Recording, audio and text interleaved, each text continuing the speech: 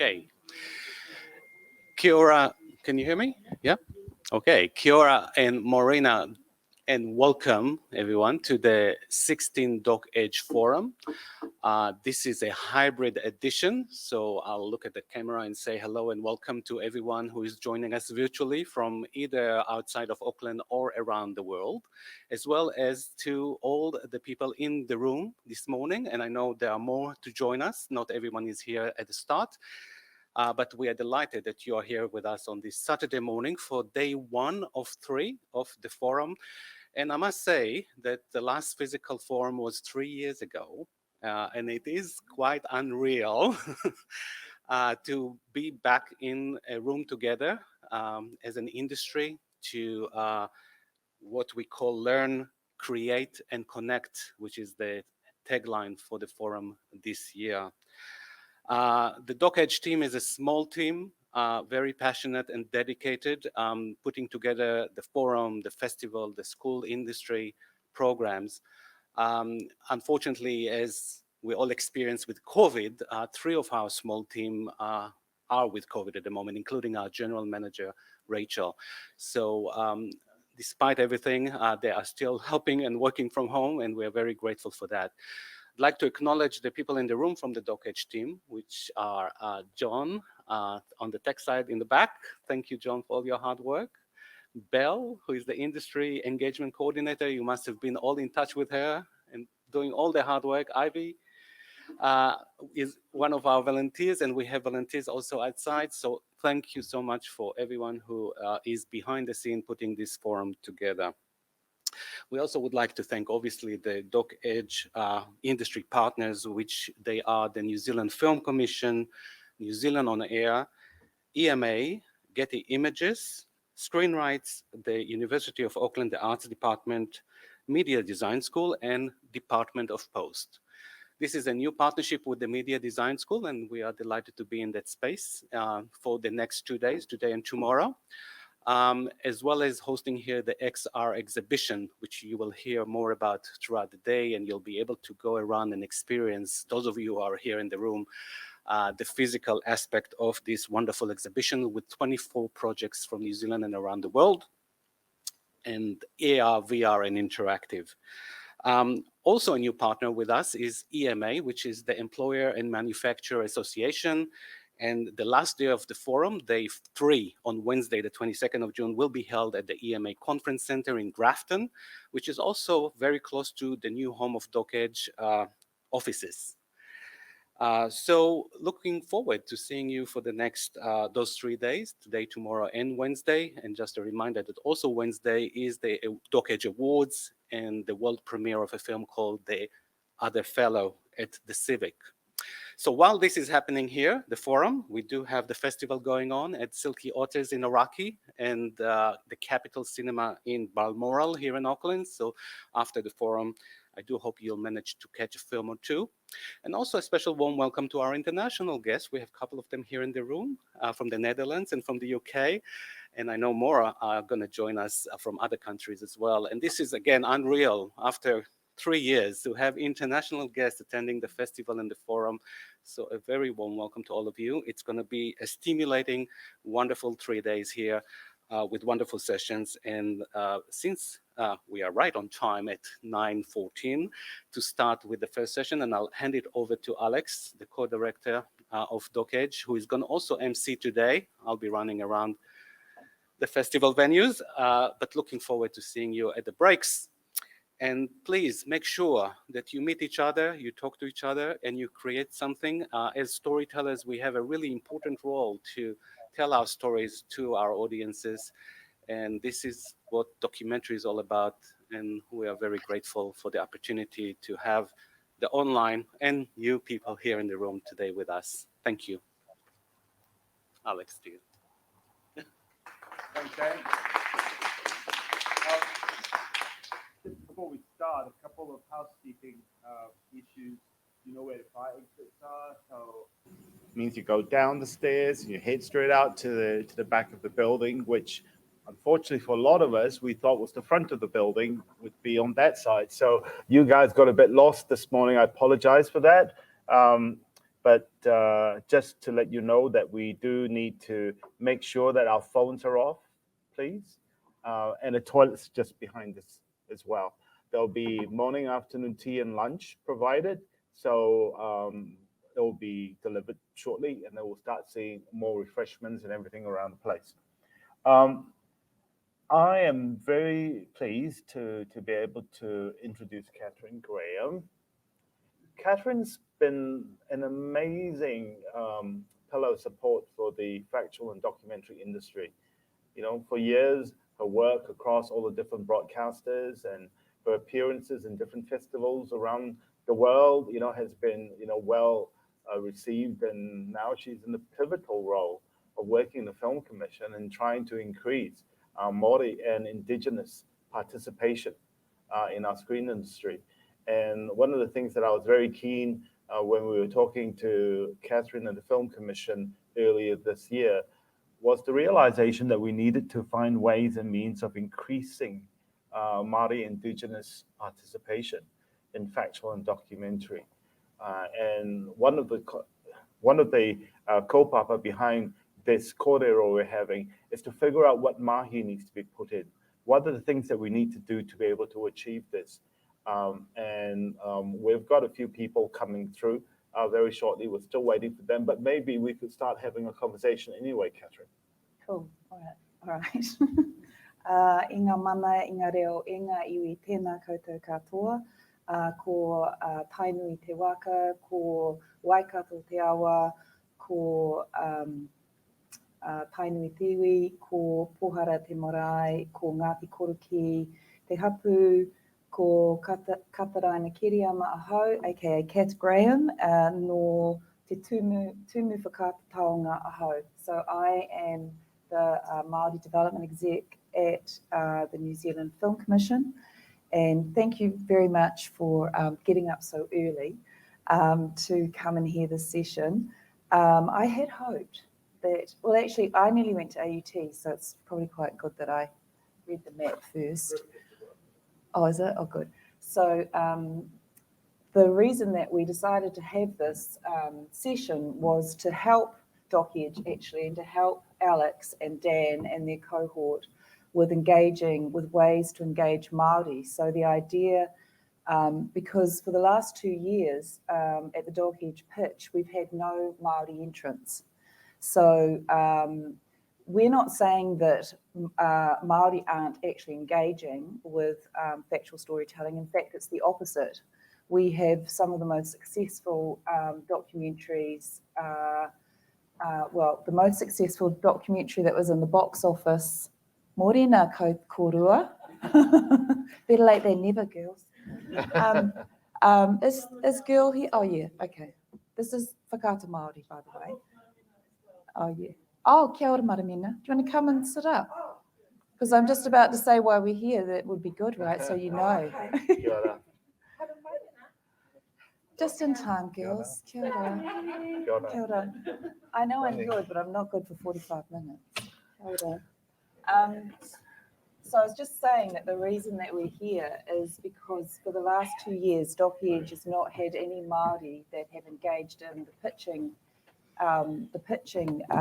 competition, which actually is a real shame because there are so many opportunities that become available if you are brave enough to pitch in that forum, and then also to try and talk about how to improve the pathways or what the DocEdge team could to help get more Māori to actually submit their content to the festival. So what I was saying is I'm not saying that we're not engaging because actually Māori are making brilliant documentaries. In fact, last year, well, this is a little bit wrong because actually Florian made this documentary, but the subject matter was, as James and Izzy was the biggest box office hit for documentary, which even though not made by a Māori, was actually very much about a Māori whānau. And in terms of the factual space, Māori have been engaging very well. So what I wanted Alex and the team to hear, and you guys as well to contribute to, is just what each of our broadcasters that are here are doing to engage with Māori and what that looks like. So we'll start with Television New Zealand. Summer Wharekawa. Kia ora. Kia ora, Kat. Am I on? Can you hear me on the line? Tēnā rā tātou. Taku tēnō aroha mo taku taonga tōmuru mai i tātene. Ko Summer Wharekawa Turuwhenua no Ngāti Tahu, Ngāti Tūwhiri, Ngāti Manipoto Ahau. I am the Commissioner for Māori and Pacifica Content at Television New Zealand, and I'm also the local content manager, which feels like shepherding cats towards crates sometime. But yeah, I was really interested in this panel initially, and I'm really glad that it's been reframed because I think it would be incorrect to say that Māori aren't engaging in the factual space. I think there's a different story for our Pacifica creatives, and we need to do more work in that space. But I think definitely Māori are making great content in factual. TVNZ for a long time hasn't been making one-off documentaries. I'm really pleased to say that we are. We've got 10 one-offs in production at the moment, and 3 of those are helmed by Māori. So we're looking to bring back the documentary New Zealand strand, which was a feature of TVNZ1 for a long time. It's starting up in a smaller sense. We've got 8 docos that will be in that strand on television later this year. All funded by NZ On Air. We've got 2 other documentaries. One's been funded by Te Māngai Pāhoa and another by NZ On Air. So those are one-off, 1 hour or commercial 44-minute docos. We've got different platforms that we look for different content in the factual space. TVNZ1, which everybody knows. TVNZ2 doesn't do much we could go for hours, I think, trying to define what factual is and what's documentary making. But TVNZ Plus, which is the rebranded TVNZ On Demand, is also looking to develop a shorter form documentary strand so that we've got a pathway for producers that are looking to make factual one-offs that maybe aren't at the TVNZ1 audience. And we've also got Re, which is our youth news platform, and they do more kind of web series content. They've got a series coming out soon called Still Here, which is 2 Pacifica creatives making a web series about the the whānau in central Auckland that have stayed. And what pathways though did you have to put in place to get Māori to engage with more, or if say with a Pākehā partner or or you know what I mean, or if a Pākehā comes to you with a Māori story, what pathways do you encourage them to go on? We've got we're trying to put really robust cultural strategies in place. So the question of whose story is it to tell is one that comes up often with the content that we look at. So of those 10 docos that are in production, 3 are helmed by Māori. Only 1 came in as an idea from a Pākehā producer who was looking for a Māori producer to take on the story. She knew the story was important, but she also knew it wasn't hers to tell alone. So that was the only kind of match that we made out of those. The other one is a documentary which is timed around Māori Language Week. So that was very much driven by a Māori creative. And we didn't need to look to partner in that sense. She was really experienced. Other pathways we've tried is like we had a strand called Young And, which was on TVNZ on demand as it was back then, and Re, which was I think 5 or 6 short form docos, one-off docos, a kind of curated anthology series. And in the genesis of that series involved each of those young creatives having a mentor. And so there was one Māori documentary that came out of that by Todd Karihana. It was fantastic. And then there was one Pacifica one, but it was Pacifica in content, and we had to work really hard to ensure that they had the appropriate measures in place. Sweet. On the line we've got Ms. Lanita Ririnui, who is from the Ngā Aho Whakaari, which is the organisation that represents Māori in the film television industry. And Lanita, can you talk to us about ways to encourage engagement, please? Because she has to go soon, so. Tēnā tātou katoa, I te tuatahi e mihi ana kia koutou te hau kāinga a Ngāti Whātua ki tāmaki makaurau. Kia koutou ngā kaiwhakahaere or Doc Edge, Alex, Dan, Bella, thank you for putting this together and allowing us to have a kōrero this morning. To the kai kōrero on the panel, kei runga noa tū rātou, all these women here are amazing.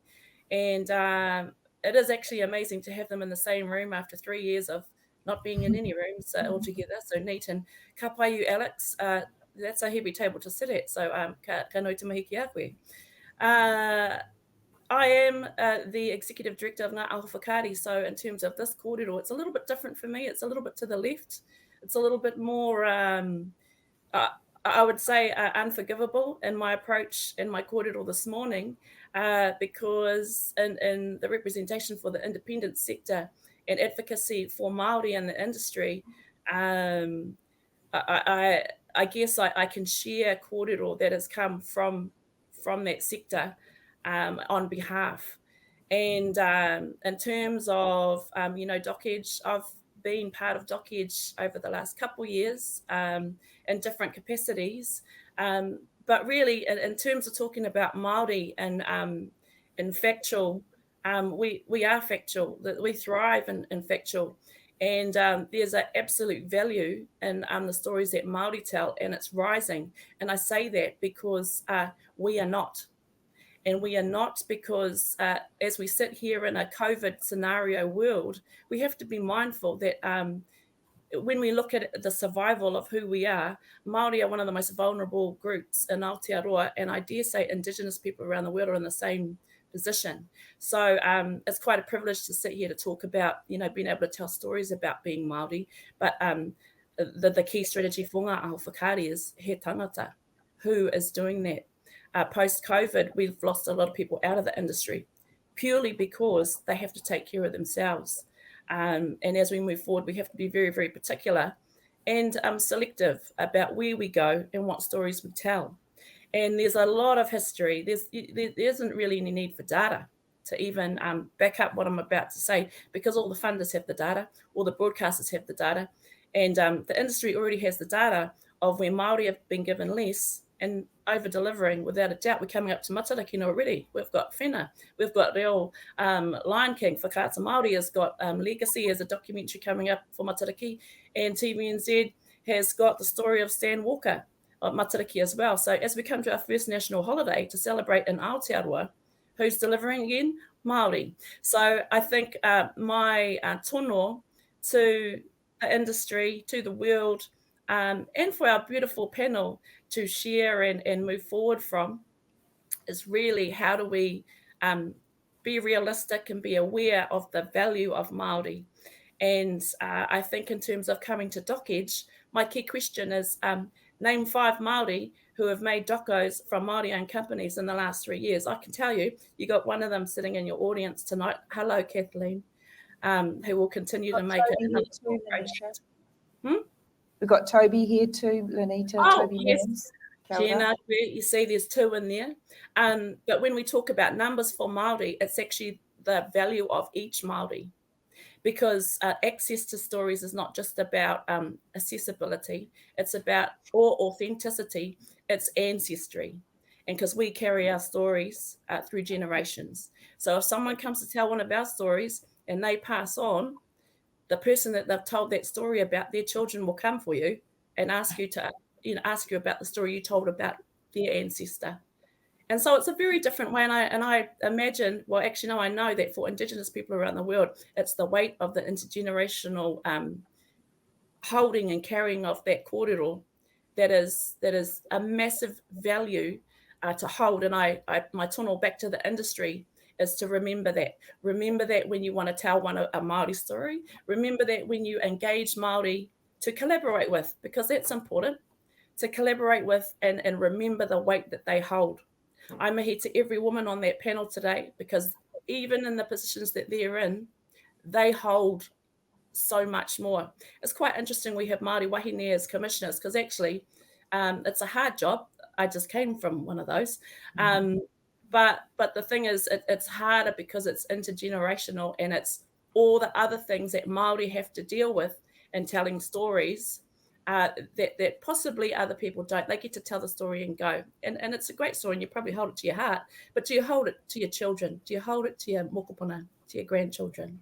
And so that's my kōrero back to the panel today in terms of where Māori are. We tell stories every day. I come to you today from Turuwhenua because this week I've buried 2 people very close to me. Today I go to another one, and those are the stories that we carry. And so we take them to the death and we take them to the next generation and we tell our stories within the marae and we tell them right back to the connections of our genealogy. And so when people consider the way in which we tell stories, the things that we respectfully hold on to and share, until other people respectfully understand how to let us tell those stories in those ways, then there's always going to be a little bit of hesitation from Māori to take it to the screen. And so, yeah, that's all I have today, whānau. Kia kaha. I must continue to the stories of the real life, but I wish everyone well, and I hope everyone has good kōrero from here. Before you go, Lenita, can I just ask you, how will Ngā Whakaari be engaging with Doc Edge in terms of encouraging more Māori to perhaps enter into the pitching, the pitching panel, you think? Before we had this panel, I actually asked at least 5 Māori documentarians, you know what, if you got the opportunity to pitch, would you? They went, without a doubt. So it says to me that if I can ask that question in 5 minutes, why hasn't someone else asked them that? And part of the strategy for Ngā Aho Whakaari is he tangata. Know your people. And Māoridom, we have a shorter lifespan than everyone else, not just in the industry, but in life. So you have to keep up with who's who and where's where. We move a lot. We also get very, very hoha. We're innovative. So some of the processes are take far too long for us. We move along. And that's a question back to the industry. The processes don't work for us. We're already ahead of the game.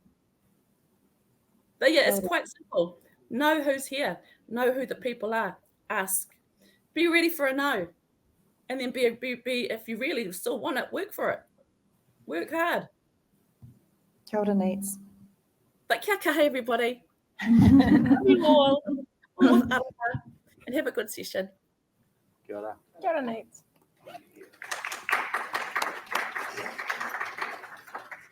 All right, so I suppose what Lanita was saying too is that perhaps the processes for Doc Edge, because it's particularly the pitching process, it's a long process, isn't it? You have to engage with that process about 8 months out from, is it 8 or 6 months out from the actual, which is often our people are very last minute, to be honest. So perhaps there's a discussion to be had in that area. Yeah. So in this room, we have 2 very successful Māori documentary makers, Mr. Toby Mills on my right, and Ms. Kathleen Mantell over here as well. So we'll come to you. I'm not going to come to you right now, but come to you in a minute to ask you fellas around entering that process and whether you would or not.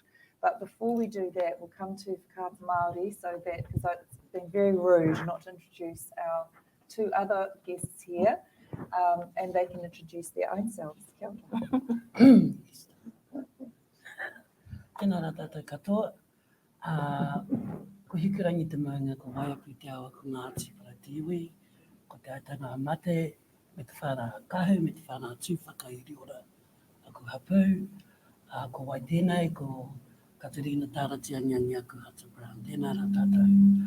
Kia koutou ngā tini aitua, haere ki te rangi tūhāha, kia koutou ngā rangatire, noho nei, kia koe, Toby, Alex, kia koe, Dan, pai te kite a koe, me koe taku whanaunga, Christina, pai te kite a koe, tēnā rā tātou.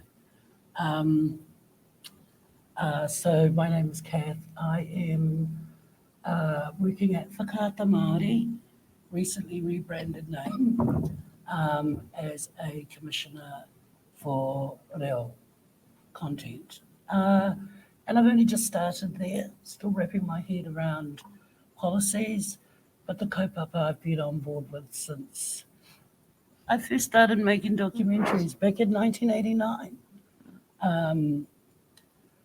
Not just documentaries, and it's about, for me, it's about the kaupapa. Irrespective of the medium, it's about the kaupapa. And I find myself working across all the mediums, fitting the kaupapa in where it wants to go. Engari, we are here for documentaries. The other week, I was talking with a couple of filmmakers. It doesn't matter to me if it's the big screen or the small screen. It's filmmakers. And talking about their projects that they're at different stages with, whether it's rough cuts or, you know, working towards going out to shoot. And it was really interesting to me because I felt like the Māori filmmakers that I was speaking to were embracing the culture of Aotearoa, bringing their voice to it. And the culture of Aotearoa being New Zealand. Some of these people are making projects about Pākehā institutions and the Māori contribution to those institutions and wrapping around Māori lens. And when I think about that, I think about the likes of Barry Barclay and Mete, and I think about Barry's fourth cinema approach, and I think about his images of dignity and how Barry sought to reframe the paradigm of storytelling. I just want to say, Toby, your documentary is really, really beautiful and inspiring. I was up north the other day and went to the bridge that Heck was one of the builders on. And Lawrence and I sat there and we talked about Heke Nuku Mai Ngā Iwi and his mai annual doco. Kia ora. I'm going to hand it over to my rangatira here, Maramena. Maramena is the head of everything at Whakaata Māori, And I wanted her to come because I wanted you to get some real insight into the way Whakaata Māori is operating at this point in time in a way that I couldn't give to you because I've been there for 3 weeks. Kia ora. Kia ora, kia ora. Tēnā koe, well, yes, I'm a bit of a ringing over a wine last night. Kia whai, kia konei au. Ka nui te mihi ka koutou kuki mai nei, tēnei ata. E te whanaunga, tēnā koe. Kathleen, tēnā koe. Ki te katoa, he mihi nui, mai i te wako Whakaata Māori kia koutou. Ngā kai tito, ngā pau, ngā kai awhina, ngā rito, ngā rito, ngā manu tioriori o te motu, ne? Peka atu ki tērā rākau reo, ki te ao whānui, tēnā koutou katoa. Kia ora, my name is Maramena. I am the Director of Content at Whakaata Māori, so pretty much everything that hits our screens usually passes by my desk at some point. I do trust my teams to work with the industry. Sometimes I'll come in. Oft times it's not a good. It's not good when you do see me, but I prefer to lead the teams because I do trust them to do the right thing and that they're doing everything that they need to do with our production community. For Whakaata Māori, we are we're still last look, the highest locally made content in Aotearoa, documentaries, series, etc., are very much our one of our priorities that we do. I think that those who haven't cottoned on to the cultural trifecta that is happening around the world at the moment are stupid, because Indigenous storytelling of that is the hottest thing out there. Thank you, K-drama, and to all of those, and it's in there now, and in their music. So when we're talking about the cultural trifecta, we're talking about the story itself, we're talking about the music that goes with it, we're talking about the fashion, all of this merchandising. It becomes its own from one great idea of a story. It can just go so much bigger and bigger and bigger. And that the world now, it's only in New Zealand we've still got to catch up, but the world are so onto now in whatever language it is with the subtitling. They don't care. It's only here that I find that the Kiwi audiences still have a little bit of a problem with subtitling. So I say, well, don't think just about Kiwi audiences, go global. Yeah? What should we only think about here? So when you're looking at doing a story, think about how it might resonate on a global stage. Now, that's really easy because everyone is fascinated by Indigenous and they're really fascinated by Māori, what Māori are doing at the moment. So I would say, yeah, they're not pitching, they should be. They're stupid if they're not, because there's so much opportunity there. In terms of what we would be looking for, at Whakaata Māori, our key is te reo, the language. We're not expecting fluent, but there'd be around 25 to 30%. We're asking to be within our stories. I look forward to the day where all documentary makers are delivering 100% te reo to us, like our international counterparts around the world are doing. I don't think it's that hard if people make the effort and understand you're going to get left behind if you don't. So, yeah, in terms of who I think should be on a production, I don't buy into the whole only Māori can tell a Māori story. I think that we've been supported by so many out there who bring in the technicals and everything else to help us tell a Māori story. But if you're going to tell a Māori story, you better have someone beside you who knows what that character might be or who they are. And I'm not just talking about the creative approach. I'm talking about when a production moves in a community, how they interact with our people, how they interact with anywhere you go. You're going to be in a rohe that's got iwi, yeah? And those iwi, if they're not happy, they're going to come my way. And so often things could have been avoided, but sometimes iwi will be our people. They're getting intrinsically far more involved or far more interested in what is happening within their whenua. What is being filmed, what is going out there, who are the people involved, where will this kaupapa go? So they want to know about it. In terms of that, we don't allow for political or editorial interference. We will defend the right of our producers quite fiercely. What I do is, not that it happens often, but sometimes it does, I do try to keep that away from the production and let them go on and do what they need to do. Yep. But our target audiences are whānau, speaking te reo Māori, and then it's rangatahi. For those who don't know, that the Māori population is getting younger and younger and younger. So that is our future audience. So we need to future-proof and future state. So the surveys that we've done with young Māori throughout the mutu, they want worldview stories, they want normal stories, they don't want tikanga stories, so to speak, stories that we see as being inside the par gates. That's a terrible way of saying it. But what I mean is that we tend to sometimes only think it is deep tūturu kaupapa Māori.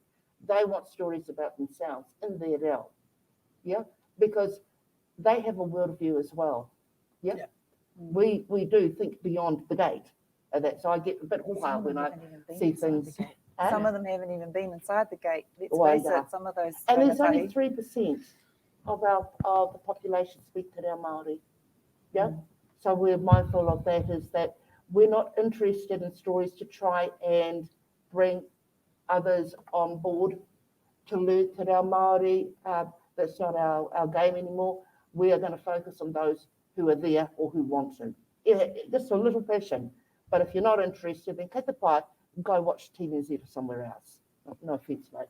But for us, it's sort of like, if you're not on board and you don't want to be part of our journey or learn, cut the pie. You shouldn't be with our waka. Just be putting it out there. Hey, being honest. There you go. Kia ora maramina.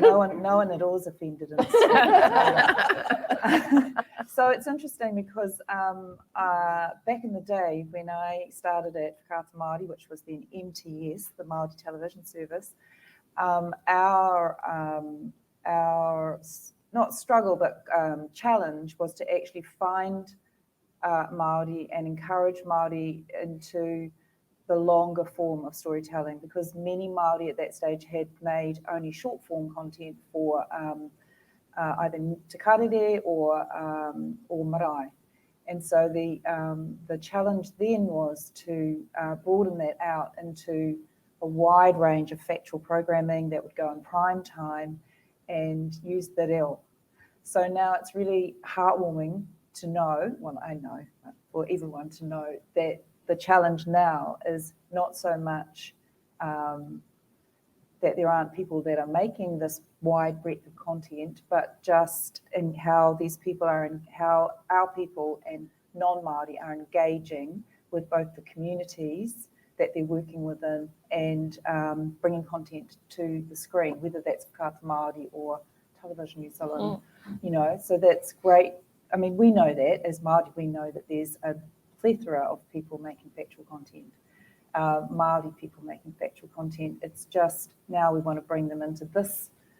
The challenge is to bring them into Doc Edge and to show their content either in festival or engage in the pitching process. So what I'm hearing is that there's plenty of people out there, but the challenge is to open the pathways for communication from Doc Edge into the different organisations with the support of Ngā Whakaare to actually get the content into this organisation. One of the challenges, I think, is that if there's a focus on feature documentaries, one of the things that we struggle with at TVNZ is the window of exclusivity. If there's a theatrical release and we need to, and we need to wait for 6 months, 12 months, whatever it is, beyond that, that really pushes out the that production kind of pipeline. So a feature doc. Well, you know why though, right?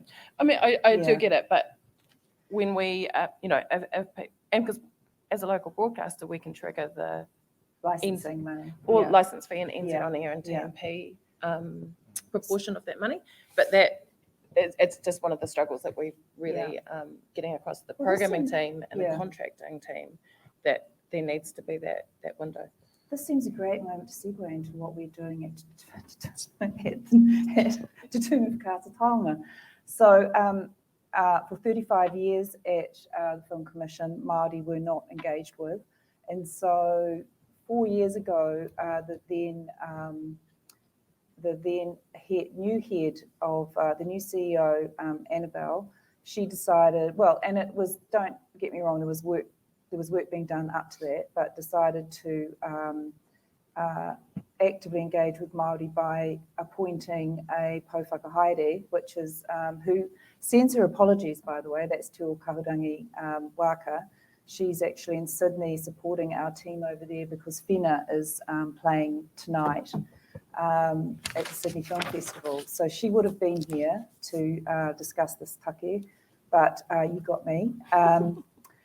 So at that time, you know, we had, before the Rautaki was established, we had various people like Merata and Barry banging on the door to encourage engagement and encourage the Film Commission to actually actively engage. But it's not until a decision is made within the organisation that that engagement is as important as any other engagement, and observe the treaty partnerships that it's only then that change will actually occur. So it has to come from within the organisation itself.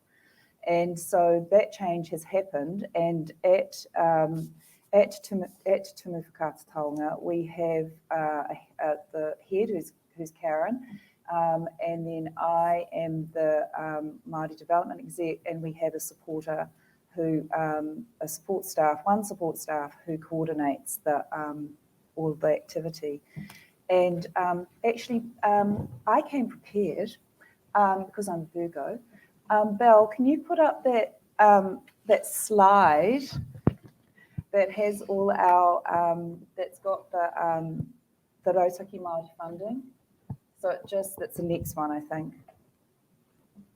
Is that it? Oh, it's the one that's got like an Excel spreadsheet kind of thingy on it. You got that one? The financial year one. It's got, and the heading is the Rautaki Māori funding. Yeah, it's that one there. Yeah. Cool. So this, I won't go into it in great depth because all this information is involved on the website. But basically what we've decided is that partnership is the way to go. And so if a non-Māori was to come into the Film Commission, for example, with a Māori kaupapa, we would encourage them to have full partnership. So that means if it's a Māori story, that they would have a Māori producer on the team as well. It's not just good enough to have a couple of Māori involved or a Māori runner or someone that is not part of the power structure. What we would encourage is actually having a partnership and acknowledging the treaty. So that, film is, as you know, and feature documentary are a bit different from content for the smaller screen in terms of the way it's funded, not in terms of the pathways necessarily, but in terms of the way they're funded. And so often feature docs have a much bigger budget than something that will be released on a smaller screen. And not necessarily, it's all changing as we speak, obviously, but you know, you very seldom get a documentary that is not having a theatrical release that would have a budget over $1 million Kiwi dollars. So we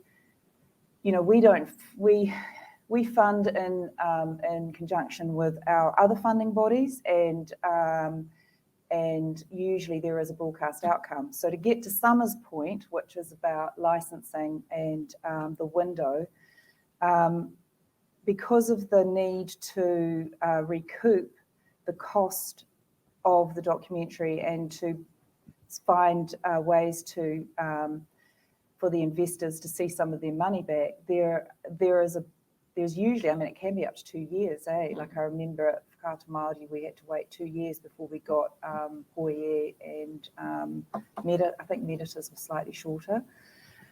Some producers, it's really up to the producer. If the producer wants to release simultaneously, either theatrically and or on a small screen, then they can do that. It's completely up to, all things are negotiable. I see Christina Milligan nodding, because one of our fabulous Māori producers, she knows. But of course, you would have to negotiate that with, if you've got your whoever your distributor is, theatrical distributor, etc., etc. So it's all a matter of negotiation. But I think that it's going to change as we, there may be a need for a festival show, screening first, and then it might change, because so many documentaries now, people have got so used to watching documentary on, I hate to say it, on the small screen, and not go out to the theatre to see them. So yeah, so you could, but anyway, these are our funding. The different ways that we fund Māori content. I won't go through them, because, as I say, they're on the web, they're up there. There are different pathways. We've actively engaged with the communities to see what they want.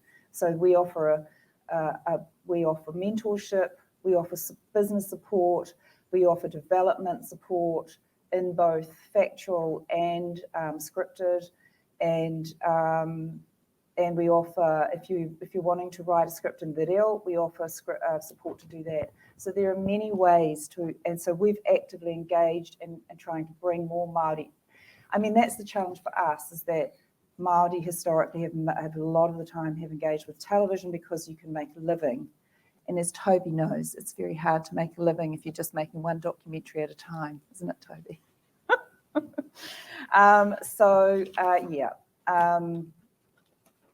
That's what we've done, and I'd encourage Māori, if you wanted to make a feature doc, to come and see us.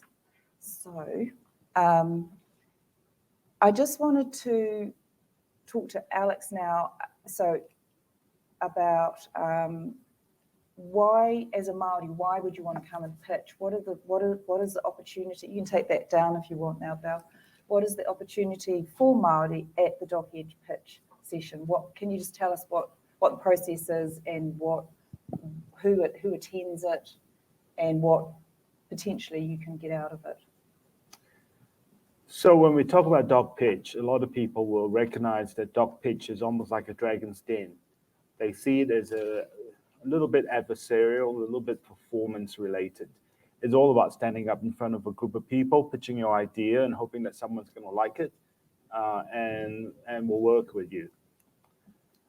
We actually see pitching as in a slightly different way. We see it more as a wraparound support for a project to actually get seen and get supported. Part of the thing that we do now, which is a little bit different from other festivals and other markets, is that we provide a 6-month program where we take people through a development process, where they go and they develop their project. They are given support in terms of how their teaser or their sizzle is looking like. They learn about how to present. And that's the people that sign up to do the pitching. Sign up to do the pitching competition. Yeah, right, okay. Yeah. So and then you get advice about the production process. You get advice about how to get out to sales agents and to festivals. So it's more than just give me your project, stand up there for 7 minutes, pitch it, and then goodbye. We won't need to do anything with you anymore, because we think that the whole process of pitching needs to be nurturing. It needs to create a family. It needs to get people interested in your project. So the people that mentor are selected from a wide range of backgrounds, but because they listen and they get engaged, they continue to provide mentoring support to a lot of the pitch projects as well. So it's not just a one-off. It's like, oh, I've been involved. I've advised you. If you need to get more advice, come and see me. So it's a lot of that support network that we're trying to put in. The other reason why the pitching process is really important is that we pitch across international and a New Zealand range of decision makers. So it's not just about the 2 or 3 people that you might be able to see. If you already have contacts with, say, a broadcaster, you can probably roll up and say, I have an idea. But we're also trying to bring in the sales agents, we bring in the festivals, we bring in the overseas broadcasters. So they get an opportunity to hear the project. The project may not necessarily be 100% perfect for them, But what it does do is it opens up the door. So it means that you can actually connect with them afterwards. So this year, can you just tell everyone here and who's ever online who some of the internationals and who was on the local panel and then the internationals that Sure. the people get to pitch to? Sure. The local panel is obviously, as we all know, it'll be, TVNZ, Discovery, Natural History, Māori TV, the Film Commission. We tried then to bring in some people that are a little bit alternative, like we bring in some of the the distributors as well, because quite often when you go to the Film Commission with a project now, you need to be able to show a robust local distribution program or strategy. So meeting with the local distributors is quite important. So we had Madman and we had Vendetta, and there were other people that are involved that couldn't be here because of COVID. So we've been sending out a whole lot of the pitches to different people. Internationally, we have, we have NHK from Japan. We have the BBC. We also work very closely with Al Jazeera. We work closely with PBS. And then from all the other places, we've got all the festivals that are coming out from FIFO in Tahiti. We've got festivals from Busan, from DMZ. We've got them from China. We've got them also coming in from America and from Europe. So there's a wide range of people that come in. The process of this is because you're quite right. Indigenous is hot. It is so hot. It's like everyone wants content that is Indigenous in terms of its subject, in terms of its makers. Every year we're finding as a festival that the amount of content we're getting from Indigenous filmmakers from around the world is increasing. And in fact, we're really excited by that, just like all the other festival directors, because it allows us to bring to the people content that they may not necessarily see in mainstream, which is really important, but is actually true and authentic to the culture and to the people of any one particular country. So when we have all these international sales agents and distributors, they're all looking for Indigenous content. They really are. I mean, the first thing I usually do when I call up and talk to a sales agent in Paris or in Germany and they want to know about New Zealand content, the first thing they do ask is, do you have any Indigenous content? What is the Indigenous content that you have? Because they're really interested in these stories right now. So having the opportunity to pitch and is a great way. It's a missed opportunity this year. So I guess the whittle is to encourage our people to engage in Doc Edge, and the whittle for Doc Edge is how do you fellas engage with our people better? Yeah. So there's a, that's what we're here to talk about. Yeah, it can be iterative too. I can't remember what year it was when Eugene Carnahan and what's that guy's? Anyway, it was a pitch that came in for and they were in Doc Pitch, and they shot a trailer and they kind of worked that through. We released that as a TVNZ on-demand series earlier this year. So, it took, that's probably 2 or 3 years. Yeah. But they had this idea that they were initially shopping around as a feature doc, and it ended up coming through as a 6 or 7-parter, 15-minute kind of series. And this year there were series pitched, weren't there? So it's not just necessarily feature docs. It is sort of high-end series, documentary series, factual series as well, right? Yes. So on that note, I thought I'd go to our Māori documentary makers in the room. Can they, is it okay for them to use a mic?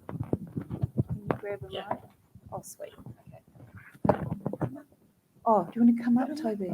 You've been dying to come up, I know. Oh, okay. So can you give Toby the mic, please?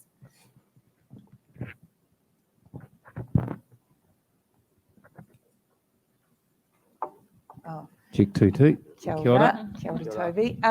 So as a Māori documentary maker, and Toby has a film that we will show his trailer at the end of this session, so you don't need to just listen to us. It is premiering. Well, it's premiered. This is premiering in the Dock Edge Festival, right, Toby? Yeah, it premiered last year as part of NZIFF in Wellington, Christchurch, and Dunedin, but the festival in Auckland was cancelled. And it's been really interesting listening to the Correro, because through the Pathways, the documentary series, the NZ, that's where I started with TVNZ and TV3, with the DNZs and the Inside New Zealands. And through that pathway is really where I learned to make documentary. And then when we're talking about Dock Edge, I pitched Whetu Marama 2018.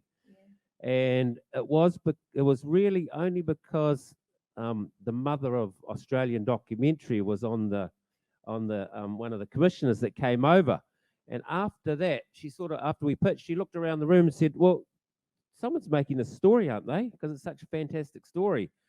And I think that jolted the Film Commission and other people to re-look at it, because we'd pitched it for 10 years and just doors had been closed on us continually. And she actually wanted to produce it and fund it herself, but we wanted to give New Zealand the first opportunity. So yeah, it's through Dock Edge that we actually got the project up. And now for it to come back and play on Matariki, next Friday, the 25th, 1 p.m. at the Civic, under the stars. It's like, the stars have aligned, and it's been really amazing.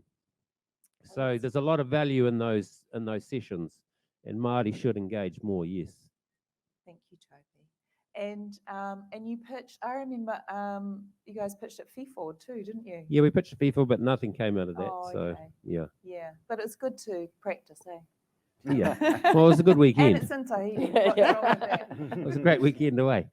Is there anything else that you think would be good in terms of encouraging, any kind of ideas about encouraging Māori to engage more with Dock Edge? I think Māori needs somewhere to go, and I suppose it's ngā aho whakaari, to know about what's going on. Because, as an independent, I have to research every organisation. Oh, when's the funding date? What are they after? When do they want their 2-page pictures? And all those sort of things are changing.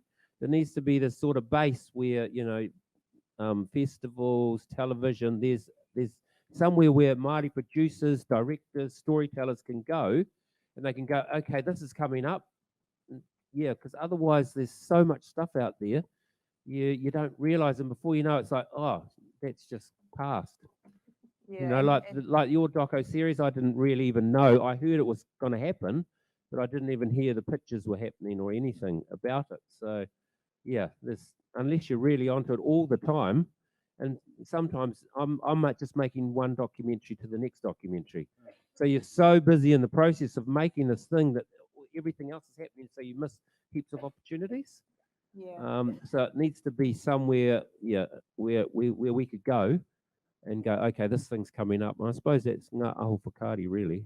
Well, that's one avenue, and Yes. and I think the challenge probably is that, now that we've got Lanita on board as well, is that ngā aho whakaari is often being seen as a sort of an institution for the more senior Māori filmmakers, whereas actually the people that organisation has to engage with, there's the rangatahi and emerging and mid-range documentary makers, and maybe now that we have Lanita in terms of her energy, more youthful energy, Yeah. say, not that will happen.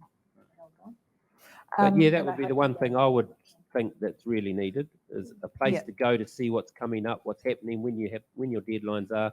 Because otherwise, you're going on New Zealand On Air, you're going on Māori TV, you're going on TMP, you're going on the Film Commission, and it's just like Yeah. a plethora of information that you have Yeah. to try to Because sort it is out. all there, but it's actually where do you find it, eh? Yeah, Yeah. and if you're Yeah. busy making a doco, you haven't got time to actually, read all the time. Yeah. Kia ora, Toby. Cheers. Do you want to hand the mic to Kathleen now, because Kathleen's come all the way from Titirangi to support the kaupapa? We might as well ask you a question. Does anyone else have a question, Kathleen?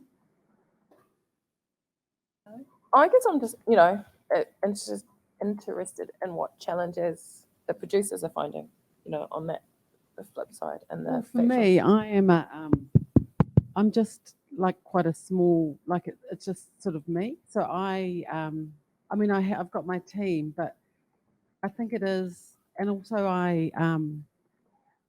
it's my day to day. Like I'm not, like this is my job, so I am really busy. Like you say, Toby, like I'm just sort of trying to do my job, and it is hard to see all of the stuff that's out there. It's hard to, yeah. And for me, I have pitched at the doc pitch before, and it was great. I don't know if this is working, but oh yeah, That's better. and I did Might actually make a doco years later that was about that subject matter. But it is true that, like for me, ideas they come and I just want to get them made, and so 6 months. I don't know. It's just I just like if I pitch something and they don't want it, okay, I'll move on to something else. I'm supporting my family here, so I need to, like, as much as I'd love to make a feature doco. That's my dream, but for my day to day, I actually need to make a living. So I do what needs to make a living. And I did the same as you. I started in TV3 and TVNZ doing those DNZ, and I followed the long form docos, but now very few people want them. I didn't even see an RFP for the We TVNZ. didn't put one out, to be Yeah. honest. Because we didn't have the funding secured. So and it was Jude Callan, who's the Premium Factual Commissioner at TVNZ. I think we'd kind of started collating ideas that were coming through that usually we would have had to say, there's no platform, there's no documentary strand.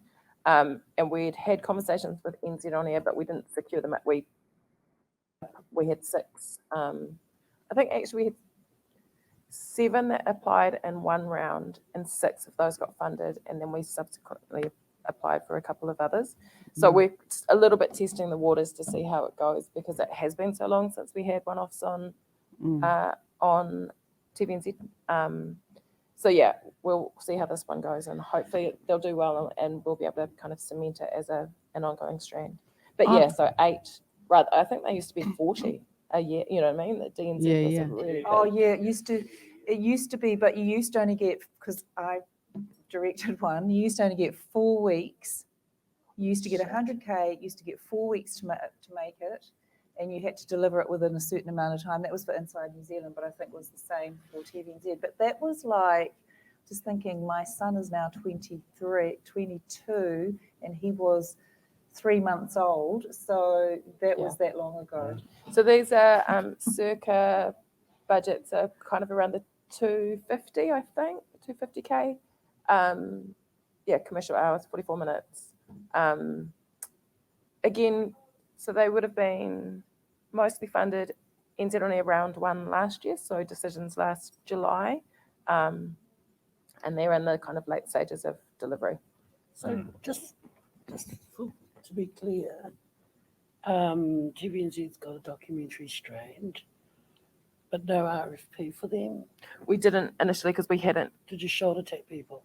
No, there were pictures that had come in that previously we wouldn't have been able to accommodate. We would have had to decline them based on not having a slot. So we had enough to. So it wasn't a contestable process in No. that instance. It was actually, it was kind of like an in-house process. It was Yeah. contestable. You know what I mean? Like it wasn't shoulder tapping. They were ideas that had come in other rounds, and we were like, oh, we're trying to But get you this up. had a commissioner that curated them though, Yeah. right? Yeah. So it was a curated process as opposed possibly to a public process in that instance. And let's face it, as broadcasters, sometimes you have to do that. I do think TVNZ needs to do a better job of working out what we want and asking for it. That unfortunately is a commissioning problem, but it's not a commissioning fault. So we're trying to work better with I blame the programmers. I blame the programmers, they're not here. Blame them, they're not here. Trying to work better with the programmers to work out what they are looking for, and identifying those kind of slots. So it's not a perfect process by any means.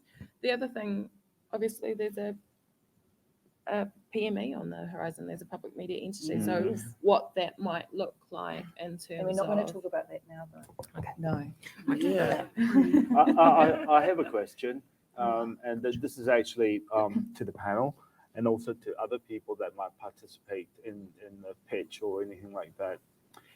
Does the idea of a pitch seem too adversarial? And also when I look at it from a point of view of whether from Indigenous point of view, there's a better way to call it, there's a better way to develop a process that is not that doesn't come across as being adversarial, because I know that, for example, in some of the Asian countries, some of the Asians don't like to stand up there and compete with each other. Yeah. And that feels like a competition rather than something that it's warm and supportive. So I'm just trying to figure out whether or not Well, you might frame we it more in a mentoring way. I mean, that's what we have Turuwhenua Taane, which is not a one-way relationship. It's a reciprocal relationship with the understanding that a more senior person can also learn from a more junior person, or a more experienced person can learn from a less experienced person, and value both parts of the relationship. But I think in the end it is a pitch, right? But it's just maybe how you frame it. And as Māori, we're definitely not afraid of competition, and there's many of us that don't mind standing up and talking in front of the crowd. So I'm not sure that's necessarily a cultural. What do you think, Nina? Yeah, for Māori, we've got no problem. Yeah, I don't. Yeah, they'll probably welcome it.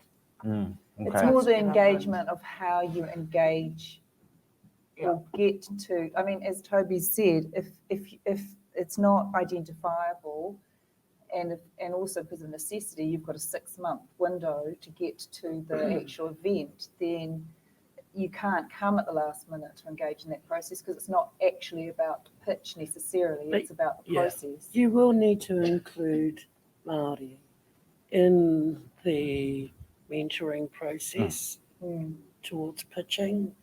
Otherwise, because it's not so much about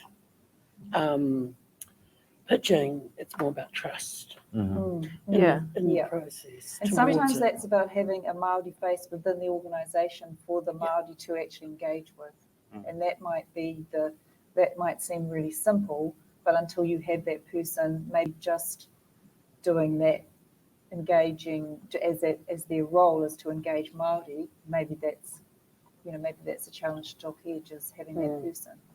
I think too, like if at the Aho Whakaari conferences, of which we haven't had one in ages due to COVID, but those pitch competitions, there are always people that are more than happy to stand up at those. But are those scripted more, or are they all sorts? I think they're all sorts.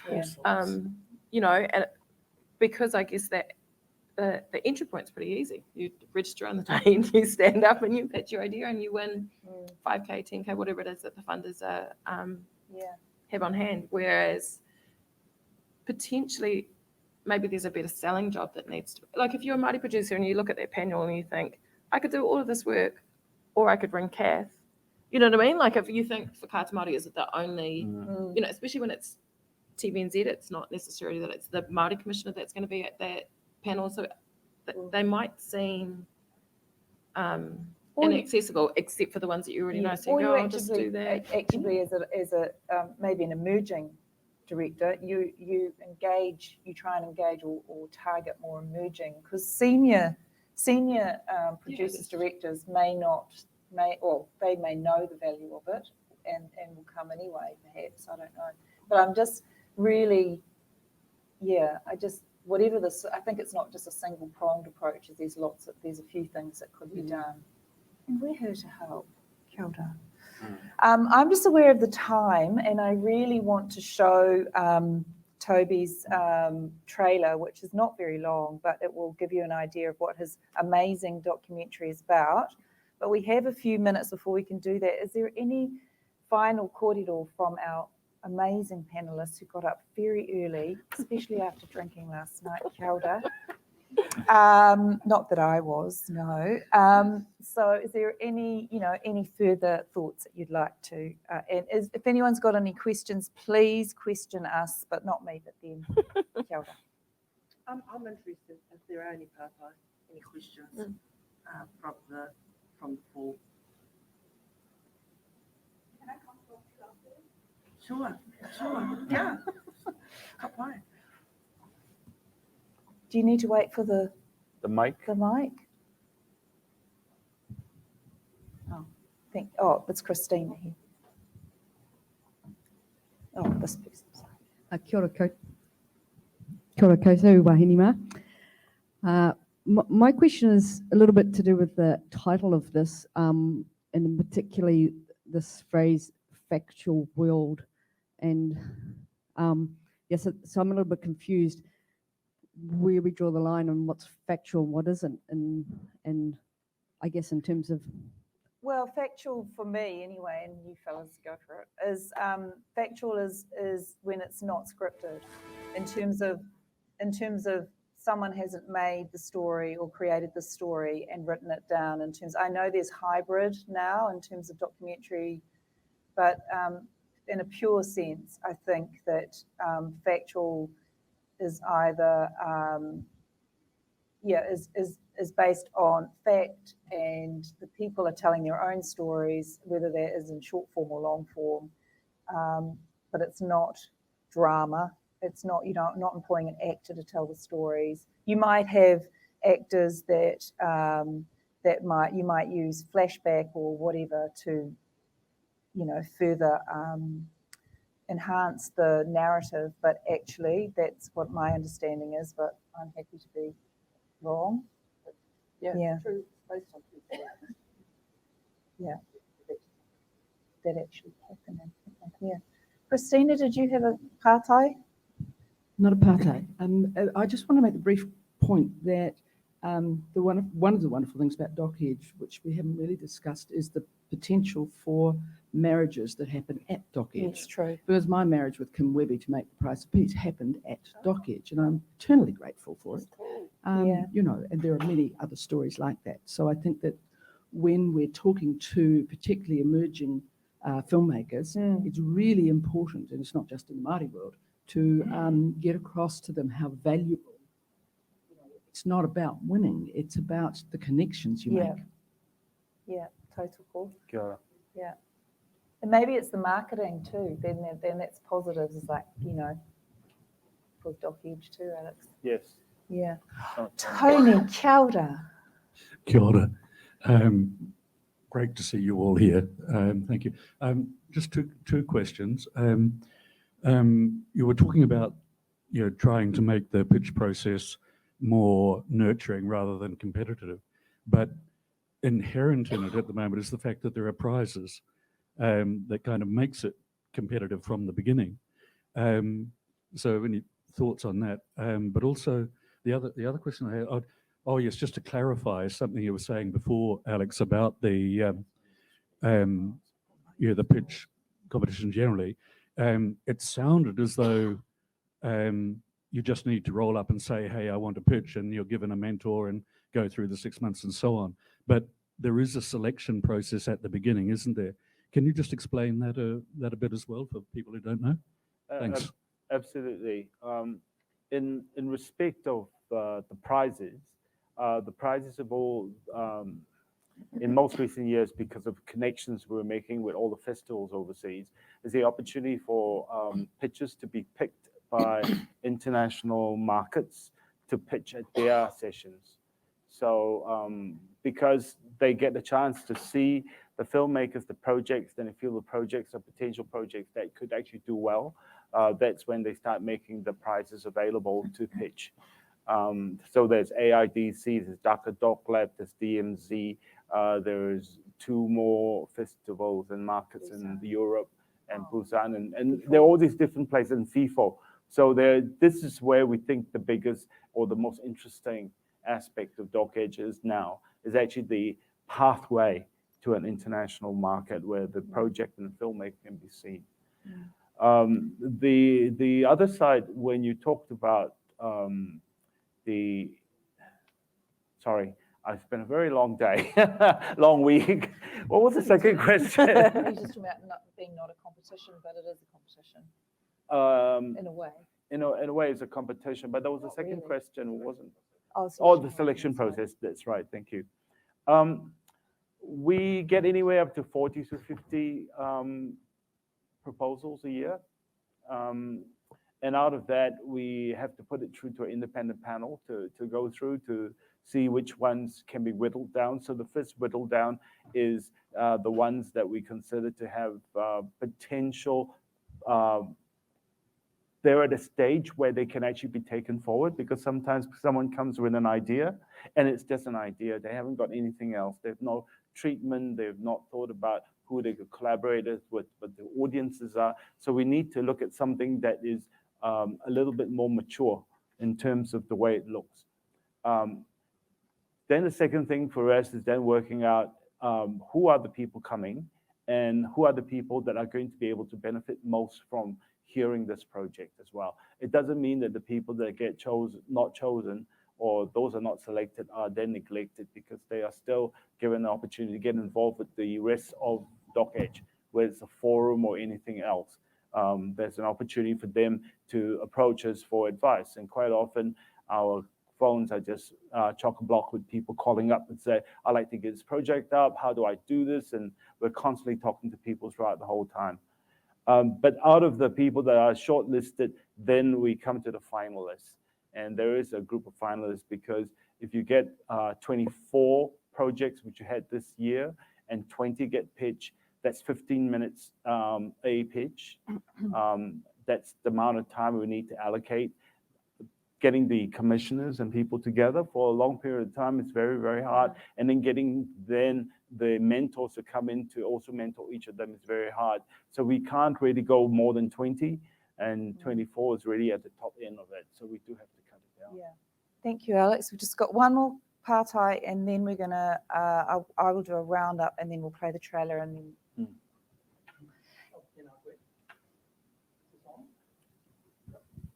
All right. Hello, tēnā koe. I'm Kim Egan. We had a documentary that won an award recently, a couple of years ago at Doc Edge, and I was really happy with the way you guys got in behind it. We actually spent a day talking to a number of international distributors, and we ended up with a distribution deal with Canada and another one with the US, all from that, 8-hour telephone conversation. So you guys, this Doc Edge really is a very functional and very practical way of getting your film out there. So awhi to you guys, well done. Kia ora. So, yes. In the for Whakaata Māori, we've just rejigged. It's coming. Went a bit of hiatus. Is Whitman, which is the World Indigenous Broadcasting Network. So we have our Indigenous partners and networks across the world, from NIT, Australia, Taiwan, Canada, Norway, and it's just been brought to life again. And that they're already asking us, what content do you guys have, and what do your producers do that we can put onto their ones? Hawaii. So yeah, there is those platforms that are happening. Kia ora, Kim. Sorry, I brought the wrong glasses.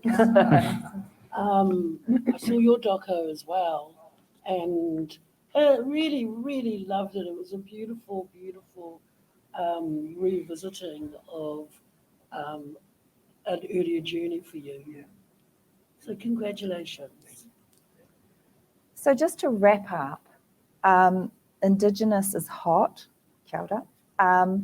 TVNZ has a cultural strategy and have plenty of opportunity in terms of both factual and long form content, both singular and series. Same with Whakaata Māori, but Whakaata Māori, it has to have at least 30% in the reo, and but you'll talk with anyone, and anyone can make a Māori story as long as there is a partnership, all right?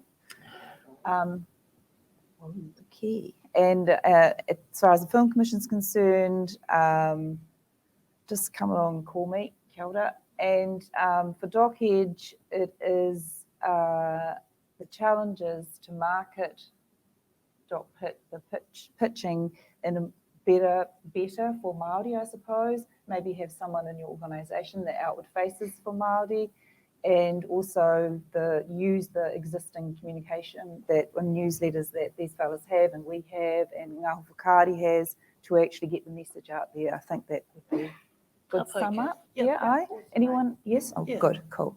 So now we get to actually see something amazing. Belle, if you could play the Whetū Marama trailer. So all of you, please get along to the cinema on Thursday to see Toby's amazing, Friday. On the day of Matariki, when you've got nothing else to do but celebrate Matariki and documentary making, get along to the cinema to see this. Kia ora rā. And thank you for coming. Te aurere. This is Nico Radio. Kia ora for your copy.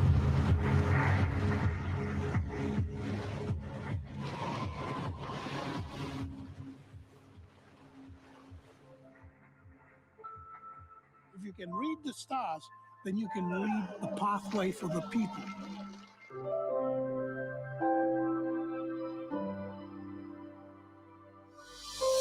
We are from great navigators. We're the greatest explorers on the face of the earth. We were the nomads of the oceans. Navigation was power. If it wasn't for the waka, we wouldn't be here today.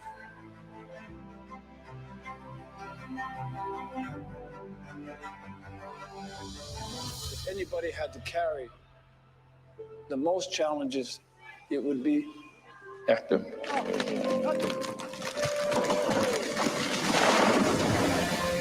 How could any person build a voyaging canoe in 9 months and then have it sitting on the beach ready to be put in the water? I felt at home on the ocean.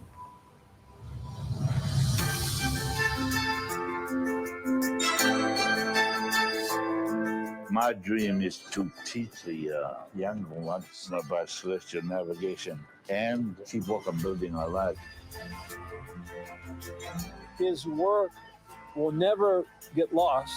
It'll never go away as long as we voyage. We've got to sail.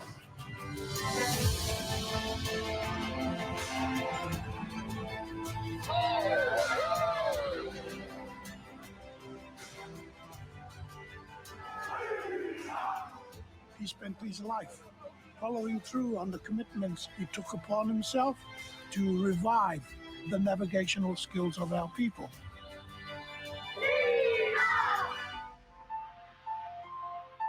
Whetū Marama. That's a bright star.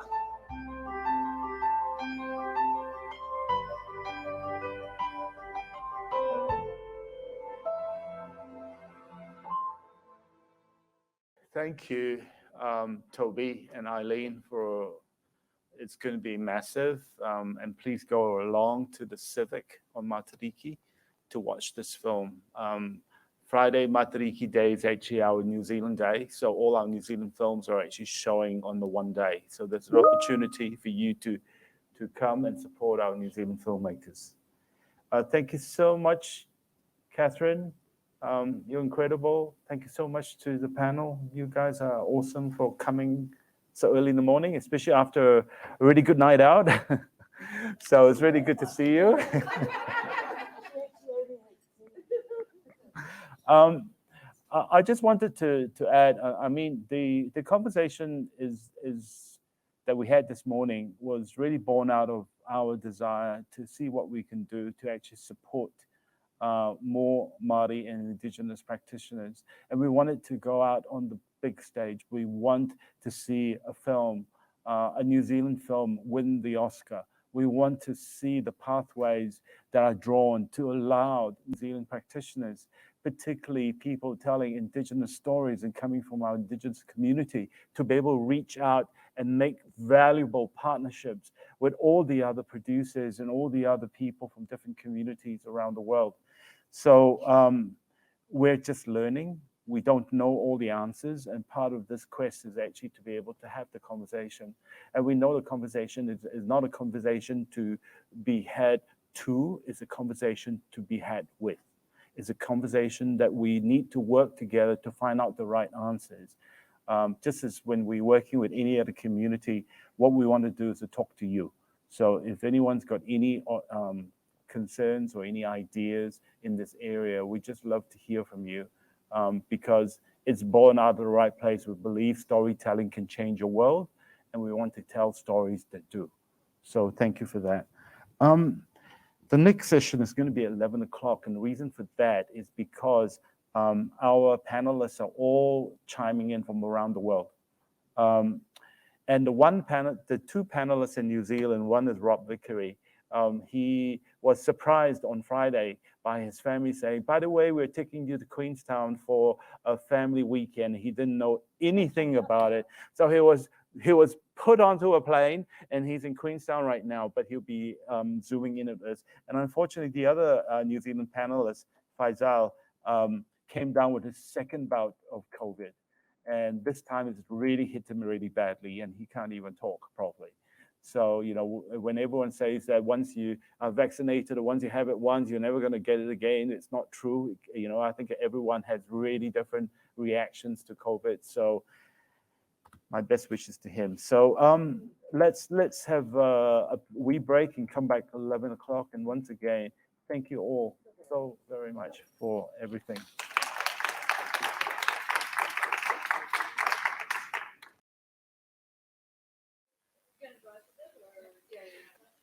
All right. Thank you so much. We'll just try to bring the session back in again. We're moving into the second session. I once again wanted to welcome the people that are zooming in from out of Auckland, whether you're international or whether you're local, as well as the panelists. And in fact, this is one of the real hybrid situation where we're actually totally going to be watching people on the screen. Once again, I wanted to also mention the fact that we're quite sad that Faisal Zahid, who's one of the speakers, is unable to attend because he's sick at the moment. It seems to be the norm at the moment. Every time I go to an event, I find that someone has got COVID or someone's sick or someone's isolating, and we do the best we can. But thank you again for being here. And the session at the moment is going to be a session all about alternative funding and innovation. I think that the screen industry is going through a really interesting phase at the moment because there's so much going on, whether it is in terms of the way we do the work that we do, the way that we can possibly get the work we do out there, the way we fund our work. And I think that there's been a lot of interest in the whole area of what the blockchain, NFT, and DeFis might mean to the screen industry. And in addition to that, there's also a continuing growth in venture capital in the area of financing films as well, because we all know that content is king. And so therefore everyone's, or queen, and everyone is trying to control it, and everyone's trying to be able to be the first port of call for that. So today we brought together three people that I consider to be people that can potentially add some light to our questions. I like to, they're all up on the screen. If we could potentially put them up on the screen, please. As soon as we can, we'll see them. Oh, here we are. So sorry to keep all of you waiting, but I wanted to introduce you to the three speakers we have today. Gabo Aurora, he's a world-renowned, multi-award-winning immersive creator, professor, entrepreneur, and a former UN diplomat. Gabo works with cutting-edge emerging technologies, including VR and AR. His work has been described by the BBC and LA Times as game-changing and without precedent, and is part of the permanent collection of MoMA, the Museum of Modern Art. He designed for the UN, UNICEF, and the Nobel Peace Prize Committee. He was the UN's first ever creative director, Davos World Economic Forum Arts and Culture leader, a member of the Council on Foreign Relations, and the funding director of immersive storytelling and emerging technologies at Johns Hopkins University. So this is Gabo. Gabo, hi. We have Ian Lewinter, who is the president of Ingredient X as well as Film.io. With over 30 years experience in the creative industry, Ian has managed communications and business strategy in the technology entertainment verticals. Ian's strategies have been used to brand and promote industry heavyweights such as Toshiba, Intuit, Tenet Healthcare, and Kyocera. His TV and film executive producer credits include working with Alicia Keys and Brad Paisley televised concerts, and his most recent feature film is actually a tribute to Star Wars fandom, 52577. Ian is also a co-creator of the world's first superhero created in real time on Twitter, and is the president of Ingredient X, the film and software development studio specializing in blockchain, DeFi, and NFT technologies, including the creation of Film.io, the world's decentralized filmmaking ecosystem that places Hollywood decision-making onto the blockchain and into the hands of creators and fans. And Ian is a co-creator of that. Rob Vickery, he's the managing partner and founder of Hill Ferrans. Rob is an Edmund Hillary Fellow. So he was brought to New Zealand and on the basis that Rob is considered to be a world-changing social impact entrepreneur. His purpose in life is to empower others to create a better future for the next generation, and believes that the impactful startup investment is a pathway to fulfilling this purpose. And entrepreneur turned venture capitalist, Rob has raised 3 funds and made over 40 investments into seed stage startups across the US, Latin America, and Israel. He achieved multiple exits and seed funded his first unicorn. In 2019, he moved to New Zealand and founded Hill Ferrans, centered around the belief that collaboration generates superior investment returns. And one of the 3 pillars of Hill Ferrans' investment focus is the future of media and content in gaming, VFX, and the long and short form space. So welcome, everyone. Thank you very much for being part of this. And I think that the first thing that I like to start the conversation is for you to each introduce a little bit about the work that you do, which I have done already, but you can speak in a little bit more depth, and its relevance in terms of the future and the innovation and the funding potentially of the screen industry. So can I maybe start off with Gabo, maybe talk about your work, please. Hi, I create projects in virtual reality, augmented reality, mostly, and I have a project in the festival called Paradise, which is an AI-powered immersive audio app that you do as couples. And so, yeah, a lot of that kind of work that I've kind of done, I've realized I can, think about just, I have an NFT project I've been working on that's related to data visualizations, and I've just seen that a lot of my skill set can still really play well in a lot of what's going on in this new medium, and to think about things in different and interesting ways.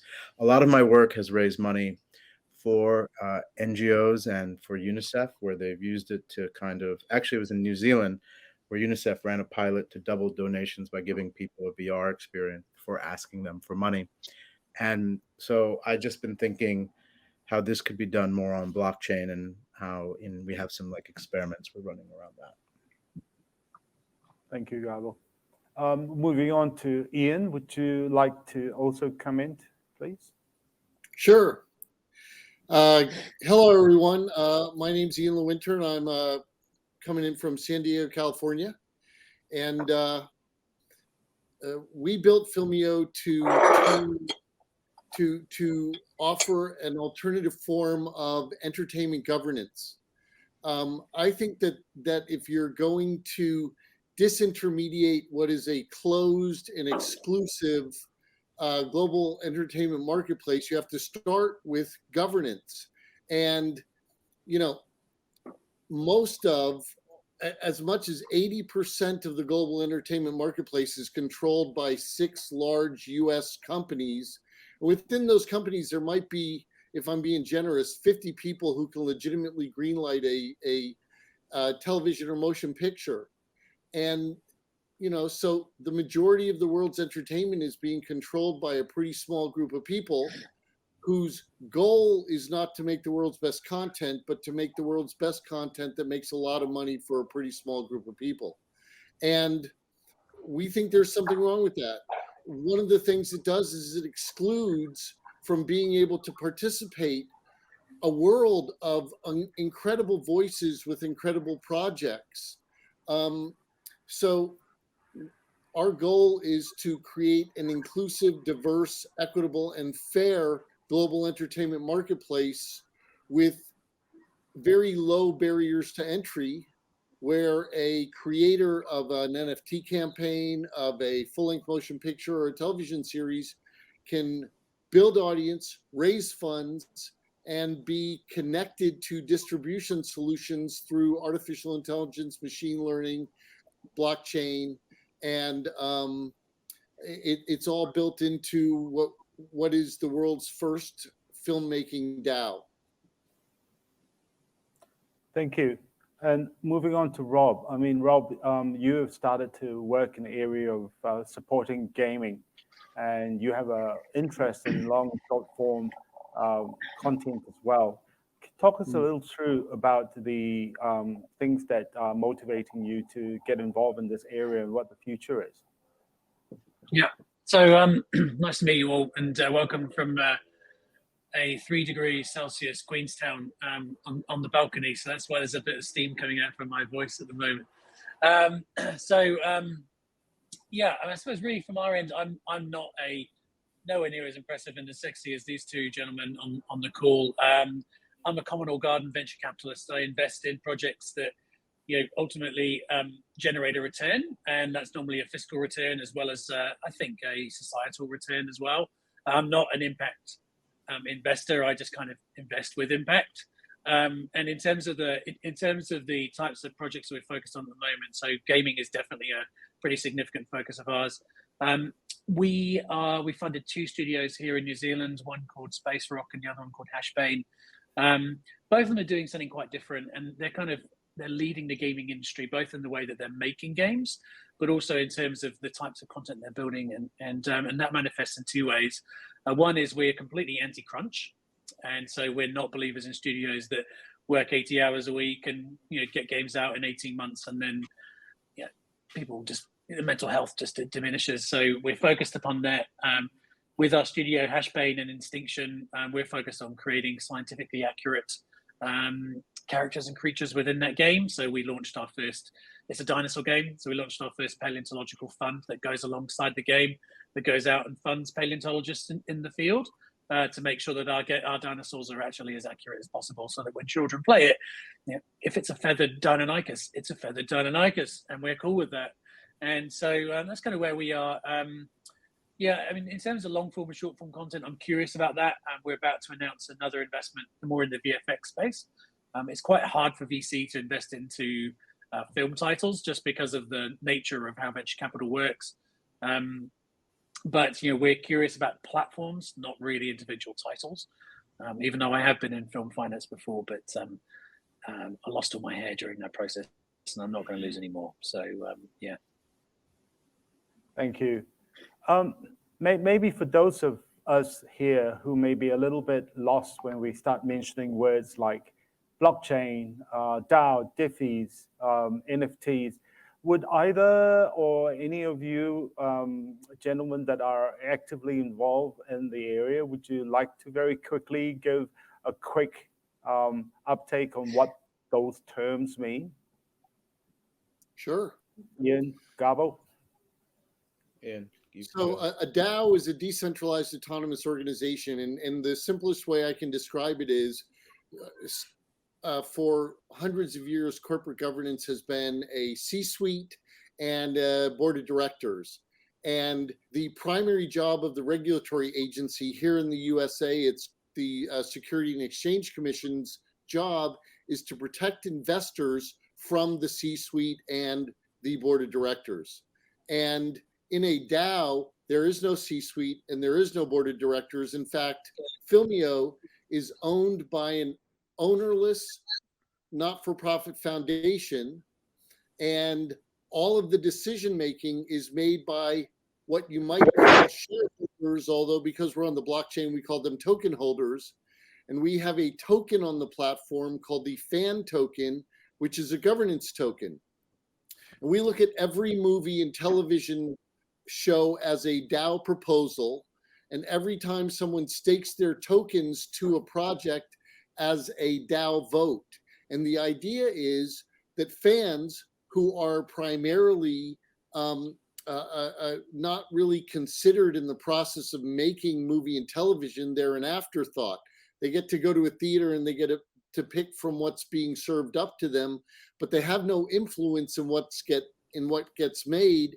In the DAO world, they are the people that make the decisions. And we have a world that's kind of based upon whoever has the most makes the decisions. And we think that's part of the problem, wealth inequity. So our algorithm looks at a variety of different ways that people interact on the platform to grant its DAO governance, and that's reputation, that's participation. It's not just how many tokens you have. In fact, the amount of tokens that actually apply to your governance authority is capped. So whales, kind of like me, someone who has a lot of tokens, can't control the ecosystem. Blockchain is just software, it's just code. And the difference between blockchain, your bank has a ledger, and that ledger is the single authority over who has what money.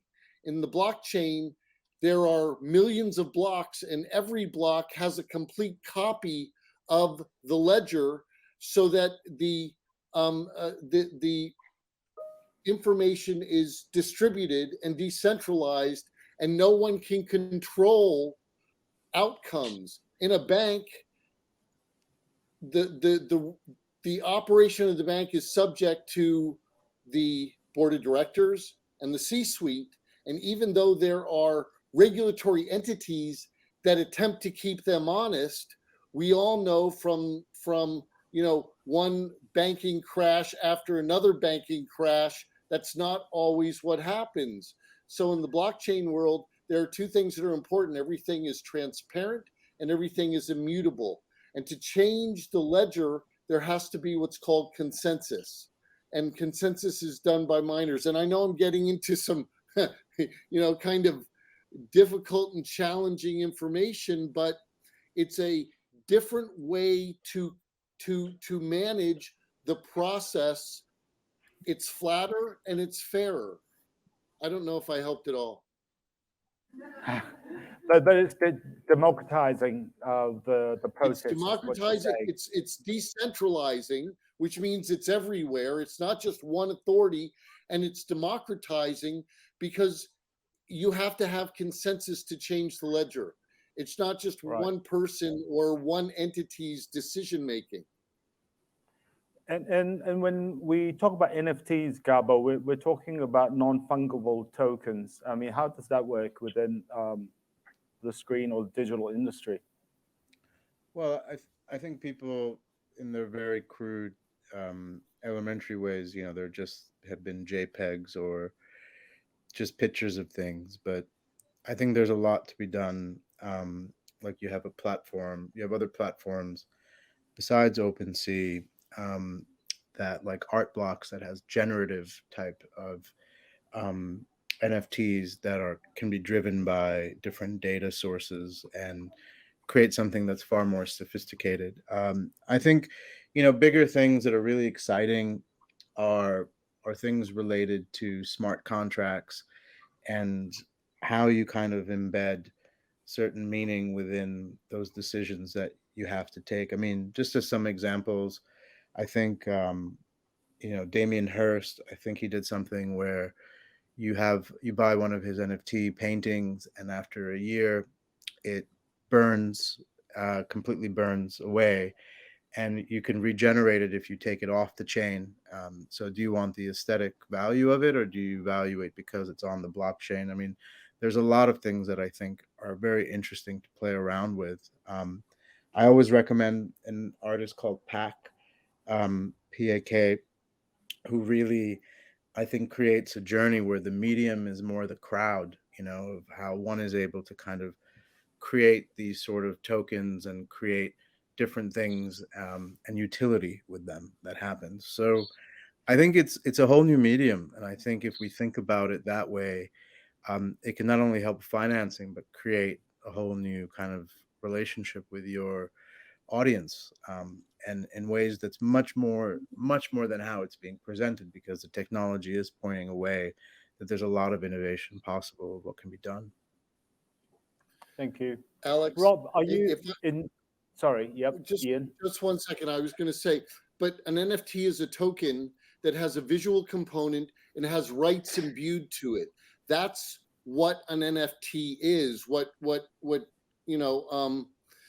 Be sound too. I mean, I guess, right? It can be sound. There has to be some form of unique identifier, but it's still just a token.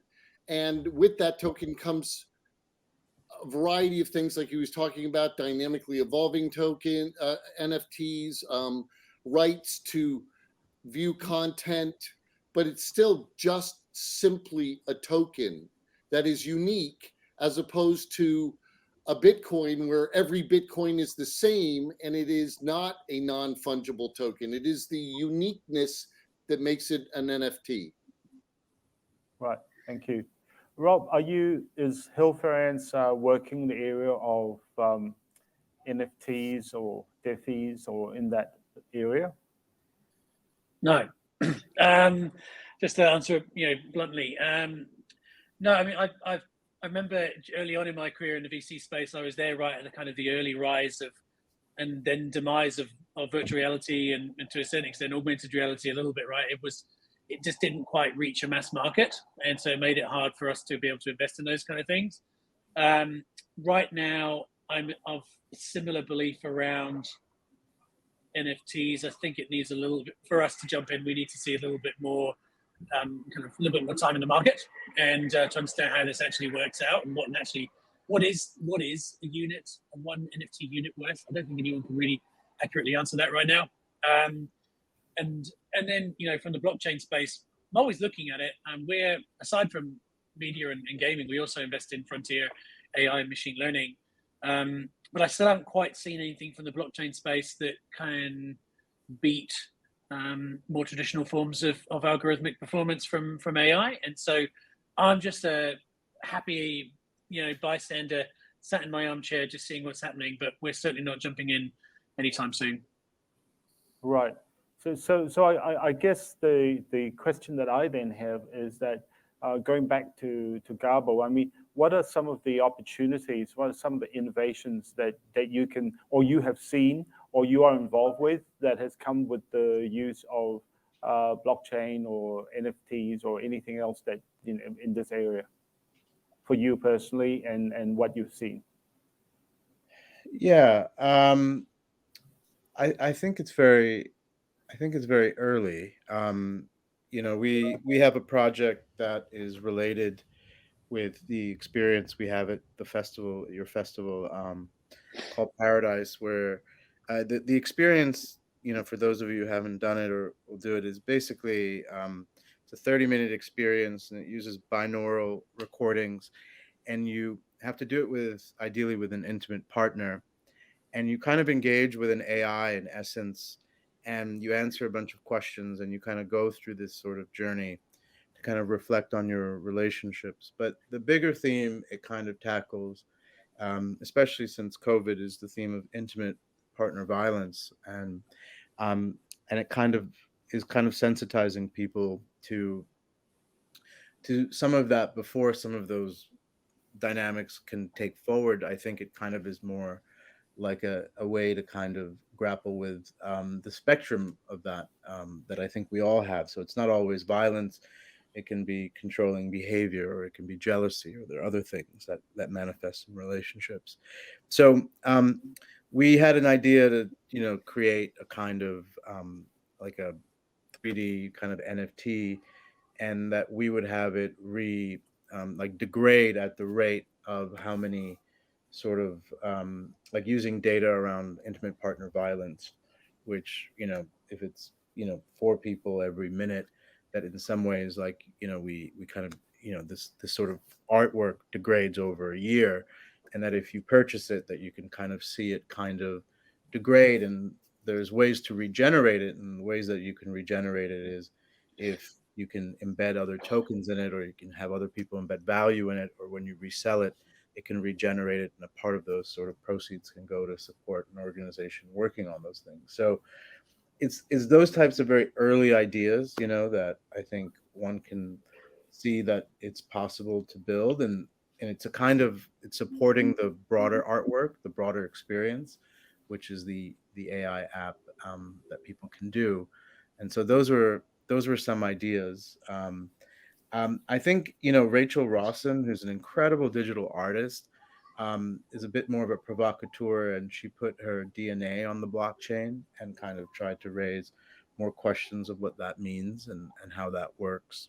And then and so I think those are some of the ways. I've also seen things around human rights or more contracts with governments, because in some ways, if people are making certain commitments around climate change, you can make smart contracts where how many solar panels are going to be installed. That you can say, well, you would release this type of money in a certain insurance thing if certain things are invested in. So on that smart contract side and impact side and funding, I think is really interesting, but I don't know how it would relate to artists. But I definitely see it as a whole new form of governance, as Ian was saying. Like, I think the DAOs are there, but I just think the ability to create more trust through those contracts and to create collaboration rather than competition on certain things, I think is an interesting way to think about it. Because I think right now we know how the funding for this type of stuff works. It's quite unfair and quite biased. So if there are ways we can use this to challenge and the kind of problems we have in the old model, I think that's where these things become more interesting. And there are certain things that are coming up, and I think it's an important space to kind of think how you can kind of integrate that. Thank you. Ian, I know that in the conversation we had, you were talking about the fact that you're finding a lot of uptake from underrepresented communities that are seeking the opportunity to use film.io to be able to get their projects seen and to get their projects funded. Can you talk a little bit about that, please? Sure. So as an example, we recently signed an agreement with the Ghana government, and the president of Ghana has a presidential film series. It's a contest, and they believe that this year, this will be the second year of the contest, they're going to have 500 creators submit projects, and they're going to put all those projects onto the platform, and the global Filmio audience is going to vote on which project wins the development funds that is ultimately the prize. But it's a lot bigger win for the creators in that country, because being on a global platform where they get no exposure outside of their country generally, this actually allows distribution companies like HBO or Netflix or companies like that who use the platform as a way to find original content access to these voices that have traditionally not been able to get any traction or any visibility to outside of their country. So it's really creating a situation where an audience comes together and it uses its governance to choose what projects it supports the most, what projects it wants to see get made. And if you have a $200 billion a year or so entertainment industry, the majority of that industry is closed to the majority of the world.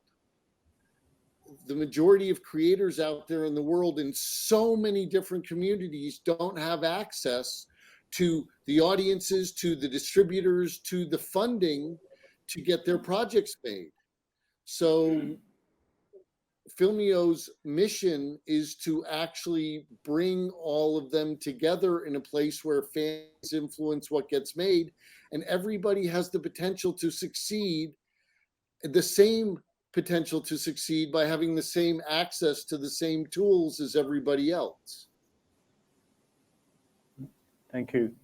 Rob, when you invest, I mean, we're talking about audiences, and I know that when you invested in the gaming in companies that you have, I mean, what were, apart from the potential reach and the obviously the ROI that comes from that, I mean, what are the things that someone like yourself looks for in a potential proposal? What are the things that people need to bring to you? So whether it's someone that has a production company or someone with a slate of work, or perhaps they've come up with a new idea for streaming, maybe they've come up with some really new, fantastic new innovation that they would like to pitch to you. I mean, what do you look for? Yeah. So I mean, from a kind of an entrepreneurial, just from a pure entrepreneurial point of view, in terms of anyone coming to pitch us, I can tell you about that, and then I can dive a little bit more into the gaming side, and kind of touching into the content space. So just generally, you know, from a 10,000 feet top of the remarkables kind of perspective, you know, we're looking for founders who have got high credibility in what they're doing. Like, you know, if they're building a AI for walking dogs, then they better be the world's most foremost expert in AI and working with dogs. It's got to have some real strong credibility. We tend not to fund people who just kind of jumped onto things because it's cool and sexy at the time. And so we look for extreme. So it's kind of the why you question, like, why are you the most relevant, credible, most expert person in the world to do this? That's the first one. Then we look at why now. So why should your company exist today? We tend not to invest in things that could have been built 2, 3, 4 years ago. We look at things that can only be built today. And that's mostly relevant to the technology, to the timing, some things that might have been expensive that are now cheap, or the other way around, which is not very often. But we look at this kind of why now question. We don't really fund things, you know, that could have been done before, because otherwise, why haven't they been done already? And then the last one is kind of why us, like, why are we going to be useful to you? And that kind of ties in quite nicely into the gaming space. So I'm a voting member at BAFTA. I'm a global ambassador for BAFTA Games, and so, you know, I've been playing games since I was age 9. So aside from just loving the industry and the space, which I think is important, and when choosing a game, if you're building a gaming studio, like, pick an investor that actually plays games, because you'll be surprised how many don't. That to me is highly important for me. And so we look for areas that we can help, whether it's connections, advice, muscle memory we've got from the past with things that didn't work out or things that did, so that we can pass on that information to people. So that's a pretty key thing. Now, within the gaming space, we have another particular focus, and we're focused on AA indie studios. So we're focused on games that are created by teams of around 15 to 20 people. These are still $60 priced games. These are not cut price games that, you know, that release straight onto Game Pass, or, you know, sold for $29.99 in the various, you know, app stores and gaming stores. You know, we're looking at premium titles. We're looking at titles that are built predominantly in Unreal 5. Unreal 5, for those of you who have yet to become acquainted to it, you really should. It is the next generation video game engine that's been developed by Epic, and it's basically photoreal. And so where it gets really interesting in the content space, and this is what we're thinking about with both the titles that both the studios that we funded. So we don't fund titles, we fund studios. Both of those studios have got multimedia aspirations, i.e. they're building IP that can stretch across not just the game that they're releasing, but also into more traditional forms of content, merchandise, toys, maybe in the future even NFTs. Who knows? But that's so we're really interested in studios that are building IP that can expand across multiple forms. And with the cool thing about Unreal 5, and no one's really quite cracked this yet, but I'm looking forward to when they do, is that the assets that you build potentially in a game or in a film, they're not instantly transportable over to more traditional forms of content, but they're not far off. So if you build a dragon in Unreal 5 for a game, not a massive stretch to be able to transfer that asset already over into a film and integrate that into a live action sequence. It's really cool. So it's basically allowing, you know, games and studios and content creators to scale their industry really, you know, their projects really quickly. And so when you look at things like even old games like League of Legends, and then the series they released called Arcane on Netflix that was massively popular, you know, The Witcher started off as a game created by CG Projekt Red, gone on to be one of the most popular Netflix series of all time. There's a huge appetite now for gaming content to kind of come alive in different modes. And so we're very keen on developers and creatives and entrepreneurs who are doing just that. Look at Halo. Yeah, the series was awful, but the game was great. I thought so too, but still, it has a huge audience, and it's a perfect example of a game that has transmuted itself into multiple, markets. Yeah, it's certainly done well. Just the series was just, oh man, they needed to cancel that. But but no, there's many others. Yeah, there's plenty of others who have done the same thing. And it's a brave new time. And when you look at Sony, I mean, Sony's created PlayStation Studios, and they've already adapted Uncharted, which is a game that never needed to be adapted, but they did anyway. Last of Us is coming out on HBO, massive new project. There's a movie coming out of Ghost of Tsushima, which is probably one of the finest open world games ever made, if you ask me. It's a very, very exciting time. And I think finally, games have gone beyond just kind of nerdy, bedroom obsessions. They're literally everywhere where we go. I mean, I'm sat here with my Nintendo Switch. It's cool. It's accepted. Thank you. Gabo, I mean, you work in the factual space quite a bit, although, your work is bigger than that. I'm just wondering, when we talk about gaming, have you seen a rise in gaming in the factual space where we're telling factual stories and the use of gaming as another platform for us to be able to extend the storytelling that we want to do? Yeah, I mean, I work in game engines, mostly in Unity, to do things around my projects. And yeah, I think there's of course, Naveed Kansari and Ink Studios, and there's just always been kind of indie games movement, Games for Change, which is having its festival next month in New York, always showcases some incredible things. So yeah, I'm seeing them become more meaningful and more interesting. I don't know how it plays with a lot of what we're talking about, but I'm just the things with virtual beings is a kind of game. A lot of what Edward Sachi's doing with Fable and Wolves in the Walls, I think is taking this all in a different direction when you can kind of interact with AI characters and all that. So yeah, I haven't necessarily seen any seen anything specifically that comes to mind, but I know that it's something that continues to evolve and is having a moment, and I do pay more attention to it, and I do think there's something there. Next week is NFT NYC, which is the biggest kind of conference in the world around NFTs and everything, and I'm going to be joining my friend. Everyone recommend check out his work. He started out in AR and now is building a real world sort of AR NFT kind of narrative game that I think will be meaningful. It's Jadu AR, and it's Asad Malik, who's an amazing storyteller, and they just raised, I think, $40 million, to build out this platform and to do it. So I think his stuff, if his previous work is of any sort of indication, where he's worked on projects countering Islamophobia, and has done projects that have questioned kind of the Turing test and AI. He did a great project where the Turing test is usually when you're trying to prove that the machine, whether it's a machine or a human, but it's this sort of reverse where you have to prove your humanity to a machine, even though you might think you're human.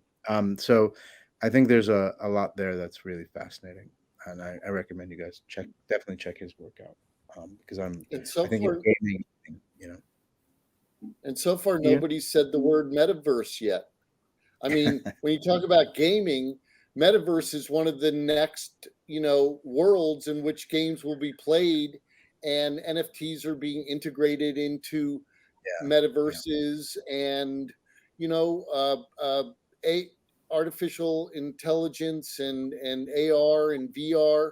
Well, I agree with Rob that there were some false starts. The technology is starting to catch up, and the experiences are going to get better and better and better. And, you know, a lot of us saw Ready Player One, and there was kind of a potential vision of what the future might look like a bit. And I have a number of friends and you know, compatriots who are doing a lot of very interesting things in creating these worlds where you can do all kinds of different things. You can play games, you can learn sports, from you know, the world's leading practitioners. There's all kinds of ways that the world will interact in virtual space, and being able to be a part of the game instead of just play the game, to me, is very interesting and exciting. Yeah. Well, I think these things are they're seen as being very discrete, but they're all converging together.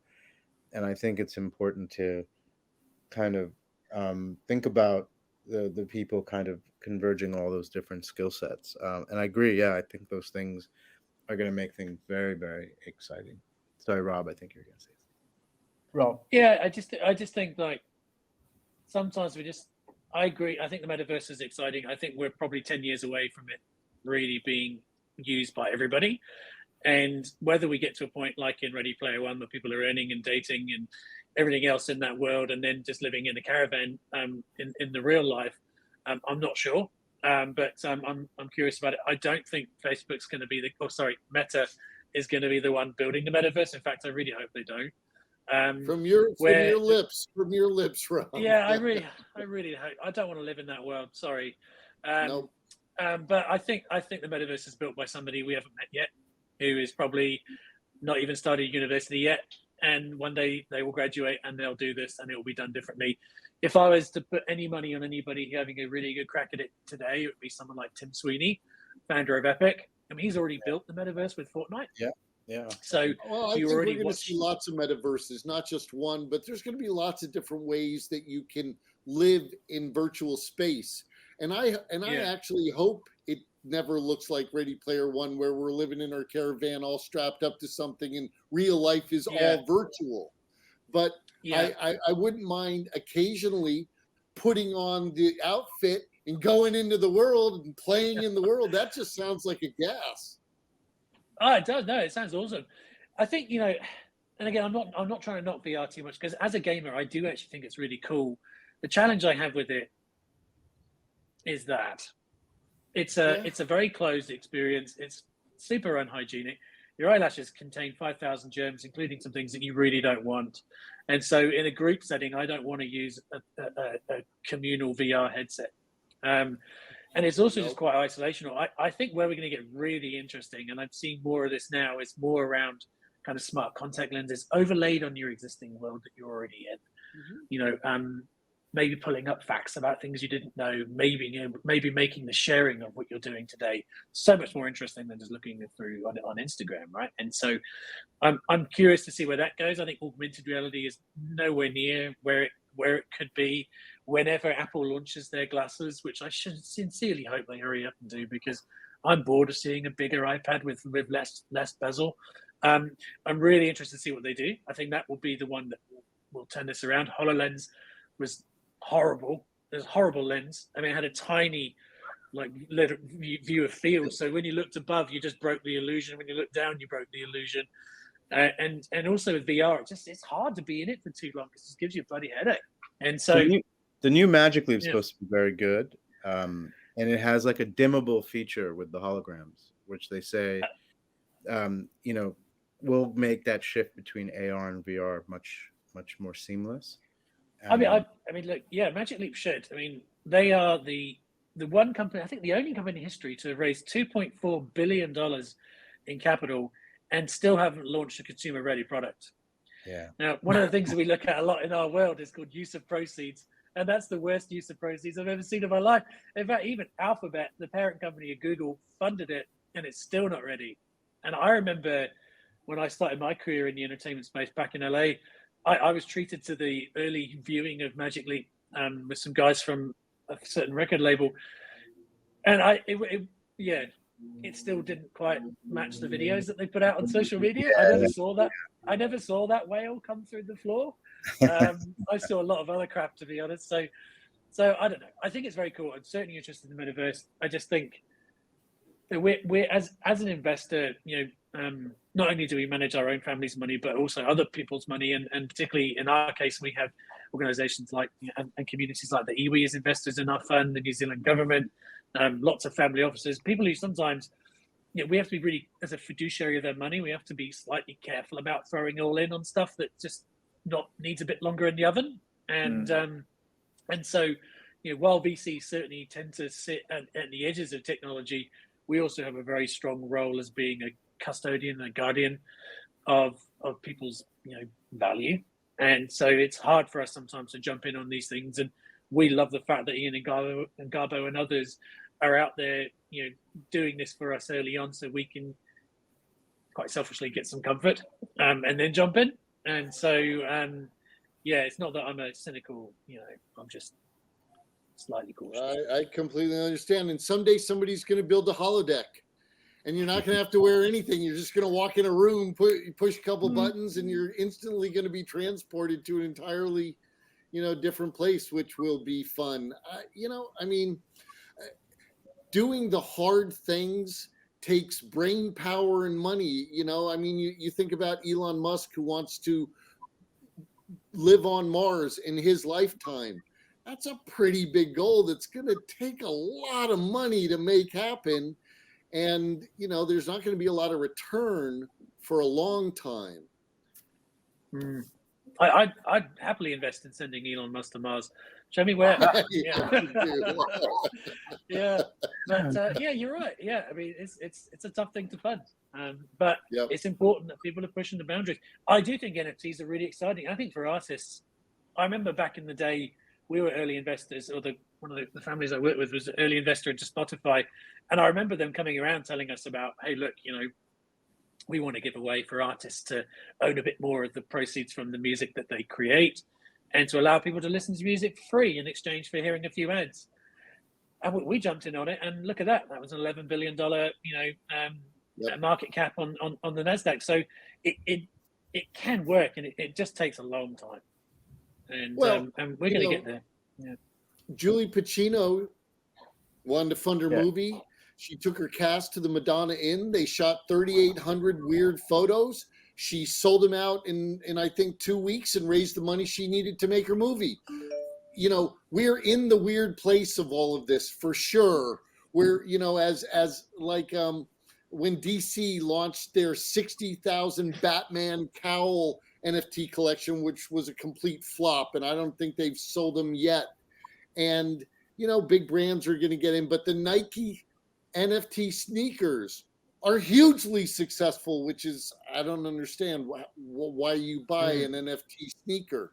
I wear these things on my feet, and I'm not really sure how an NFT translates to protecting my feet from, but it is this very, very weird and interesting moment in history when lots of new things are being tried. I know of an NFT campaign where the state of Rhode Island had a problem with home ownership.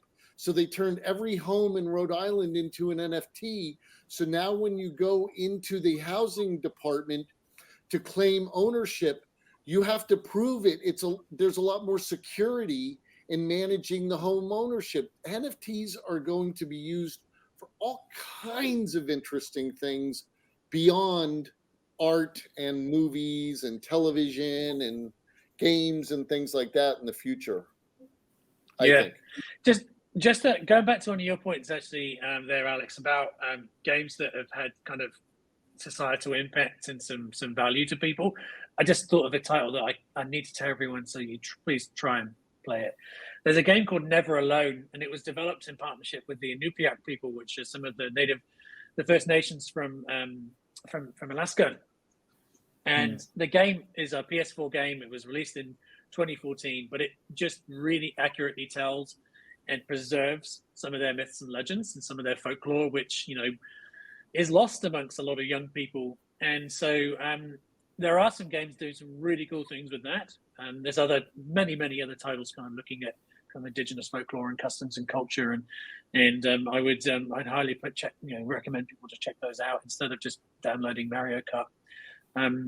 So yeah, Never Alone, PS4. You can probably pick it up for like $2.99 now. So I really encourage you to do it. It's a beautiful game. Thanks. The reason why we're quite interested in this is because we do see that there's a need to multi-platform content. We need to find new ways of reaching audiences because not all audiences are the traditional audiences that we might have been used to. We want to be able to reach the younger audience. We want to reach the older audience. We want to reach the audience that might be more tech savvy. There's such a wide range of people out there. And I think that, you know, all content makers are wanting to find the ways to amplify the messages of their films. It is very challenging. I was really, a few years ago when I first met Garbo, I was very taken by the VR experience he did when he was with the UN, Clouds Over Sidra. And I remembered when I first put it on, and it's the same experience I have at the moment because when I go into the metaverse or I try out anything that's got a bit of metaverse, I get this sense of wonderment because it's something I know is changing and I can feel there's a change there, but I can't place my finger on it yet. And I'm trying to. I guess if I do, then I won't be standing here. I'll be out there doing it. I remember when I watched Clouds Over Sidra, Garbo, and I have to say that it was so immersive. I felt that I pulled myself in there, and the whole empathy that I had, everything about me resonated with the story, and I really understood what it was that you were trying to do. And I think that this is, and for a lot of people may not know what you did with that particular story, and maybe you would like to talk a little bit about how you did that and how you convinced the United Nations it was a good way to go forward with the work that they were doing. Yeah, I mean, I think it was around 2014, and all of VR stuff was very new, and there wasn't off-the-shelf cameras, and there wasn't software. And I partnered with Chris Milk, who's a good friend and collaborator, and he gave me a camera that him and his team had to make by hacking together GoPros and 3D printing a case and doing everything manually. And it was just this hunch that that this technology could be more than just roller coasters and entertainment or other things, that we could take it and try to make people care about issues and understand places that they normally couldn't go to. And so it's an experience where a young girl named Sidra takes you on a tour of Zatari refugee camp, and nothing terrible happens, but a lot of it is around her sort of inner world, of kind of saying she wants to go back, but starting to have doubts if she will, and kind of the loss of innocence that kind of happens to children as they reach around 12, 13. But she's not only having these realizations about home, but she's transitioning into adulthood where she might be losing her kind of hope and idealism. And so, a lot of people cry when they watch it. And I think a lot of it is about the narrative and the story. But, the big lesson for me in that is, I got in very early there, and I tried to find a use case that was meaningful and narratively driven. And it really changed a lot for a lot of people in the industry and a lot of people working, and myself.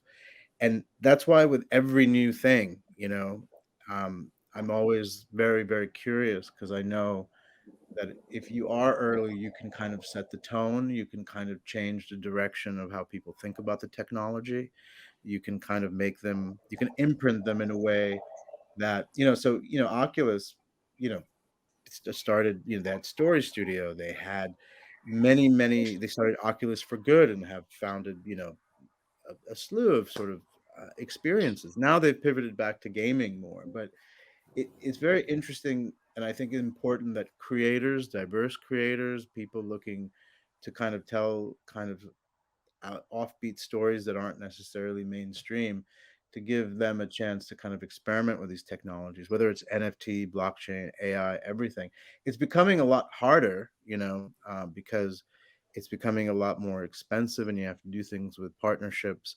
But I think, you know, a lot of my work I was able to do because people were looking to do something meaningfully and just did it for free a lot of the times, you know, because they were like really tired of just doing commercial work. So I really just think most filmmakers, most artists, you can't really, you really do have to pay a lot of attention to these new tools and see it as a way, like you said, of wonderment, experiment, and just kind of think about it as R&D, as any sort of other enterprise would, that could lead to very unexpected, interesting ways to get your voice out there.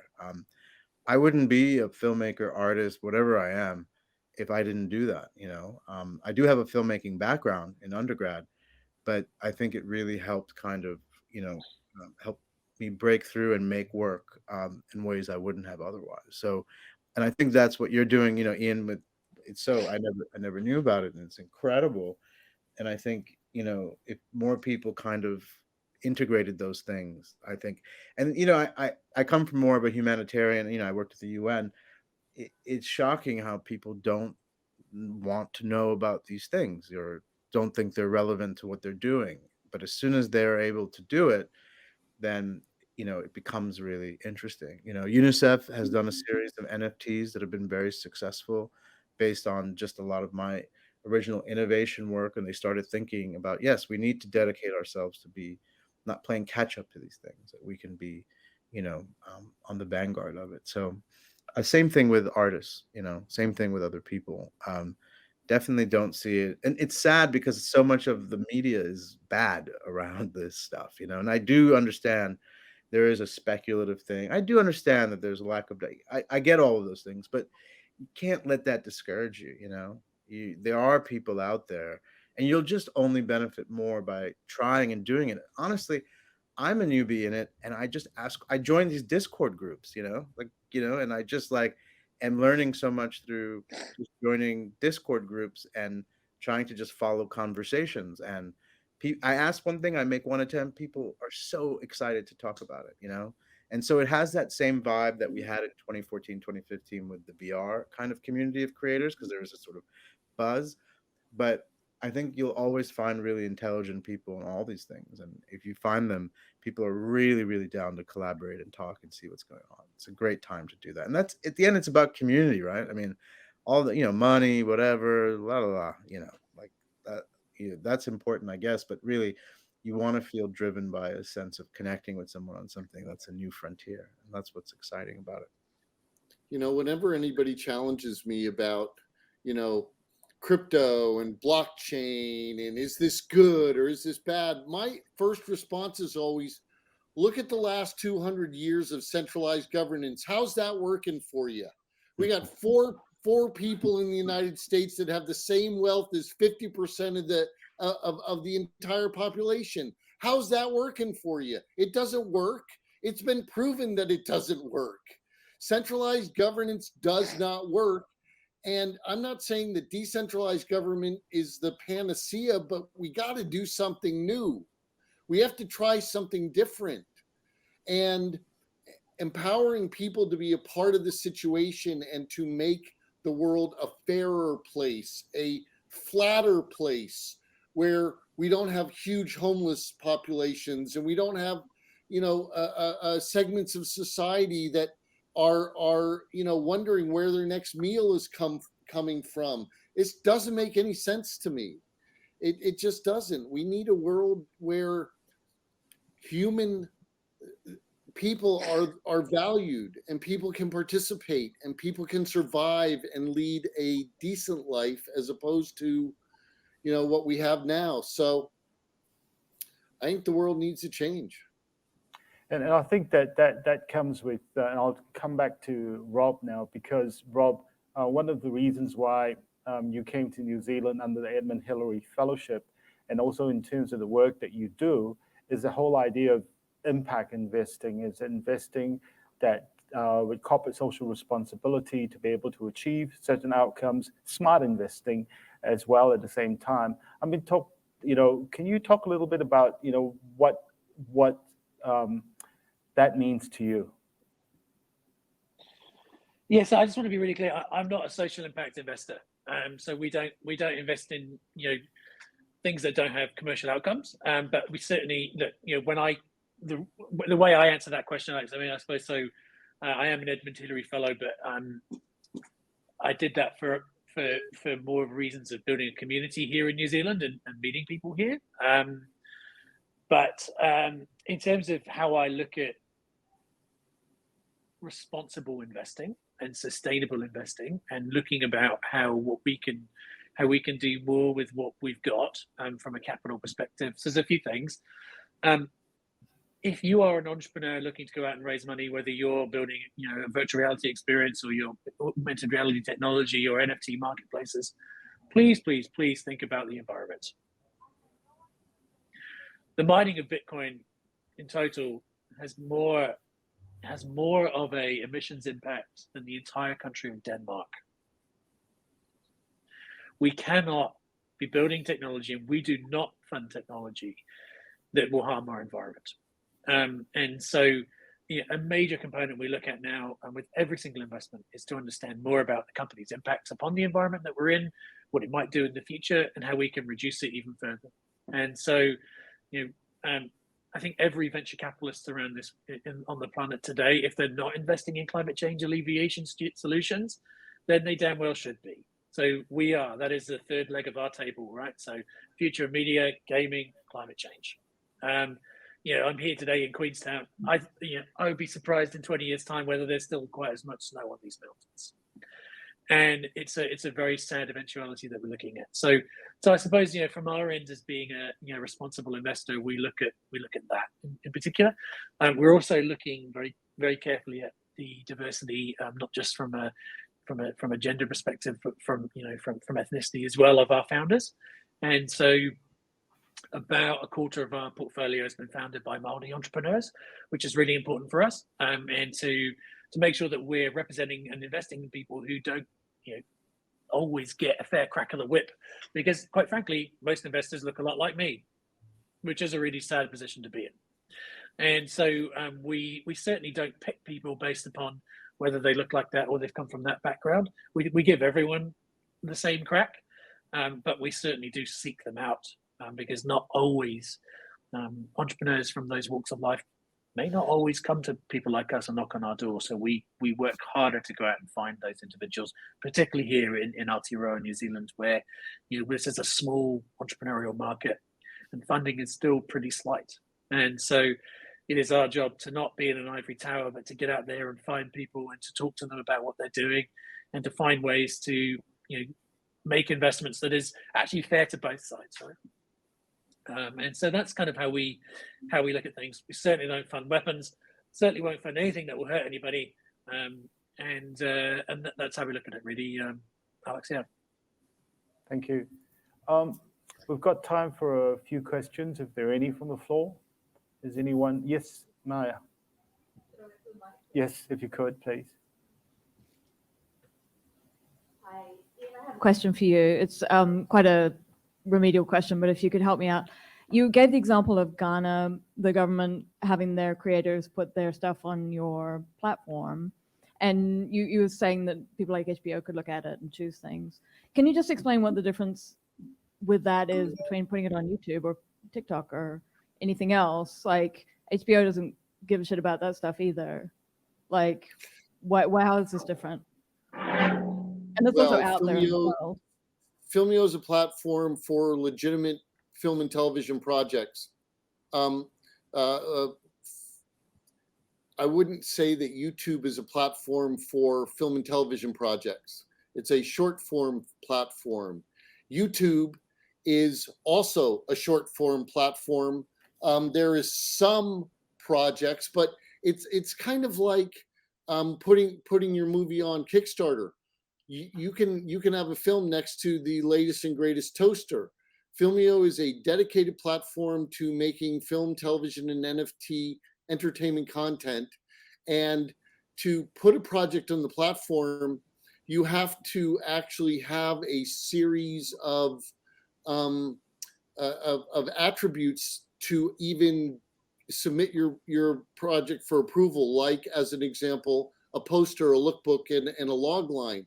And a lookbook is a formal deck, which is pretty evolved marketing tool for a movie or television project. And right now in entertainment, decks are almost more important than scripts as far as evaluating the potential for a piece of content. So how is this a good thing? If we're filtering everything through decks rather than the quality of the filmmaking? I don't understand the question. Well, who's the curator here? Who's the gatekeeper? And are the gatekeepers only You going are. off of how good your deck is? You But are. so that's how the content gets The content, well, gets voted on. So we look at each project as a DAO proposal, and users on the platform stake their tokens to show support, and they earn tokens for supporting a project. And a project has to go through a series of gating issues as it matures itself from a basic state to a production state. And all throughout this process, fans can support a project, and the algorithm tracks their data and uses that data to produce what we call a commercial viability score. And right now, the decision-making process for films is held by a very small group of people. And they're not evaluating it based on the quality of filmmaking or the quality of projects. They're primarily evaluating it based on the financial potential for financial prosperity. Okay, thank you. There's another question back there.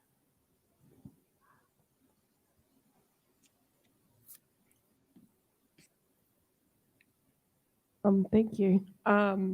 First of all, just thank you for your time and insights. I've got quite a conceptual question. So looking at, the 2.0 world and the 3.0 world and how everyone's moving into this 3.0 space, I'm curious about how do you define the 3.0 space? Because I think at the moment, you can see quite interesting things happening. Yeah, sure, Nike would have an NFT release, but they're still a very traditional company. And a lot of people are coming into the space, and yeah, they're making like these cute collectibles. But I'm really interested in thinking about what's the next step and how does that look, and how do 2.0 companies, do they evolve into 3.0, or is it going to be this fusion model? Yeah, just how do you see the future of it, and how organizational structures and creations are going to evolve? Who would like to take that? I can have a little stab at that if you like. I'm not sure if I'm going to give you the answer you want, but in my experience, most Web 3.0 technology is still built on Web 2.0 technology, and so it's got a bit of a time to go yet. I think more the philosophy behind Web 3.0 around customer data ownership is really important, and I think that's more. I'd be less focused upon whether it's 2.0 or 3.0. It's more about the fact that if you are trawling through Google and you are creating data, you should own that and you should have that value yourself. And whether that's manifested Web 3.0 or in existing text, that's really important to me. So that's how I look at it. And I think it still has a long way to go, which is probably the general takeaway from all of my comments today. It's just needs a little bit more time on boil. And so that's kind of where I see it. But I'm sure the other gentlemen have got far more intelligent. I would just say, look at the world pre-internet. There was this whole existing world out there, and then the internet came, and the whole world tried to figure out how to do business through a computer. And we're still in an evolutionary state. Web pre-web, Web 1.0, Web 2.0, Web 3.0. I read an article, somebody's working on Web 5. At the end of the day, technology is going to continue to evolve, and based upon how the world seems to be operating today, there is a commitment to devices and to commerce through devices and gaming through devices. Rob held up his Switch, which is basically a device. We used to play Monopoly on a board, and we would all sit around together and we'd get the fake money and we'd roll the dice and move it around, where then the next thing was a digital version of that. And at some point in the future, if you buy into, you know, the metaverse, you could actually drive a car between one property and another property and actually be in Monopoly as kind of, you know, I mean, who knows where it's going to go? It's going to continue to evolve. We went from NFT 1.0 to NFT 2.0 in like a minute. One of the jokes I love to say is, if you've been in crypto since 2013, you're an OG. If you've been in NFT since 2017, you're an OG. And if you've been doing DAOs for 12 months, you're an OG. It's just, things are moving a lot faster. Ideas are happening faster. Money is being deployed in a lot of different ways at record speed. And things are failing and succeeding. You know, the whole idea of fail fast. Thanks, Ian. I think that's Look at what Rob said. He said that they're not investing in companies that could have been made 4 years ago. That's just 4 years ago. It used to be the window was a lot bigger than 4 years. Anyway. Hi. I'd like to ask a grumpy old man question. I'm so ancient at 50 that most of the buzzwords you use mean nothing to me whatsoever, and all remind me of what Douglas Adams said about multimedia 30 years ago, timelessly, beautifully. He described it as an invention looking for a necessity to mother it. It's beautiful. But that's what it sounds like to me. So rather than try to understand, I'd just like to ask you a practical question. I'm a filmmaker, I make films. I think there's a really serious issue in New Zealand right now, which is that because the traditional institutions that mediate between us and our audience are being very rapidly overtaken by international corporates who aren't that interested in New Zealand social impact. They have no reason to be interested in that.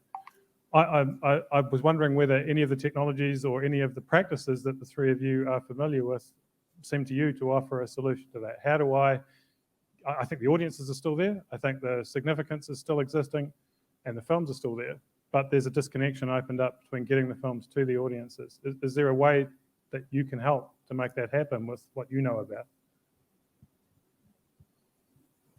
I think we're in one of the weirdest times in history when it comes to distribution.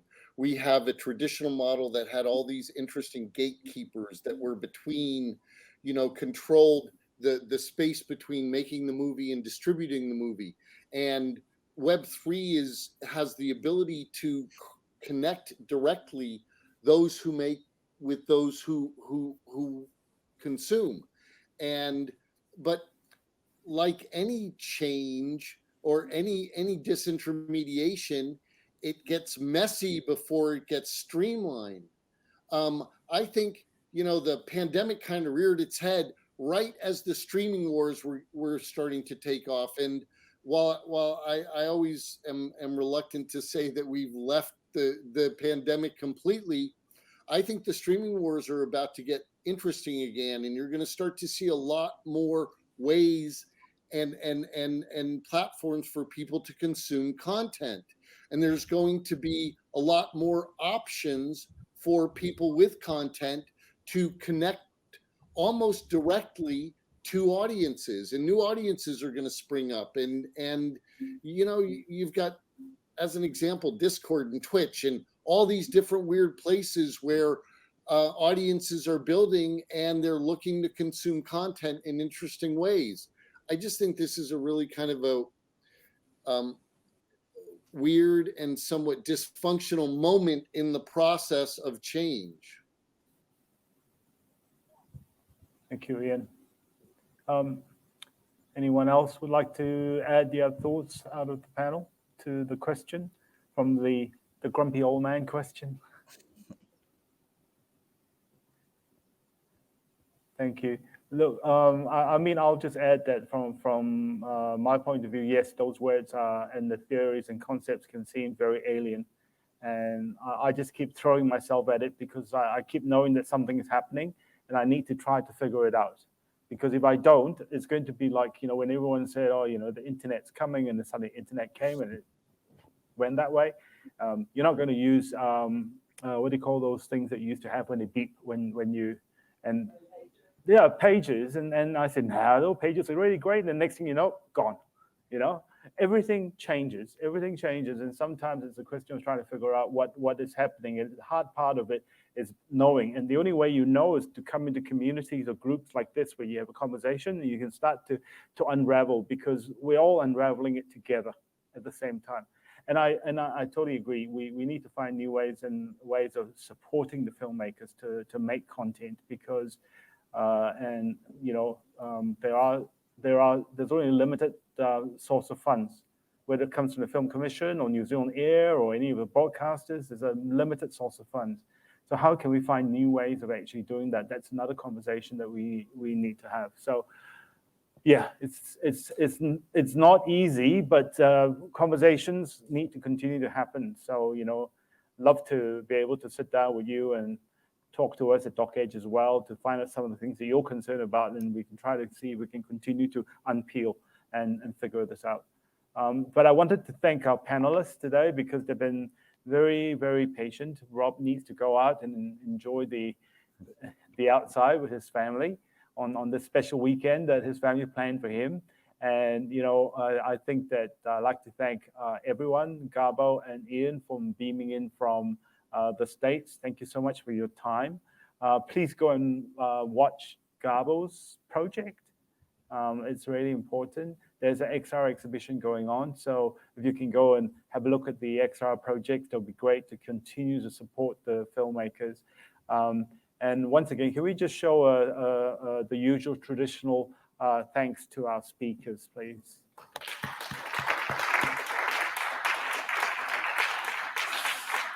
So while we say goodbye to them, I'll just do a little bit of housekeeping. So thank you very much, everyone that's on the panel. Thank you. To say that we're going to go to lunch now. Lunch is between 12:30 and 1:30. The food's out there. Please, you know, walk around, have a look at a media design school, look at some of the projects out there.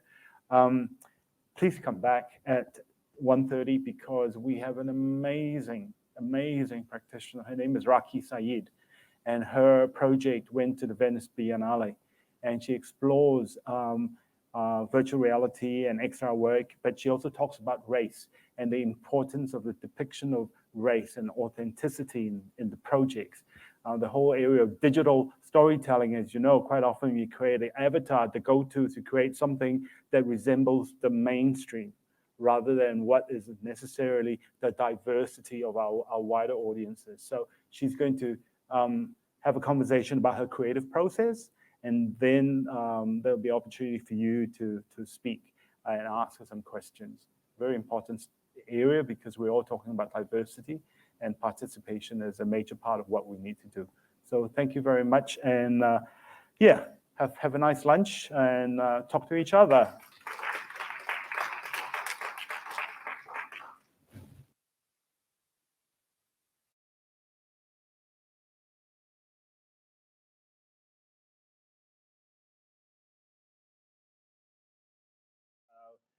She had a wonderful project which was shown at the Venice Biennale, and you know, now we're very lucky in New Zealand, because she's actually teaching at Victoria University of Wellington, so we can somewhat claim Raqi as our own for the time being. So, but the best thing to do is for me to start the conversation by asking Raqi to take the stage, and if you needed me, I'll still be here. Okay. But otherwise, I know you're very self-managing, and I can watch. Thank you, Alex.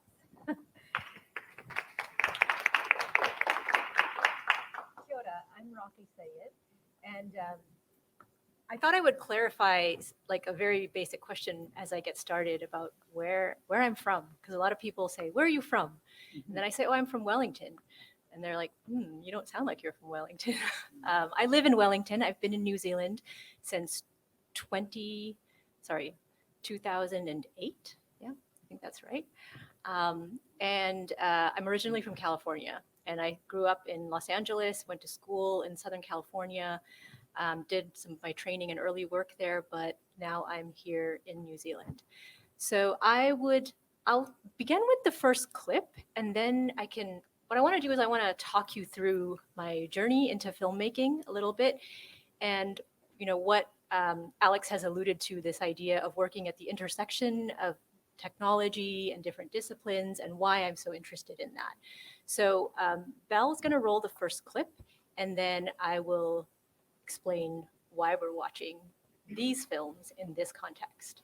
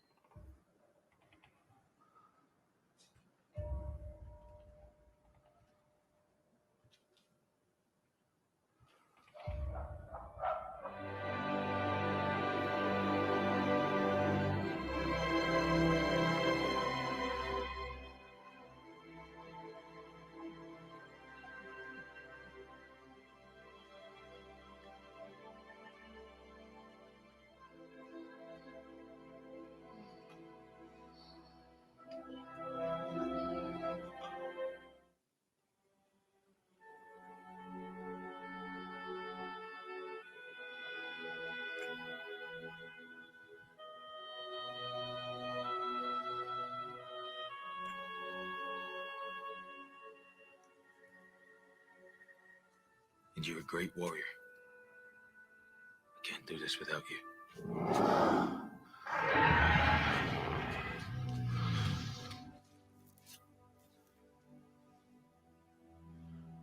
I will fly with you.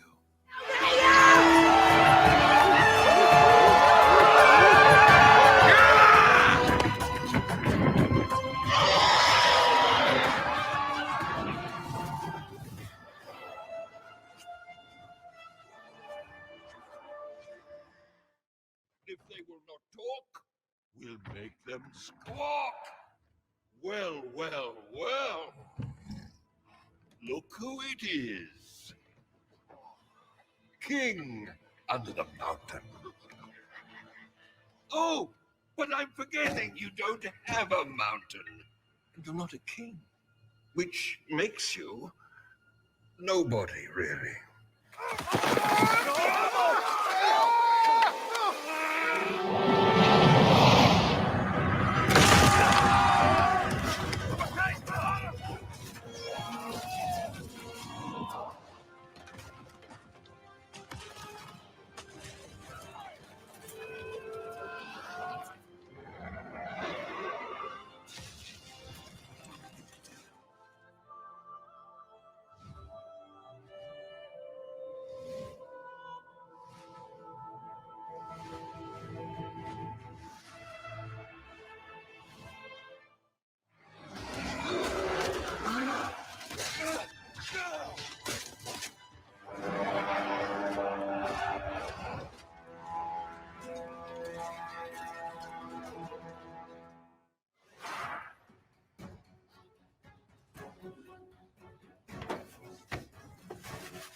Whoa, this one scared me half to death. That big guy is called Maurice.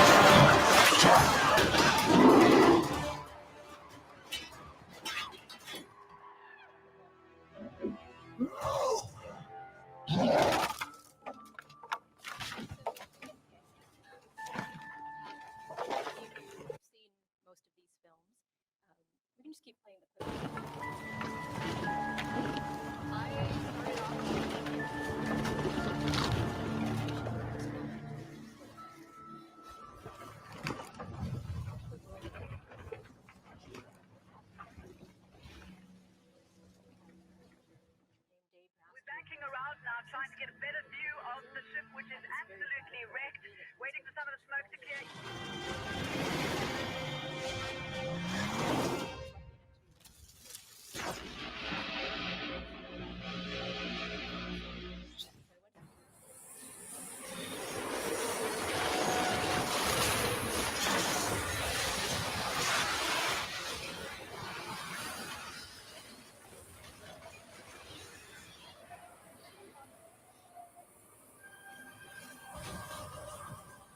Of course, Mr. President. Sort of enduring ways of thinking about cinema, the auteur theory, and then turned their eye to making films.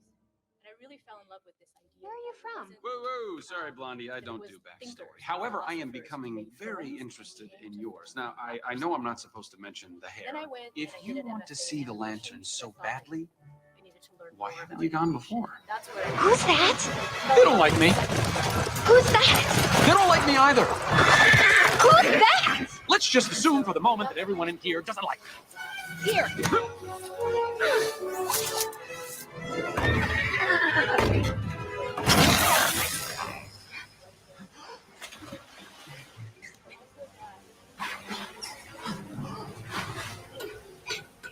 didn't really understand what all these things were. These were just kind of like pieces of what I knew I wanted to work with.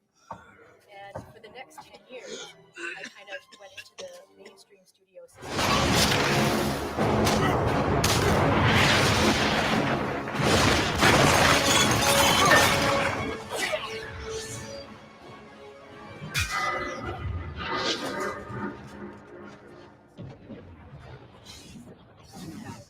Having kind of invented much of the animation apparatus in mainstream filmmaking, but kind of operating like a startup because they were figuring things out. And that was a really cool place to be, working for a startup that had all of this legacy and resources. And so I worked on a couple of films there. And then I came here to New Zealand to work at Weta Digital. And that's where I really sort of, what they call developed my eye. I learned how to craft a good image. And I think that's one of the things that visual effects does really well, but particularly Weta Digital. They really understand the medium of computer graphics and how to create beautiful, polished images. And it was there that sort of in this very kind of subconscious way, I learned and kind of swam in the material of genre and understood how genre, the hero's journey, making beautiful images, how all these things, like basically craft, that's where I learned craft. And after the last, I worked on a bunch of films, several franchises, and I was always a lighter. So that reel that you just saw is a digital cinematography reel, and I learned how to light and understand the relationship between light and shadow. The idea of beauty lighting, how do we light human faces? And what's interesting is that, spending all that time working on creatures, these like imaginary, fantastic characters, you saw the Goblin King there from The Hobbit, it really is just a direct line from the Renaissance to these moments. That's what I learned from a lighting perspective, that the idea of beauty lighting is really the Rembrandt light. And once I understood that, I realized that this too is a powerful storytelling technique. This is a way in which we can craft narrative and story at the level of the frame and the pixel. So after the last Hobbit, I sort of, it kind of like had been leading up to it, but I had started to think a lot about the years that I had spent in film school and some of the things that my film professors who had told me.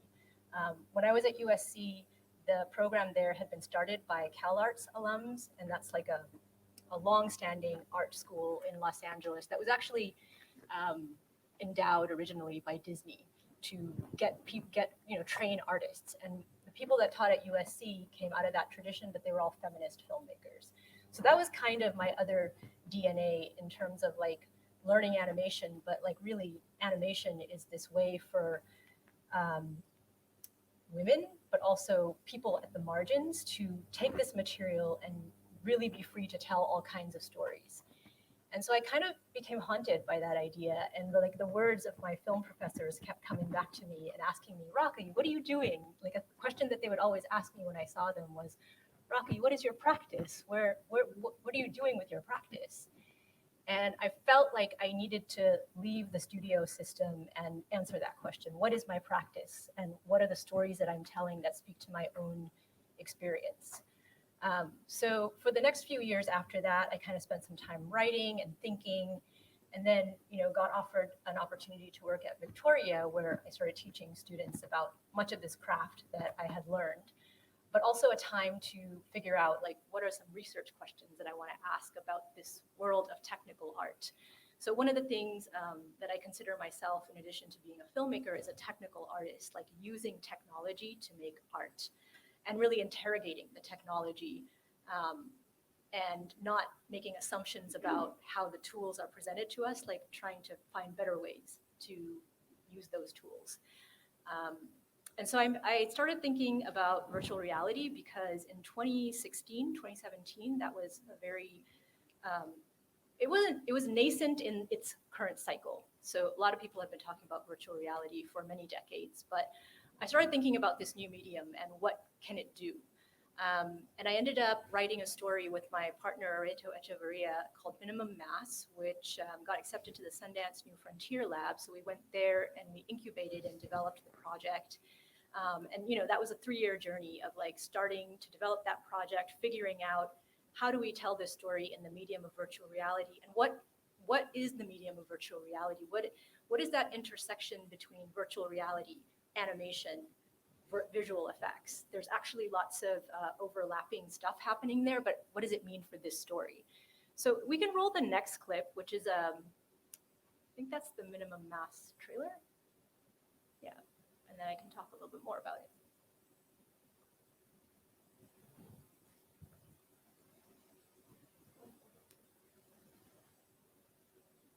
I mean, one of the things that I want to say is those films that I worked on, I'll hold that up.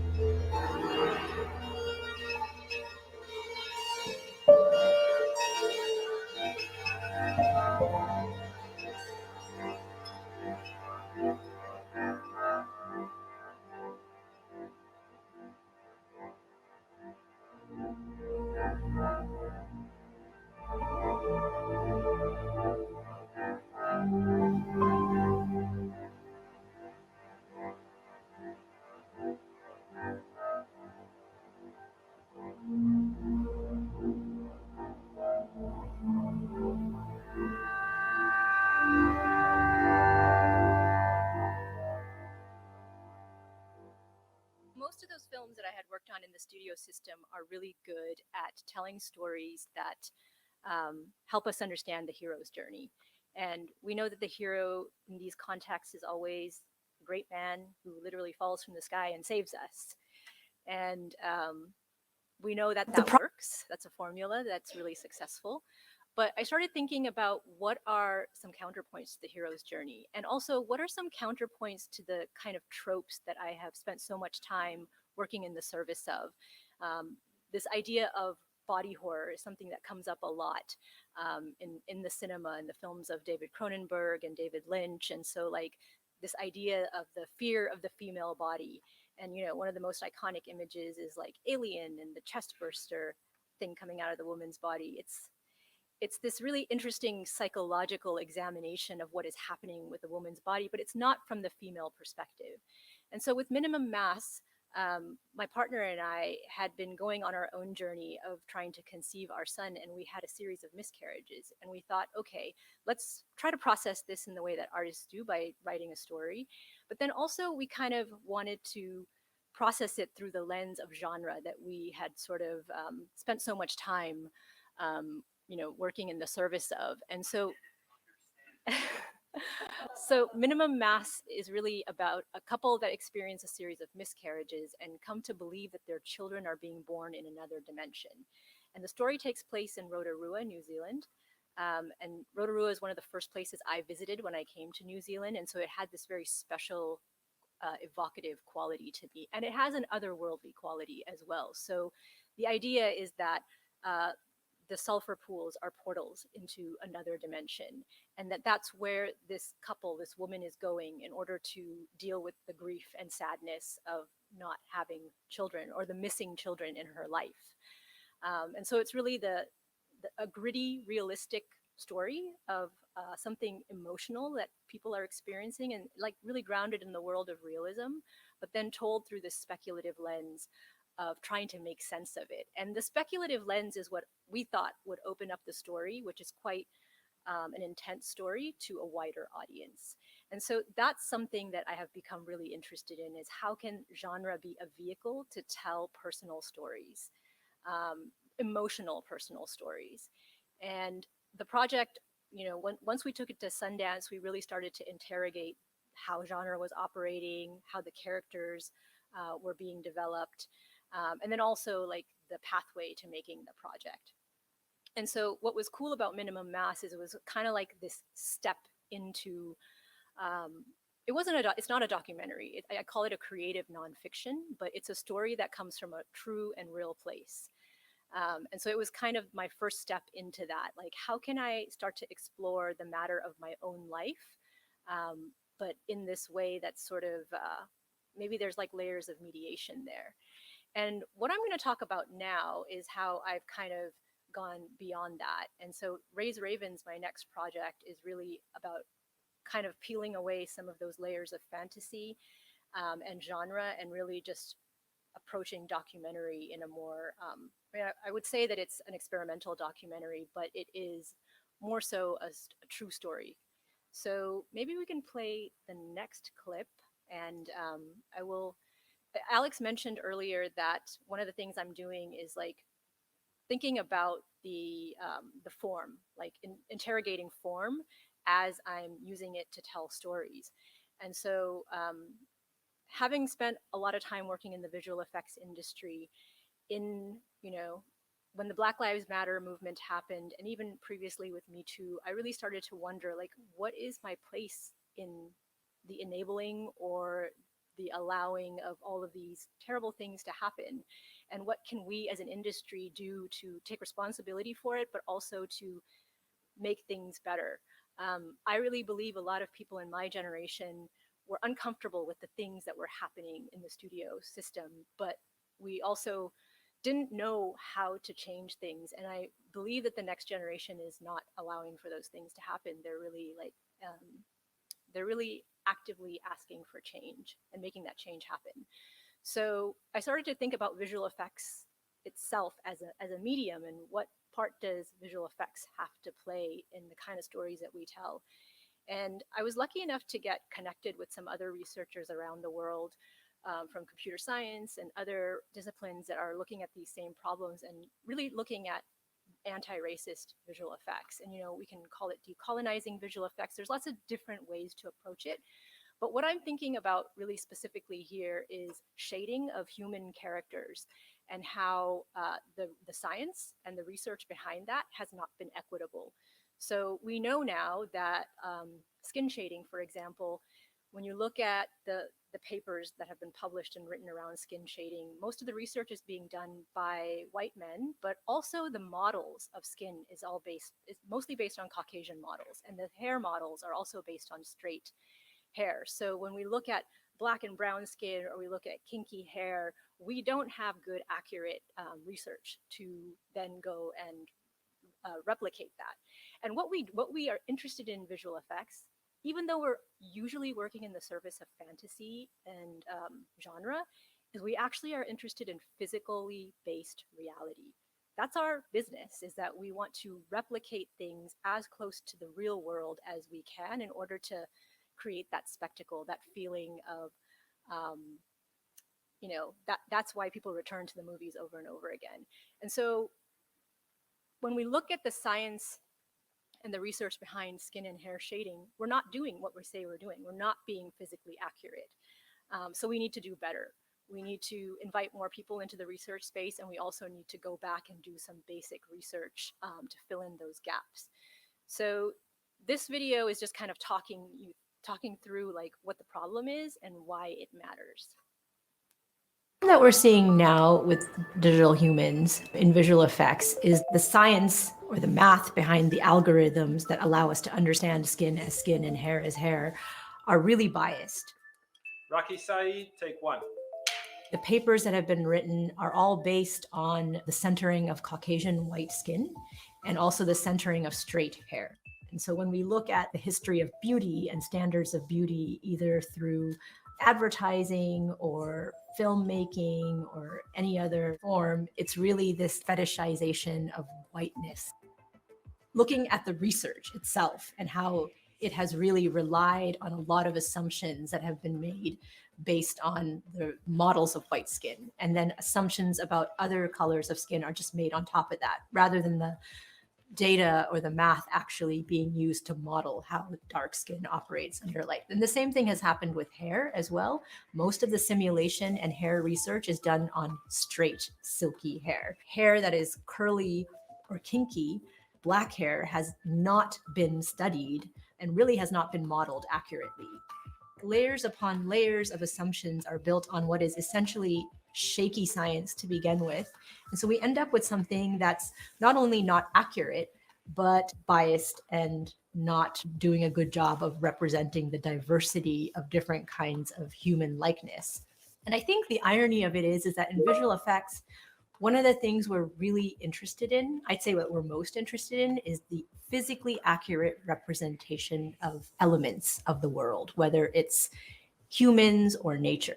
And then there's this world of multiple layers of bias that have been built on top of that.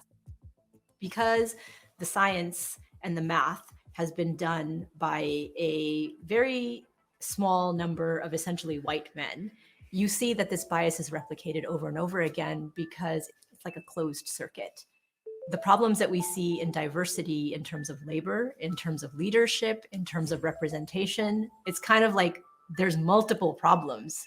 So whether it's the science itself, the tools, the people making decisions about how the tools are created, the people making the artistic decisions, we need to address diversity and equity at every level. On the one hand, it's complicated because we have to kind of go and deconstruct all the layers. But on the other hand, it's pretty clear what needs to be done. We just need diverse voices doing the research. We need diverse voices making those leadership decisions as well. This is an idea that a lot of people are looking at closely now. And I think in the next few years, we're hopefully going to see a lot of basic science that's being done so that we can build better tools. And as a result, tell better stories. That's the other thing that we all agree on, is that we like good stories. We want to tell good stories. And so if we can all agree that that's the end result, then we should create better tools to enable that. So what I'm doing at Victoria University is trying to tackle this problem from multiple angles and teaching the graduate students that I work with that this bias exists and we have to interrogate it, we have to push back on it, but also like recruiting for diversity. Like if that next generation of filmmakers and visual effects artists are going to be diverse, then we as universities have to take responsibility for outreach and nurturing that talent. So that's really the research question behind Raise Ravens, is like, what are the tools and technologies for creating diverse digital humans? But now I want to spend some time talking more about the story. Raise Ravens it started off as a manuscript that I wrote at the IML. I did a master's degree in creative writing there. I think I was working on the first Hobbit. The Haunting had already started. So I went and did that while I was working on The Hobbit.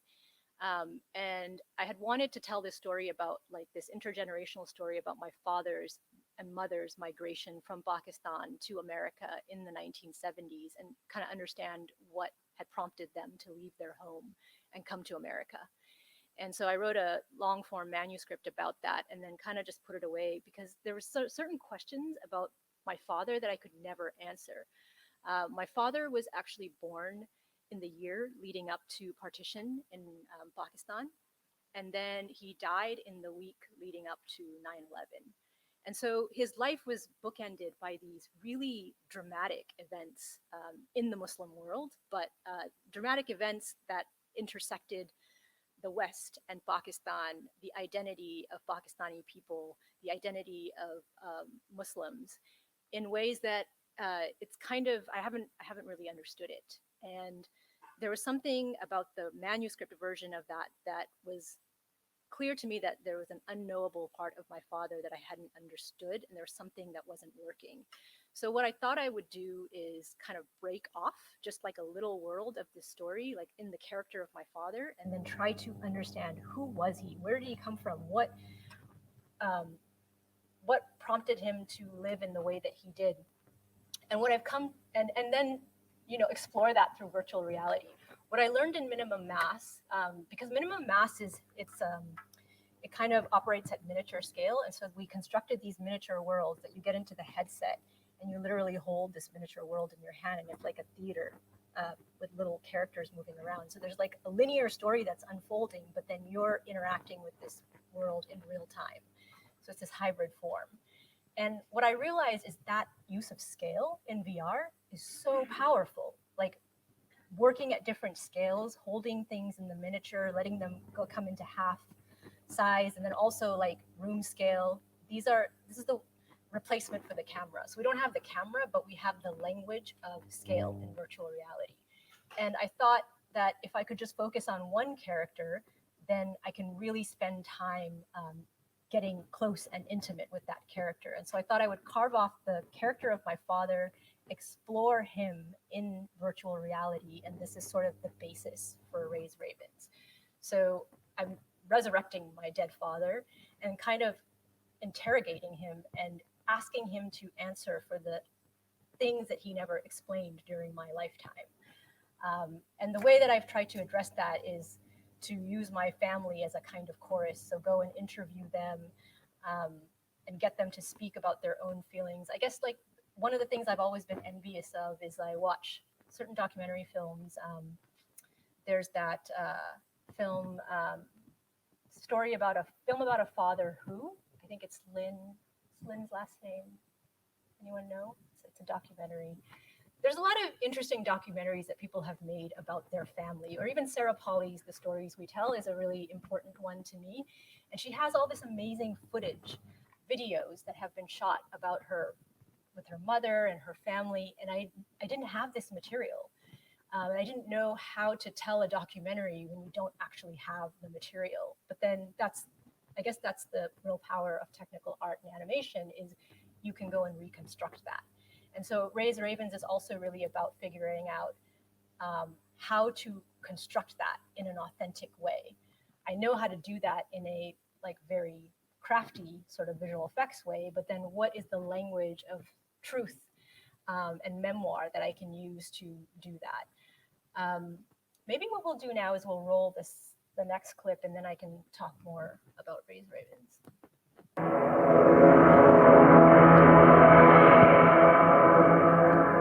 Hi, I'm Raqi Syed. I'm a visual effects artist, writer, and researcher. I'm also the director of Raise Ravens. Raise Ravens is an animated documemoir told in virtual reality. I digitally resurrect my dead father in order to finally lay his ghost and generations of family hauntings to rest. The experience uses proximity, scale, and the journey of discovery to explore the relationship between the VR participant and their father. This is a story about ambiguous loss. It grapples with the consequences of history and what happens to the future if we cannot reconcile our past traumas. The most important part of this project is how we create the relationship between character and participant in virtual reality.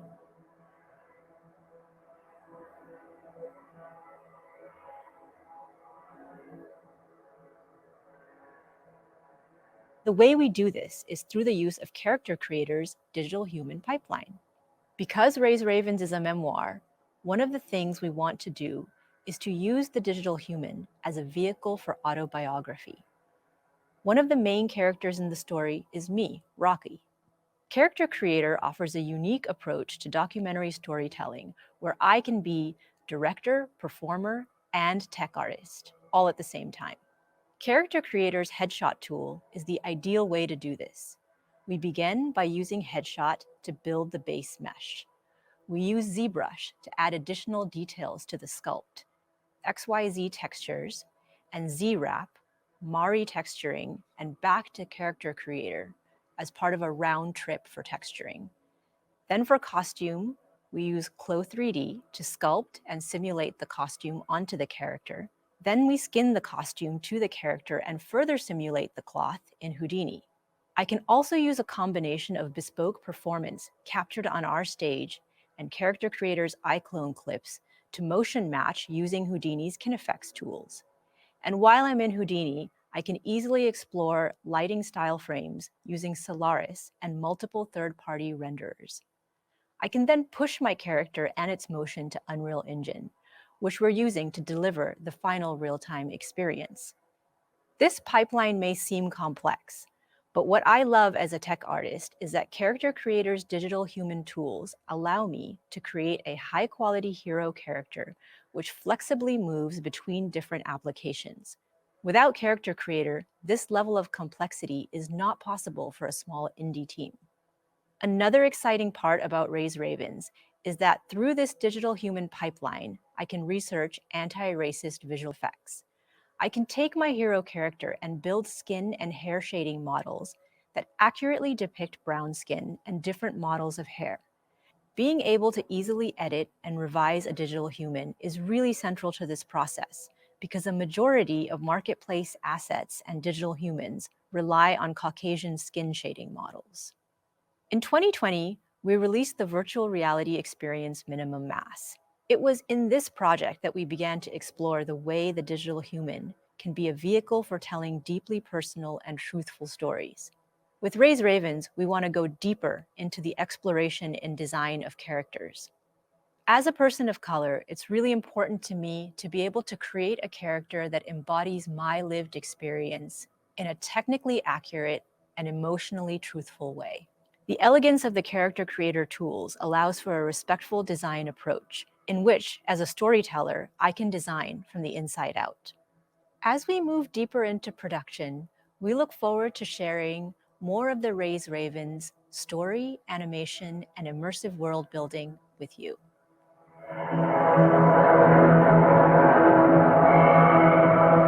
So this video is a little bit technical and it gets a little bit into the weeds about all the different ways in which, building characters is really complex. It's becoming increasingly less complex, but there's still like a baseline level of technology that you have to, it's like a barrier. And that's something that I'm really interested in is the studios are really good at having armies of people that can construct really complex characters and then make them seem seamless. But for the rest of us who are working in this indie space and we're trying to tell personal stories, like there's a huge barrier to entry to work in this way. And so one of the things I'm really interested in is lowering that barrier and helping people understand that these tools are accessible. And really what this magic sauce is, if there's any, is like how to concept, like understand the technology enough to use it in a way that really speaks to your truth. And so that's something that I really like to work with other filmmakers on, is like this, it's a kind of literacy and it's power. Even having a baseline understanding of the technology will help you direct your project and make sure that those people that are working with you or under you are actually getting the right direction in order to enable your vision. And that's something that's kind of daunting for folks that haven't worked with tech art or visual effects before. So that's really what that video was about. But if we can launch the PDF now, I can kind of step through some more of the kind of like the story world of Raise Ravens. Kind of just to step back for a minute, that idea of partition is something that kept coming up for me with my father. And I realized as I went and spoke to different members of my family that he was a person that, like, partition became this metaphor for his life, that bit by bit, he partitioned himself off from the things that mattered to him. What I learned in talking to my family is that my father had actually been in the military. And this is something that he never spoke about in my entire life. I was like 20 when my father died, so I was already a young adult, and it was strange to me that he had kept this part of his life locked away. And I learned that he had fought in what was then known as the East-West War of Pakistan, but was actually the Bangladesh Liberation War, and been dishonorably discharged and came to America after that time. And so I wanted to understand what was behind that discharge. Why did he leave? And I think this was the first, or maybe the second great partition, right? The first partition was the partition. And then the second one was the partitioning of Pakistan. And then the third one was him partitioning himself from Pakistan and coming to America. And in some ways, never looking back. Like, I think he went back once or twice, but he was really, after that, he stayed in America, and he started off on the East Coast. He came to Boston to go to school, and then he slowly made his way west. So in some ways, it was this hybrid thing of like trying to reconcile his own identity as a Pakistani and all of the turmoil that he had from that, and then like appropriating this very American identity of like going westward and this like manifest thing that was pulling him to the west to become this man, this identity that he was in search of. So Raised Ravens is an animated documemoir told in virtual reality. An artist digitally resurrects her dead father in order to finally lay his ghost and generations of family hauntings to rest. Something that I really struggled with as I wrote the manuscript and then tried to carve off a piece of it, something that has never really worked, is this tension between wanting to tell my father's story in order to understand him more, and then also subscribing to the hero's journey that I say I want to deconstruct. How do I not recreate that myth of the great man who goes on a journey while also trying to understand a man who went on a journey? And I wrote so many drafts of it, and it still kept becoming that. And I got this advice from people in writing groups and stuff that I just need to put myself in the story because it's really my perspective. And maybe this is really obvious to everyone in this room, but it wasn't obvious to me. And so that sort of log line of an artist resurrects her dead father is like, okay, I'm going to do it. I'm going to put myself in the story, and I'm going to try to understand him from my perspective and really foreground that. So that has been a very difficult thing for me to do. But I guess I've finally gotten there. And I call it an uncanny post-colonial haunting. And the uncanny is something that I'm also really interested in the Freudian context. So uncanny is something that Freud really wanted to understand. The German word for uncanny is unheimlich. And the translation of unheimlich into English is uncanny, but actually what it means is unhomely. The unheimlich is like that which is inside you, and then the discomfort of when that kind of sits outside of you. And so Freud talked about E.A. Hoffmann, who was a short story writer in Germany, and he specifically had written this short story about a man who observes a woman from far away and becomes enamored with her. And it's only later when he gets closer to this woman that he realizes she's an automaton, and that makes him feel very unheimlich. It's like this strange feeling of something that's supposed to be inside you that is suddenly sitting outside of you. And so this term uncanny becomes appropriated by the robotics community as that feeling that happens, or even there's a chart of what happens when something feels like it's close to you, a human robot, but then it's not realistic enough or too realistic and makes you feel uncomfortable. And so the uncanny valley was a term that was coined by roboticists, and that term was then appropriated by visual effects artists and computer graphics artists as what happens when we create digital characters that don't feel quite right. And so for those of you that have seen any of those early Pixar films with the weird baby, that's very uncanny. A lot of early computer-generated films had human characters that weren't quite right. The motion capture was a little bit dead. The eyes didn't connect. And, there were many decades where this kept happening. And it was really only with Gollum, and Gollum is still a creature. So that was like kind of getting away with something. But really, the technology was started to become perfected with Gollum. And then, many films, Tintin. Now we're kind of in this space where it just works. We're not really that afraid. I mean, uncanny valley is still something in visual effects. It's a bad word. We don't want to go there. It alienates audiences. But I really think if we return to the idea of the uncanny or unheimlich in the Freudian context, there's this whole world of the uncanny that's actually really interesting. It's like deeply psychological. And if we can identify that thing that makes us feel uncomfortable but is close to us, then that's really where we're on the right track from a storytelling perspective. So I think like as visual effects artists, we need to lean into the uncanny because it opens doorways into things that can help us understand our own journeys in a very psychological way. And so like with Minimum Mass, we became interested in this idea of uncanny Aotearoa. Like what are the places in our everyday life that allow that feeling of the uncanniness to be explored? And so with Raise Ravens, I again want to go deeper into the uncanny and use that as a way to access that discomfort and then unpack it. So that's what that's about.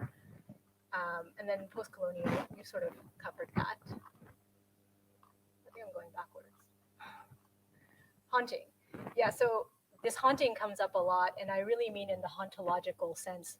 Hauntology is something that has become really useful way for us to think about what's happening with the world that we live in now. And so this idea that we're, it's a fear of a future that won't happen. We talk about it a lot with climate change. That's the moment that we're in. It's not about like fear of what's already happened, but this idea that the future is closing up on us and we're haunted by it, but it hasn't happened. We're haunted by it because it's not going to happen. So I think this is also a very interesting territory. I think my father was haunted by all the things that he felt he was supposed to do, the things that hadn't yet happened. And when my father actually died of lung cancer, and one of the things that he told me before he died was that he had deep regrets. And one of my regrets is that I didn't ask him to talk more about that so I could understand it. But I know that he was haunted by the things that had not yet happened. So that's something that I want to understand more as I make this project. So ambiguous loss, accepting loss, learning to live with loss. I think that was something that permeated his life because he was living with the loss of his country, but also like a kind of self-imposed exile. And this idea of the diaspora. So like my people are actually called muhajirs. So the very thing that describes us is our lack of a homeland. So the muhajirs are the ethnic people that immigrated from the subcontinent of India into Pakistan. And there are many ethnic groups in Pakistan, but our people are called the muhajirs. And so I find that term very interesting because I've sort of replicated this pattern of migration that my parents started. And I'm a person that's defined by my lack of homeland. So I'm indigenous to nowhere. And I think that's a really interesting thing because I think my father felt that in a deep way, his lack of belonging. And so his desire to belong was always kind of in contradiction to that. I know we're sort of running out of time here, so maybe I'll just scroll through some of these things and we can open it up to discussion if anyone has questions or things they want to say or talk about. Anyone? Yes. Oh, I know. Sorry. I know. 70-50 euro partition. I'm Indian, so I get a story. I had this idea that I wanted to launch the project in this year, but that was very ambitious. Yeah. Sorry about that. So you're talking about this therapeutic element where if we go into your experience as an audience, we can identify with your search. So how are you approaching that? Yeah, that's a really great question. Something I sort of glossed over is a question that comes up over and over again in virtual reality, particularly in labs and development spaces for VR, is like, who is the participant? And most of the time they call the person that comes into VR user. I don't like that term. So we prefer the word participant. Who is the participant?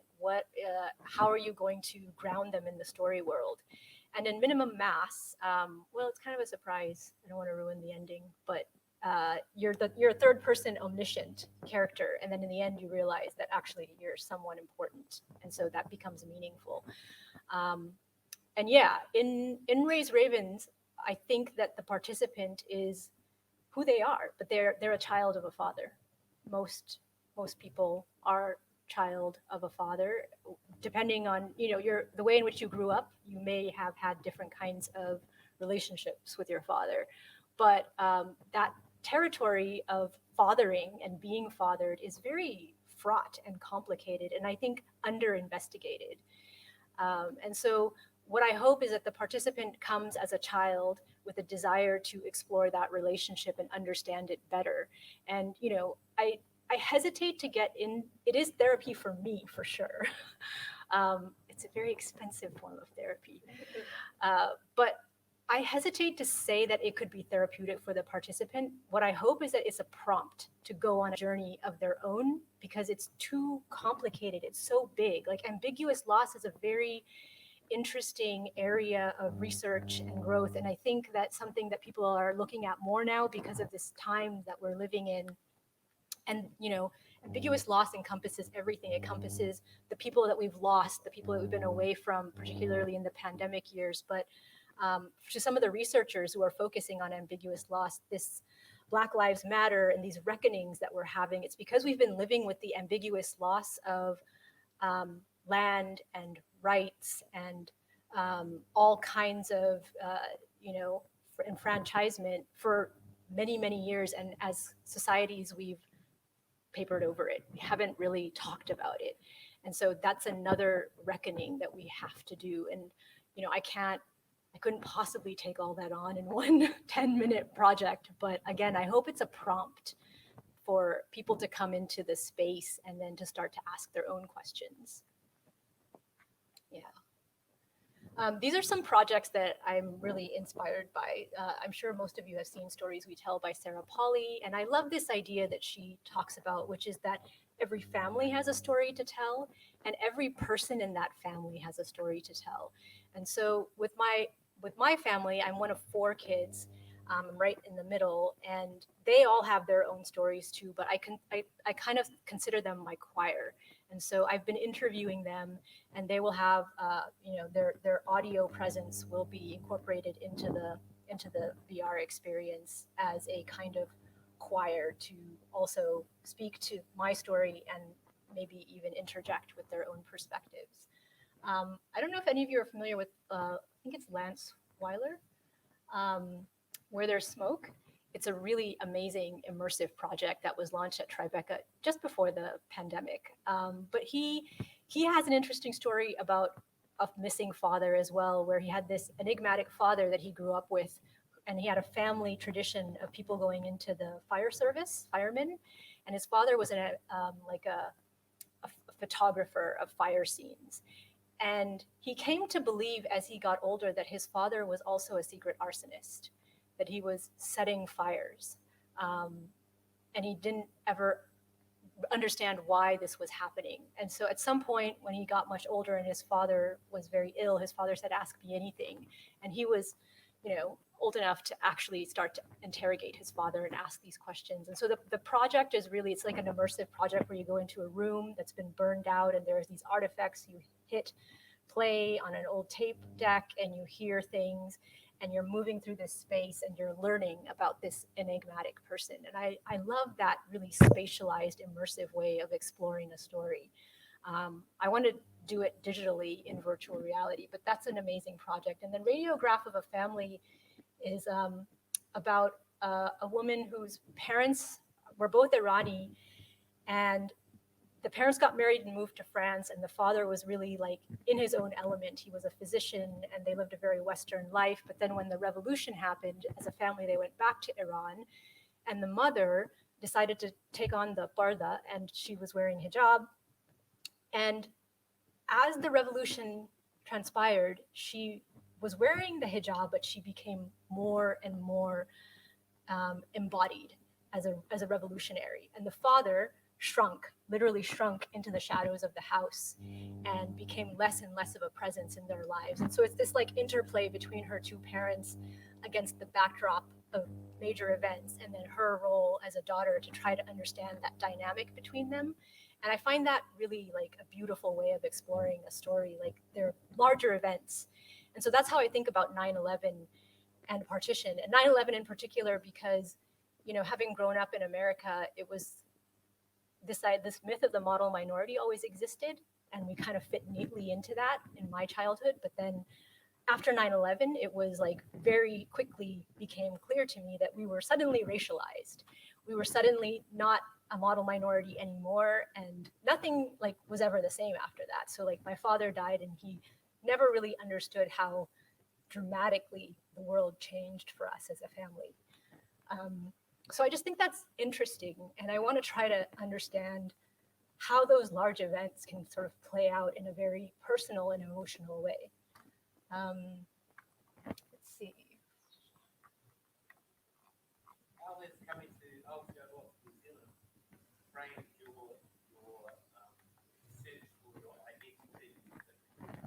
So that's a great question, because I have a son who many of you may have already met. He's 5.5 years old. And so it's this like interesting cycle of migration and then hybrid identity as a result of it. So I came to New Zealand for 1 year to work on Avatar, and then, you know, stayed, and now I am here in New Zealand, and my son is Kiwi. And so I guess think about hauntology is the reason you want to stop the haunting is because you want to save the next generation from being haunted. So I feel if my father had dealt with his own hauntings, then he wouldn't have passed them on to me.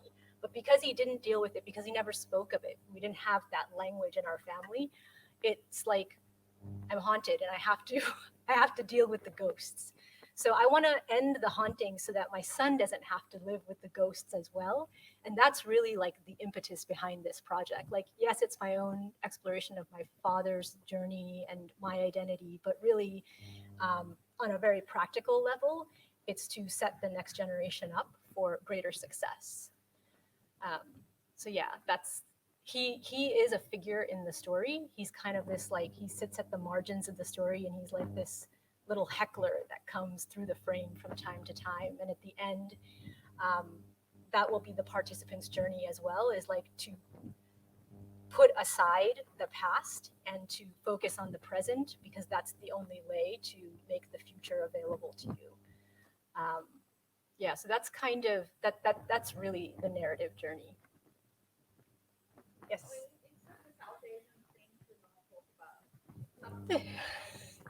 Yes. You know, the partition. Have you spoken to your son about this? Or because, you know, if you have to break this, or will he be seeing it through the film? Both. So I have spoken to him about it, and last year I was invited to FNC Festival in Montreal to present the project, and he did the presentation with me, and it was very experimental. But I explained it to him, and you know, it's one of the reasons why I bring him to these events. He's pretty young, but I feel like there's a kind of osmosis that happens. When I was young, I never went into my parents' workplace. Like, my father was an engineer, and that was separate. And I didn't understand this whole part of him, his engineering mindset, his vocation, because that wasn't a world I was allowed to enter. So part of that, you know, changing that pattern is like bringing him into my world and letting him participate in it, even when it's on his own terms. I don't know if it's like question time now or not, but I was just really curious about your relationship with belonging, and, you know, talking about like that kind of post-colonial immigrant experience and how your attitude towards it maybe has evolved, and maybe whether you now feel like you, like, when will you feel like you do belong? I honestly don't know that I will. Like, there's a really interesting slide here. I don't know if I can find it. It's from my mother. she had something useful to say. I asked her, what did you think when I told you that I wanted to go to New Zealand? Because she wasn't really happy about it. It was really far away. And she said, well, I thought that now one of my children will understand what it's like to leave everything you know and to live with that feeling of loneliness. And that was kind of heartbreaking because I understood that my parents had more, like their reasons were more direct. Like they came from middle-class families, so they weren't refugees by any they weren't refugees, but they did have these things that were driving them to come to America that are not the reasons why I came to New Zealand. And so I really started to interrogate myself, like, what have I done? why have I put myself into this liminal space purposefully, and also created this like distance and sadness between the generations of my family? It's just like it's a sadness that I have to live with. Yeah. I think there's one last question in the back. Yeah.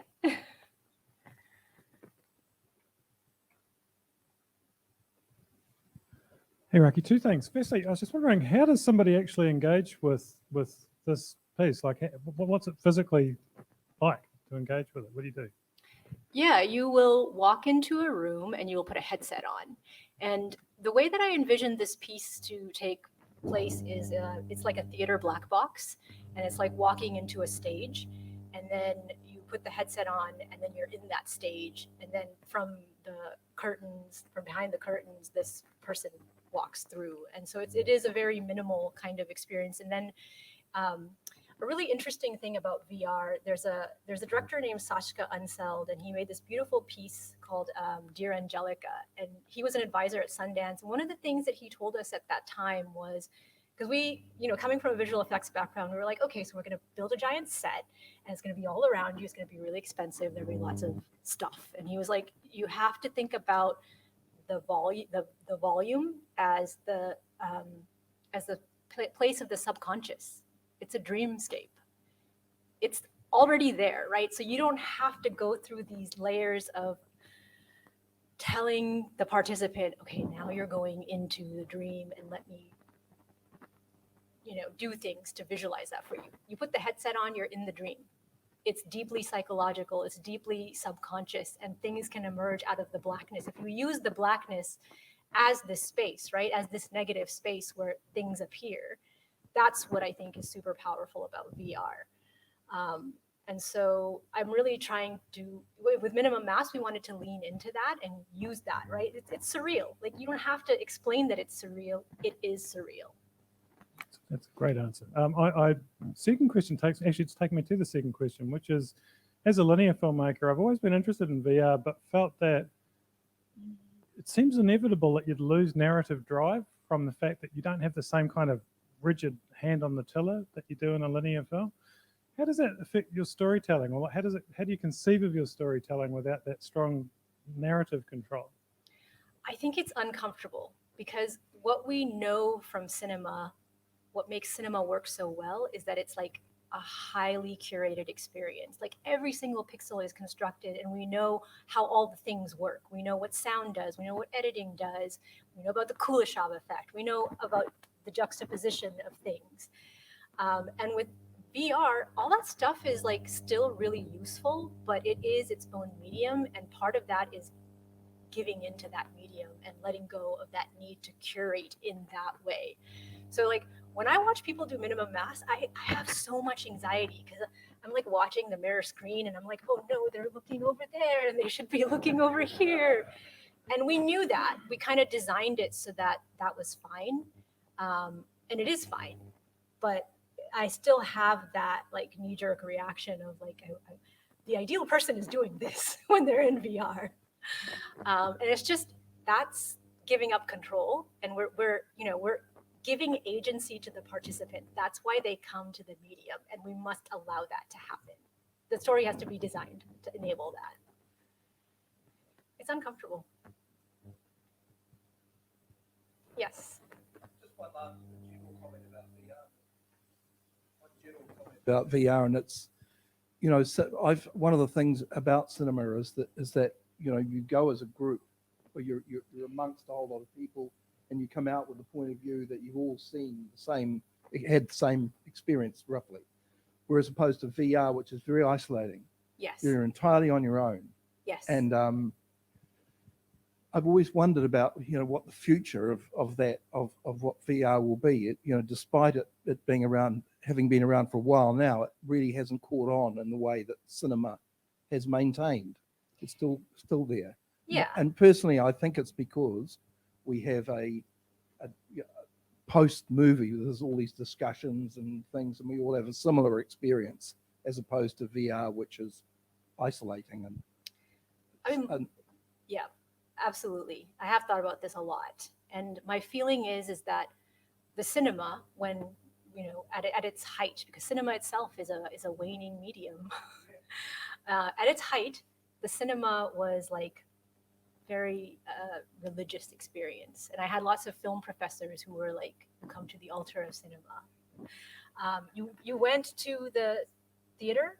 You all sat there. It was quiet. There were no phones. There were no interruptions. The projectionist was doing everything in the perfect way. So cinema was this like very special experience. That doesn't exist anymore. Almost every single medium allows you to second screen, no matter what you're doing, including the cinema now. VR is the only medium that will not let you second screen. It is sacred in the way that cinema used to be.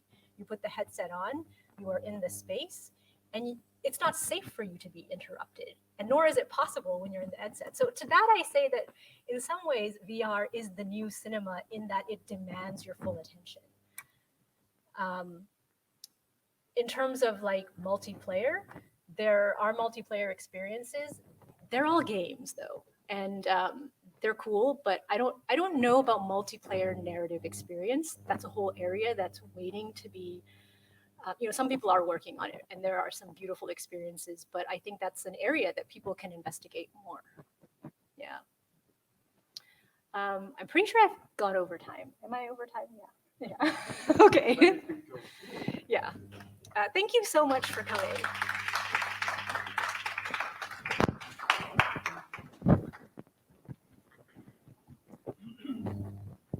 Thank you so much, Raqi. I come from an immigrant background. I've got haunted parents. They're older, realizing that a lot of questions I want to ask that were never talked about. My dad is haunted by all the questions that he never asked his grandparents and his father and his mother about. And there's a loss of memory. So what you've just put together, I think affects all of us, and it's very moving. So I'm just waiting for you to be able to release it so that we can all, I like my dad to watch this, actually, to be honest. So thank you very much. It was really great. Awesome. We're going to have the next person come up from the therapy that we get from watching something that is immersive. We're going to look at how we can continue to add therapy to our lives as practitioners. And I'm inviting Taane Mete to come up.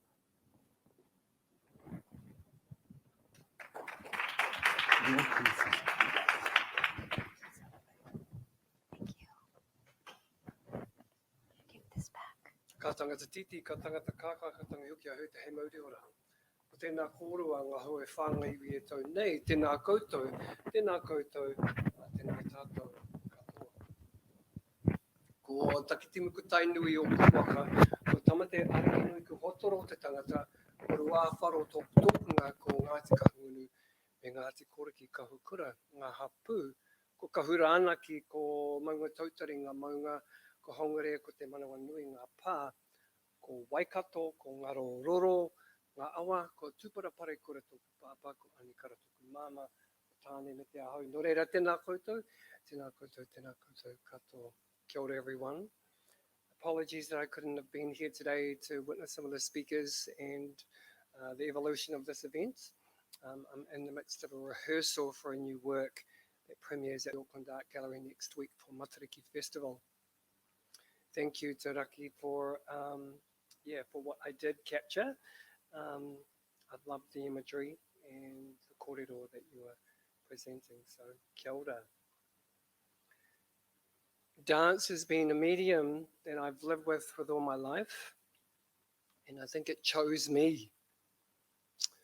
As a child, I was the daydreaming child, the one that was in the corner, looking out the window, distracting the whole class.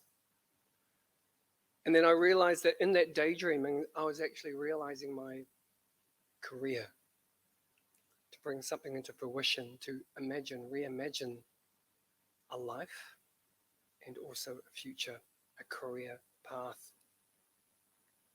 At a young age, I used to create little scenarios, even though that I didn't really know acting. I would move out and create ideas, movements that later on I actually still reflect on and bring into the dance work that I make.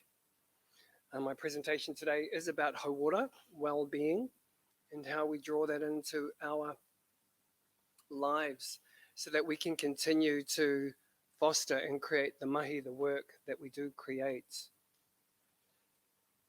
I've been privileged enough to learn a lot of my teachings from my parents. From their generation, everything was hardworking and it was done mainly with the hands. And it was done with labor.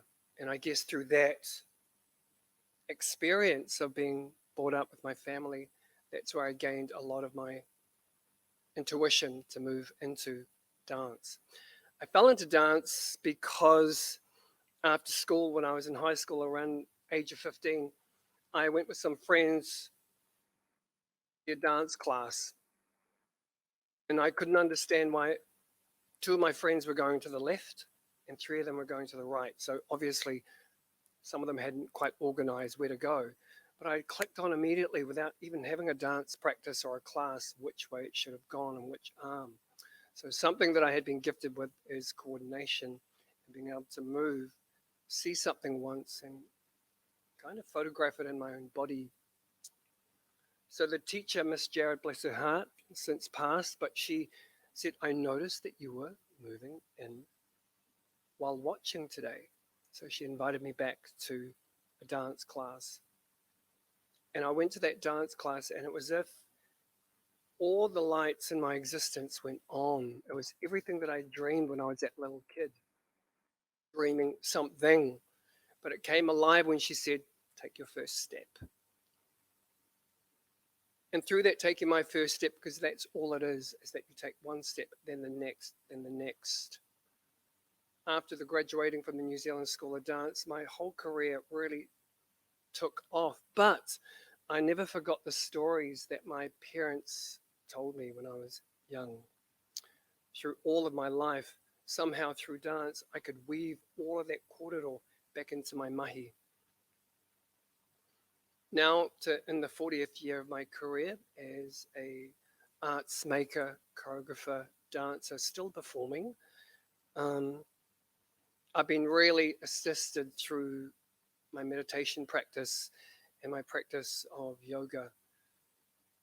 What makes my wellness offering very different in the world is that I frame it into my cultural framework through mātauranga Māori, through whakapapa, which I mentioned at the beginning, who I am, my parents, my mountain, the earth, the river, the sky. These are all beautiful tools that I can draw into my conversation to create art. Apologies that I don't have any visuals or anything, but it's through the storytelling and building these collection, these little montages that really assist to build a work, a dance work. As I mentioned, I'm currently creating a new work called Wharekawa for the Auckland Art Gallery.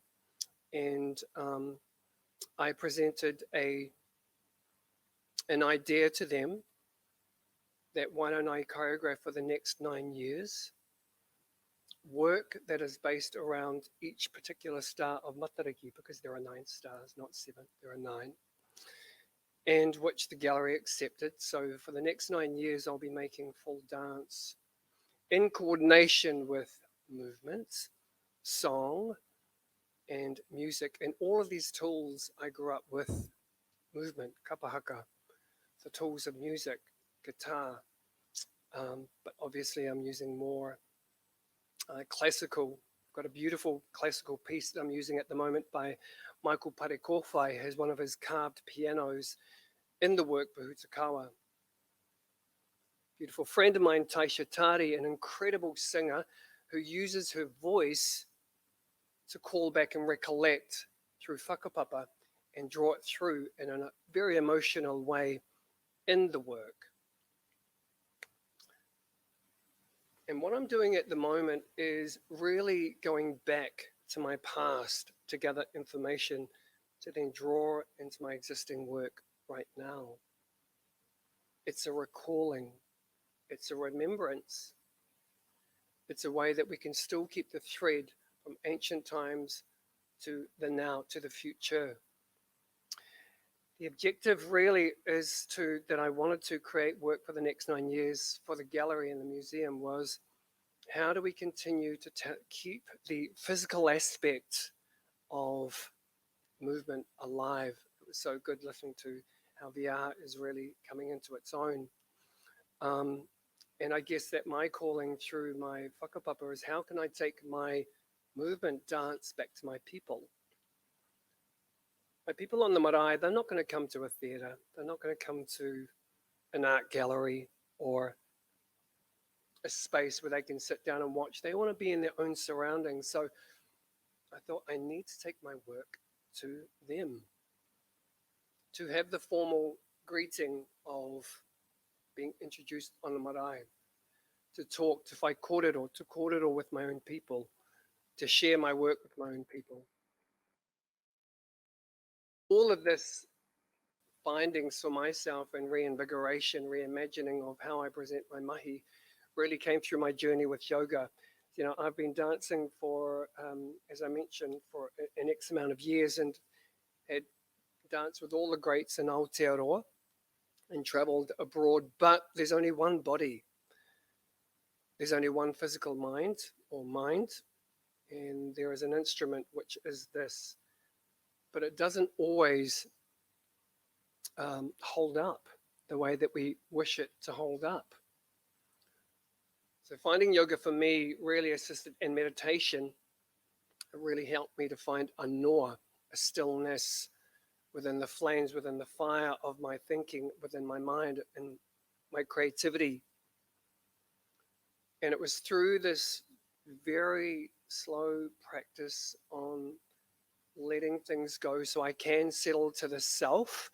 As we all know, as creatives, we have one resource, and that's ourself. We have one source. And if we're not attending, massaging, as one would say, or caregiving to that source, it will eventually crumble. So how can we find a way to give it full restoration? So coming back to the physical through the yoga and the meditation, it did help me truly to find that stillness.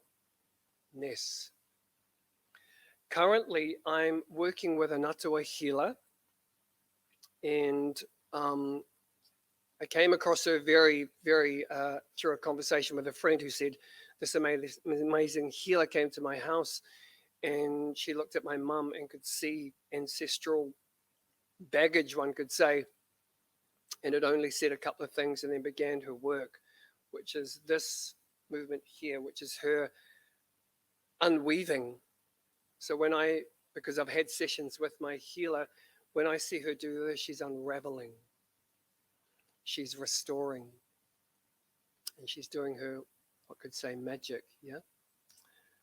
And so I've had quite a few sessions with my healer now, and hadn't I have gone to her, I wouldn't have known that I had so much ancestral baggage that was not mine. I didn't know that when I was born, there was already said through my ancestry, through my whakapapa, this child will get this child will have this wrapped around them, this child will lead in this direction. So in many ways, through whakapapa, your destiny has already been put forward.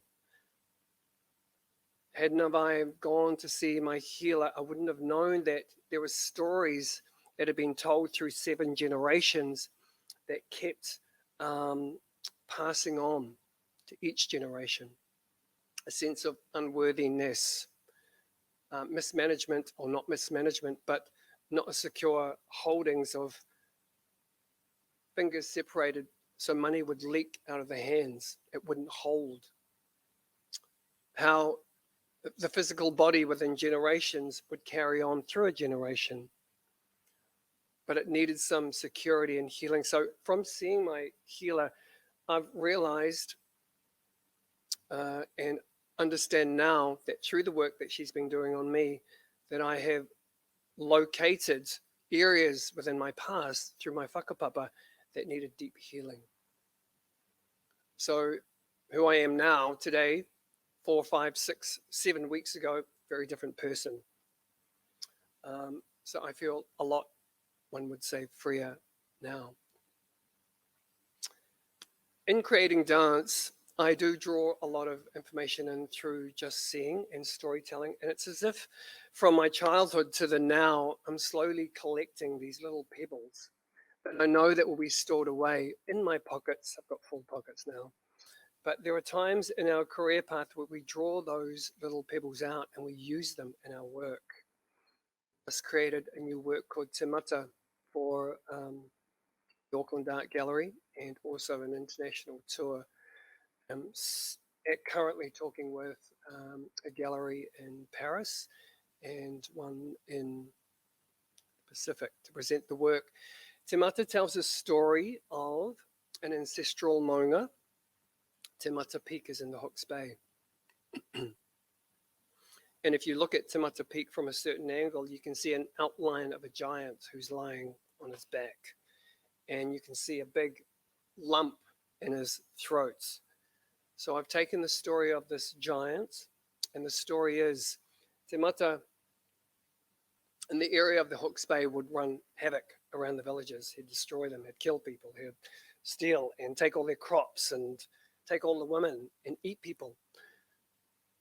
On the marae close to where I'm from, there was an older kuia who said, we must tame Te Mata.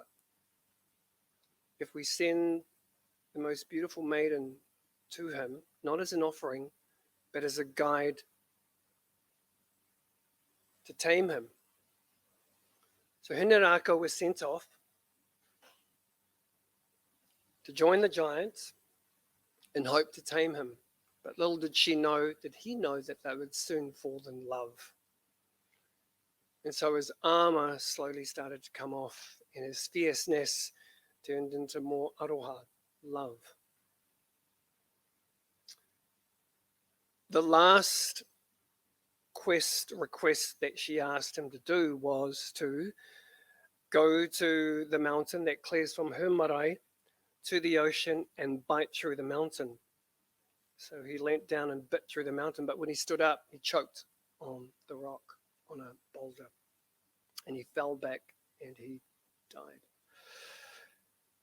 Hinarako was distraught, and she threw herself into the ocean. And eventually the sea took her away and still has her to this day in the myth. So I created a work, a film, 16.5-minute film, dance film, about that story. And when the story gets presented in the galleries, there'll be a physical part that comes with it as well. The two characters, myself and a friend, Cassina Campbell, we will be the only dancers within the work. So what I'm actually doing in the work that I create is that I'm connecting back to whakapapa story that did have quite a dramatic scenario, and I'm slightly not changing the narrative, but giving it another little twist. The music is ancestral music of instruments, and I weave them in. A good friend of mine, Ali Lieberman, has been creating some incredible music for that film, and he has. So through my practice of movement dance over the years, gathering of all this information, physical work as well. There comes a time when we do need to keep restoring. So what I guess my kōrero today really is about is how can we maintain it and how do we maintain that for ourselves? Okay, we've got so many ways that we do that, pleasurable ways that we do that through the reading, through the self-care of connection. And we all went through something, for the last 3 years. Woo! But we're coming back and it's all good. But it's more connection to community, connection to one another. Because it's been quite a full-on little time. Yeah. So I didn't realize actually what I was going to come to, and I was going to give movement to everyone, but I'm not going to do that, I don't think. Or maybe I will. Okay, let's do that. Let's take some movement. Let's stretch our arms, clasp the hands, place it forward to the front. Take an inhale so it rises. Exhale so you draw the shoulders towards and down towards the ground. Keep pressing the thumb and the little finger to sky. Deep breath in. Stay there for the breath out. I'm just going to release slowly with care. Let the arms release. Cool, now that we've done that, we can move. Let's stand up. And as we'll use some of this. Just take your feet in neutral stance and get a little bit of clearance. If you've got a chair behind, just move it back slightly.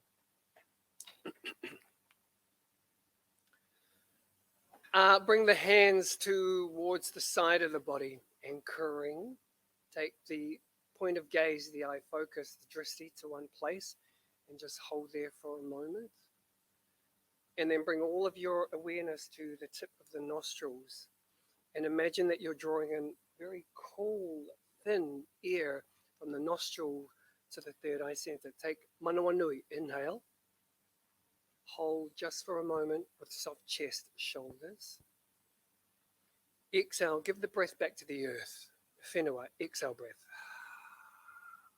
One more of these, kotehi, inhale breath. Give it back to papa, tuanuku, earth mother, exhale. Next breath, raise the arms towards the ranginui, sky father, pressing the palms, the fingertips, extension arms. Exhale, draw down towards the ngako, the hands pressing heart center. Exhale, breath. Release. Inhale, gaze, sky. Kotehi. Koteha, releasing. We're going to take our hands to the hips.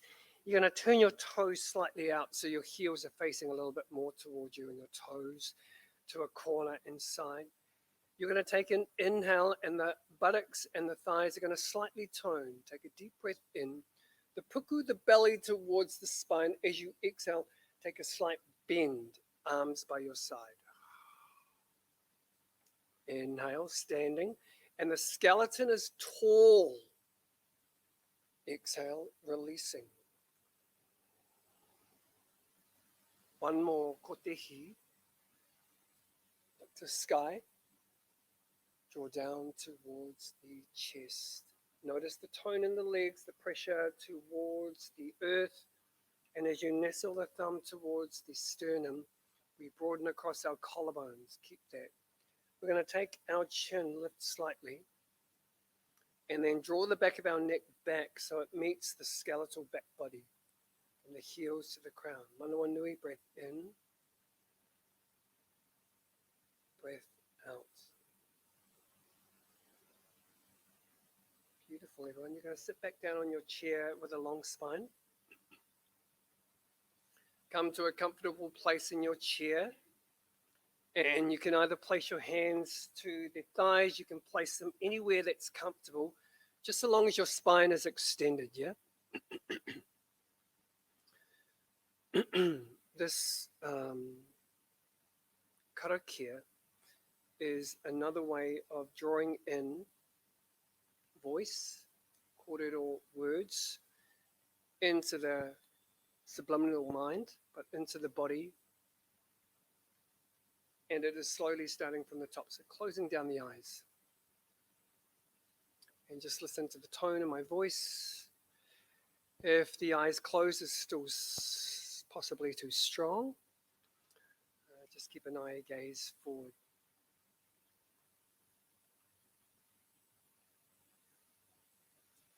Taking a breath. Sigh for exhale. Stay here, easy. Ko re taku aka e mohi o kia nei e koe. Kakawe atu kakawe ma. Kakawe a ki te haka te taura here. Here ane ko kokoe. Ko tau ai. Piko tianga whakaro tawhito kia tu. Kia hikiti ane. Te reo more hu. E korihi ana. He pātoto nei. I taku ngā kau ngao ngao mai. Iwi take take rui a mai. Pāreke reke whakapapa. Whae a te kotahi. Tanga whātu i te tini a huria. Kia rongo ai te maria. Taku toa kiri ki te ora.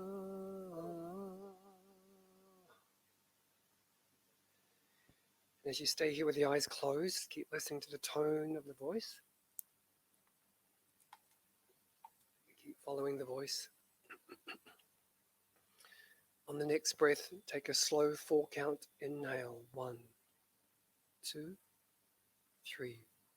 Well, you're going to stay here as you retain that breath. Soften the chest, behind the heart, front and back, shoulders as well. Exhale breath for your natural count of 4.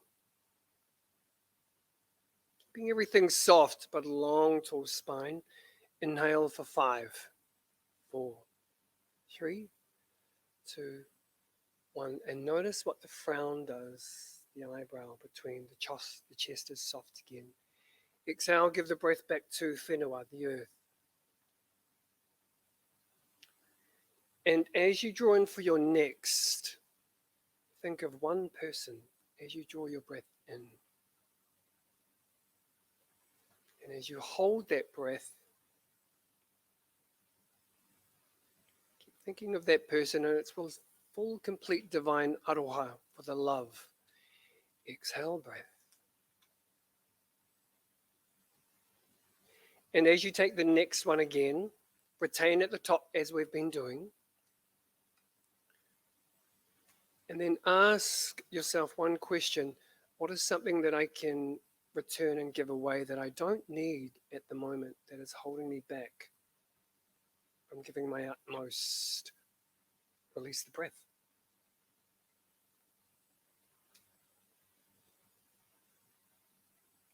And stay here, neutral breath.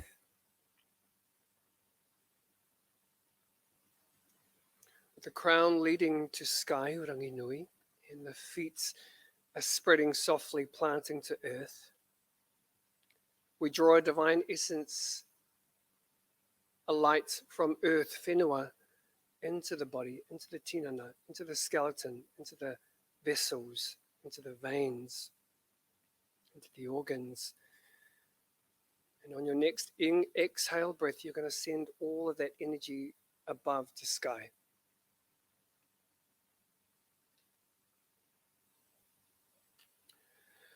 On your next inhale, as you imagine that you're drawing all of your energy into your puku this time. Everything else is soft, your belly. And as you exhale, return it back to the feet. You're going to take a few more breaths on your own, this time noticing that the inhale through nostrils is cool, the breath is soft, delicate, quiet, and there is a sense of lightness and divine love in your presence. So now that you've got your own internal rhythm, inhale, exhale, keep that, and I'll just keep sharing with you all. How can you be here in this stillness, softness, awareness? And if there needs to be any adjustments or move that shoulder, or it needs just a little bit of a back curve, take that.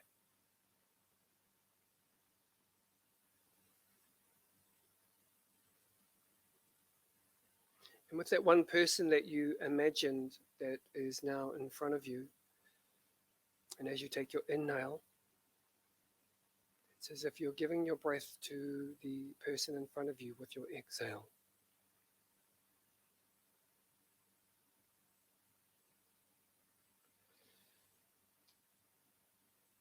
We're starting at the base energy points, and the 7 energy points reside on the back edge of the spine, commonly known as chakra points. We're going to start with the first point. It's called Muladhara. We call this the earthing chakra. We're going to take an inhale at the perineum, the place between the genitals. You're going to take an inhale from that place towards the sky, inhale breath. So it's a light tone to that area. And as you exhale, you let it come back down towards the earth with the exhale. To the next place, we call it just above the puku. We're going to take an inhale here, the abdomen area, and send it back to the earth. Exhale. A little higher than the belly, just under the ribs. Breathe into that area and feel the ribs expand just so slightly, not with tension, but with ease. Soften the shoulders as you exhale breath. The ngako to the heart area, front and back of heart. Inhale as the ribs expand front, back, sides. Exhale, draw it back into the skeleton. To the throat area, our voice box, a place of truth, a place of holding. Inhale to the throat. Exhale, send it away. The next place is the third eye. As you draw the inhale through the nostrils, imagine it's traveling to the third eye between the eyebrow, and hold it there if you can imagine. And as you exhale, you're going to send it away out of the nostrils in front of you. To the last place, the crown of the head. As you inhale here into the crown, into that, when we were babies, it was a soft spot. So we're drawing our inhale to that area. And with a little bit more length in your spine, you're going to send it away from you for the exhale breath. Kotehi, inhale. Koteha, exhale. Stay here. Duramarangi pu aho aho, ehu ehu, go whanganui, we mata huna huna, whiti whiti hui whikea te waharo, ki whai oi oi. Ruihi ki te ake ake, moi te wongi a te hihiri oi he ai oi, e orua ki tauri kura ki tō mina. Tuturu whakamaua ki a tina, tina homi e ui e, tai ki e. And slowly on the next inhale, opening the eyes. And exhale. Yeah. These are just some very gentle things that we can do throughout our day. When it gets up there, you know what I mean? We all know what I mean. Such great little tools. Over the lockdown was integral for me because I was able to send yoga out around the world. And I was the first yoga teacher to go online and present classes on my Insta page. but it did go global. And what had happened in that really magical time is that it was a place where people could come each morning, 6 a.m. New Zealand time, for an hour and do some movement and breath work. And I tell you, the difference was massive. I was studying my master's at the time in dance, and it really gave me a purpose to wake up and share this beautiful aroha with the world. So people would stream in from different countries from around, and it was almost like they were in the same portal together. We were all connected, and it was, my classes can be, if they want, quite strong, but it wasn't for that. It was something quite gentle. And because a way to stay productive is three things, sorry. Attention to the breath. Not what it is, it's how it is, how we bring that in. You'll find pretty quickly that though that one thing will be an incredible tool if it gets really up there and quite heady in the space of. The other thing is, we all know the body needs to move. If you don't move the body, it gets stagnant. What happens when there's stagnancy in the body is that the organs start to not get the nutrients that they need. The body, the digestive tract, the heart isn't getting a rate where it needs to be. Everything just gets a bit sluggish. So it's highly important as creatives that we keep this sense of attainment to ourselves, because our tinana, our breath, our creativity through our minds, our hearts, our ngako is very, very vital to creativity. So that is the purpose of how I operate in the world now, is that I've really come into all of my practices of dance, choreography, yoga, practice breathwork. I'm also a kahuna massage therapist, a Hawaiian massage therapist. And I brought all of my mahi into the healing arts. In the healing arts, through my work, I whiffed storytelling, whakapapa storytelling, as a way of dealing with my own shit, dealing with my own whānau trauma in a very subtle way. Even if it's in a line or a music cue or something, it's not blatant or literal. It's just a way to unwind and keep that storytelling moving. So that's kind of me. I think, yeah, I think I've done. Apologies that I hadn't got any of my work here to share with you.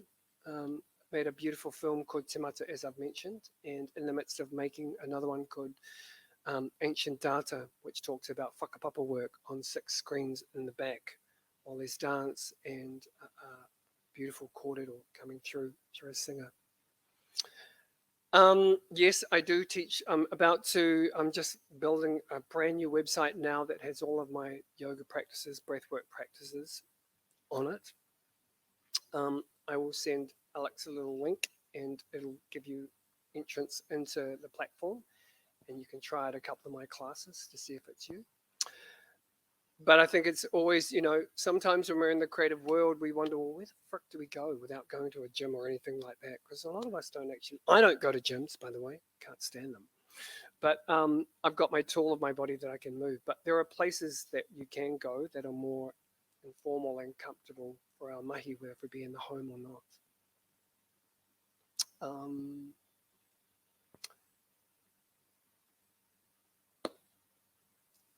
Are there any questions? Yes, Raqi. You're welcome.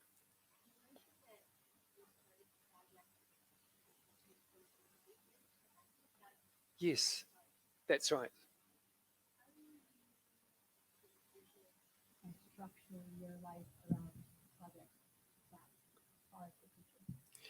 It's an interesting concept now, and I think I really, took into stock what you were saying in terms of how the world is changing so dramatically, and I guess because of a physical artist, my artwork comes from my body, but it can be seen digitally. I try to imagine what it would look like if there was longevity. So it's my extension of the longest art project that is known in Aotearoa to have that I know of in the South Pacific, to have a body of artwork over 9 years. I can definitely see myself. So what I did do actually, which probably may inform this, is I approached the gallery and said, I've got a really wonderful idea. No one's ever done it, da, da, da, da, da. So I just spent 2 days, wrote out the entire idea, concept, even with very ideas of budget, but it certainly won't be that. It'll be a lot larger, we hope. And sent it through. But what I realized is that they hadn't, I'd already basically given them a full body of work that would, they didn't really need to think about. So how that looks like for me over 9 years, I know that I wouldn't be physically in every piece, but my choreographic knowledge, I'll be able to steer and make work. And what I'm doing is, as I've spoken, is that I'm wafting in whakapapa ideas, ancient stories, contemporary stories, song, contemporary works into the one piece. So it's like this big weaving canvas or tukutuku pattern of storytelling, of continual. And can I just ask you to ask the question once again to see if I have actually answered it?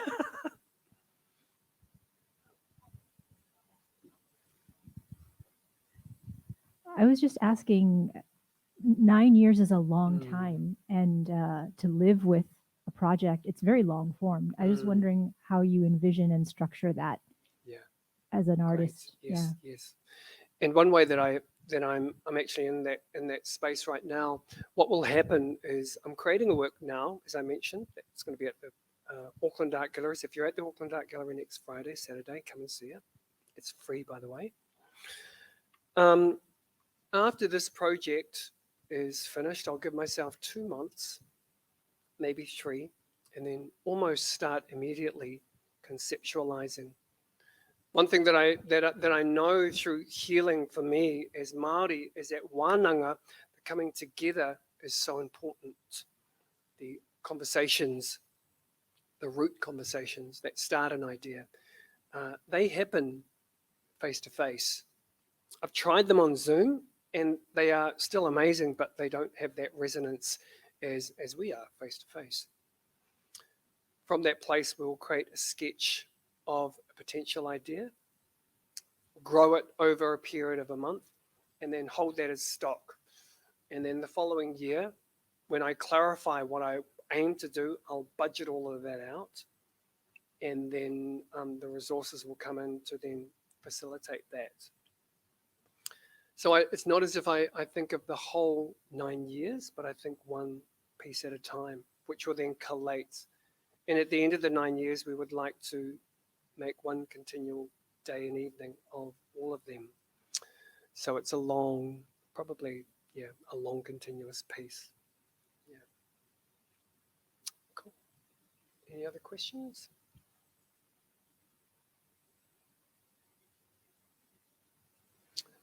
Thank you so much.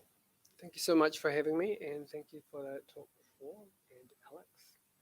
Kia ora. Nō reira, tēnā koutou, tēnā koutou, tēnā koutou katoa. Kia ora.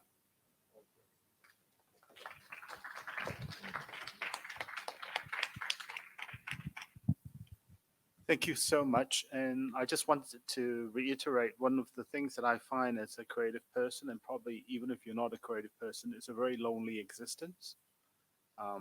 We can find ourselves stuck in the edit suite. We can find ourselves stuck in an office.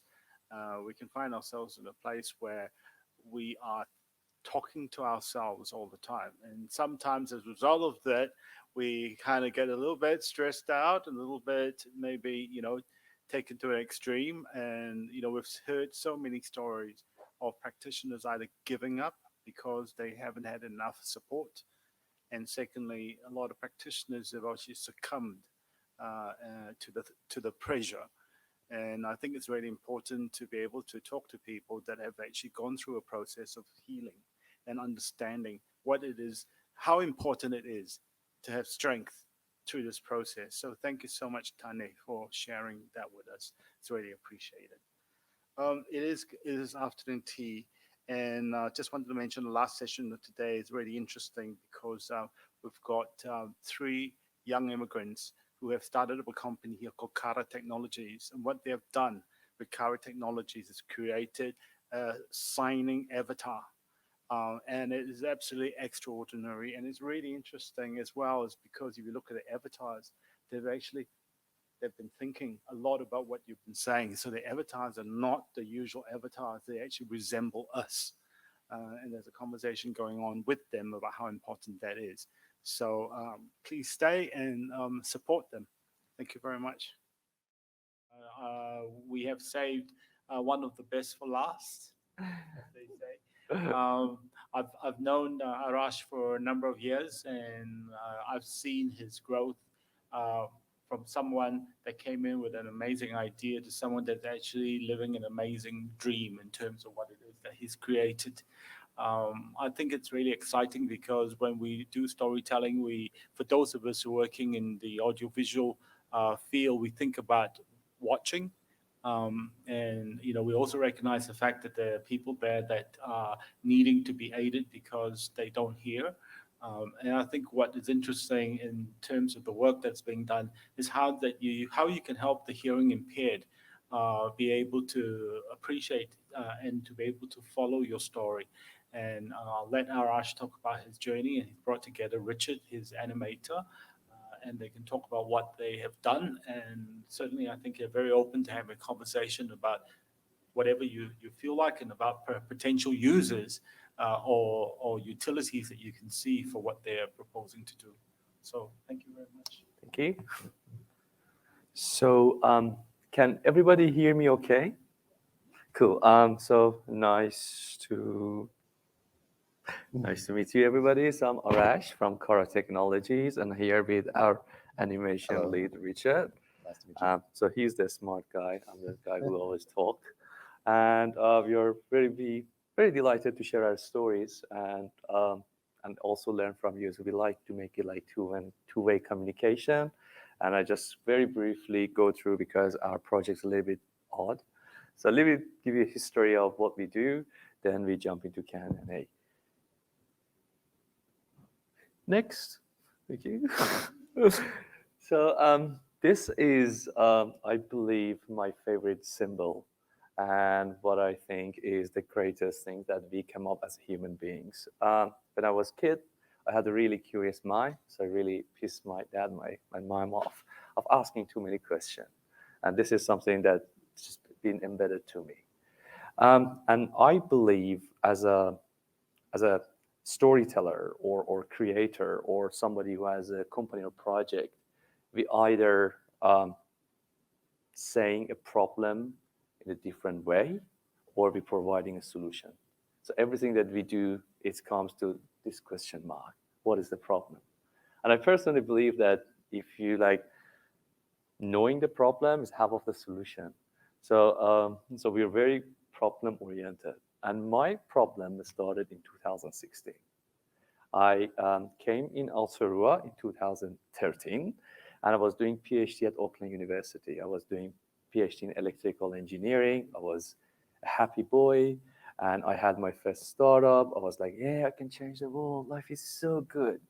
Then all of a sudden, I got a disease called mini ear. So mini ear is an inner ear problem that you get vertigo attack. Imagine you have the worst hangover of your life for every single day. So my life has been really, really affected by that, this annoying disease. And my doctor suggested me to take pills. And the game was every time you get a bad feeling, double the pills. So I just keep getting the bad feeling. I end up having 32 pills a day. I was totally going to the drugstore and say, okay, so we're running out of the whole stock in Auckland. They were calling Christchurch and Wellington to provide the supply. And it was so annoying. The other part of that disease was I lost hearing in one ear because of that. And because I get it relatively because I'm young, so there was a chance of getting other ear affected as well. But the most problematic part was, okay, so there's a chance that I personally might become completely deaf, which is totally okay. But why we don't have any deaf students in our department? Like, engineering #1 school in New Zealand doesn't have any deaf students. And for me, there's no correlation being deaf or being smart. Why is that? So I was very furious. I went to the Deaf Education Center in Kelson, asked the same question, like, why this is happening? And they said, well, we don't have enough teachers who know sign language. And that's why the number of dropped out a lot. And because I consider myself as an engineer and problem solver, so that's fantastic, no problem. Look, I'm an immigrant. New Zealand needs more engineers. Why we don't import more teachers who know sign language? I said, like, and they said, listen, each country has own sign languages. Is the teacher being trained in Sweden to teach in Swedish sign language cannot work in New Zealand? I said, oh, cool. Oh, there's another technology called online education. With online education, we could bring the teacher on board, and we have a cool tech called closed captioning, and we provide subtitle automatically for you. I'm so genius. I solve all of your problem, right? I said, oh, you are an idiot. #1, kids cannot read. Sometimes we totally forget about it. So when I see these platforms for kids, they provide subtitle and talk about accessibility. It's just absolutely no-brainer. It doesn't work. And #2 is, for a deaf person, even though that person is born in New Zealand, English is going to be their second language. And the reason is the English is second language because we heard and learn a language when we're a kid by hearing it. And for me, as an immigrant, which English is the second language, that's so right. It's so unfair to provide just a closed captioning and ask a person to read it super fast when you're not fluent in the language. So I figured out I knew nothing about the problem. So I said, okay, I will shut up now. And but we know about technologies, and can we work together and come across with something? How can I help you? And they come and said, well, if we could together make something or someone or a teacher available 24/7 and can sign, that would be brilliant. So that's the whole project of Kura started. Can we go next, please? So this is our first iteration of the avatars. So we said, okay, we moved to the digital humans. Now we are in the realm of digital human, AR, VR, providing accessibility. And if that things could sign, that's brilliant. I was so proud of our team. So I take this avatar and went to the Deaf Club. And we received a huge pushback. Nobody liked it. And then I came back to the same thing of, why? And they said, look, facial sign language is heavily rely on facial expression. It's a fantastic way of storytelling. And the most important part of a storytelling is the facial expression, is the eye, is the movement, is the behavior. This is too robotic. It can't do it. And in fact, in sign language, facial expression is so important. They have their own grammar. Like if you ask WH question, what's your eyebrows should look like? If you ask yes or no question, your eyebrows has to come down. So we gather a team. So we have an amazing Richard and so many amazing people like Richard who help us, and we work with the deaf community in New Zealand, and we start our project. We get support from Minister of Education. Everybody becomes so awesome, and we receive support from overseas. We become a few companies in Australasia who have the access to Mete Human, and everything goes really well, and we end up to, next one, please. Oh, okay. Before going to the next one, the other things to mention, one of the problem that we were doing is we were following exactly others, because I wasn't brave enough to say, okay, we have to redo everything again. So these are the project when we start Kura. So these are the project when they start in 2017. And this is where they are now. And if you look, again, the lack of facial expression is very obvious. So we were following the same loop of the others. And we said, that was there the time they said, okay, enough is enough. We need to do differently. So then we become like, So this is one of our avatar. His name is Alan.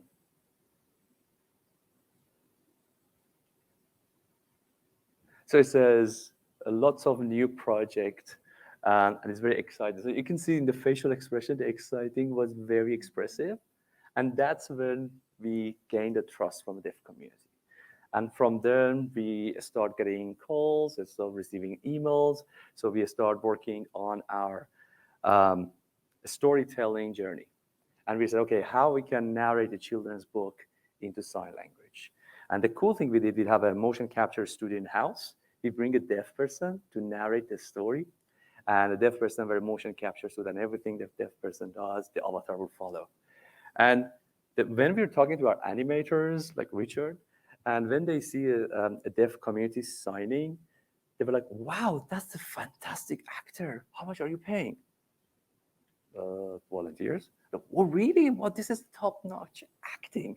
But it's become, because they use sign language a lot, it's become like part of the way they actually communicate. So that's how we try to use the best possible technology to capture that and start narrating. So I'm going to show you part of the books that we're going to release next week, and it's called The Very Hungry Caterpillar. So spoiler alert, it's towards the end of the book when the caterpillar become a butterfly. So that section is only going to say, wow, that's a beautiful butterfly. So this is the English version. I want you to pay attention to the sign language version. So that's what does mean storytelling in sign language. Could you guys play that video?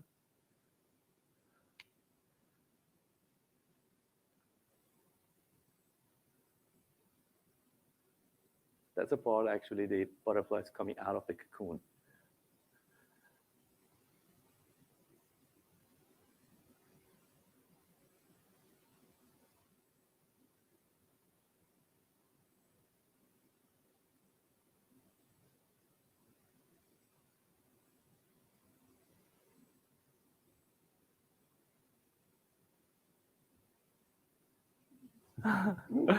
And, about 3 or 4 years ago, I was in a conference called Deaf for View, and there was a stand-up. It was in the first time of my life I saw a stand-up comedy done by a deaf person, and it was in sign language.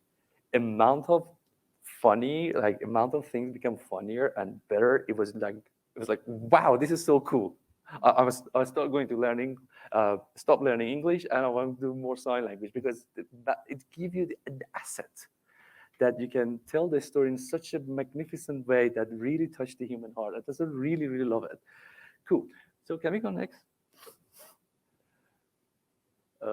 Next again.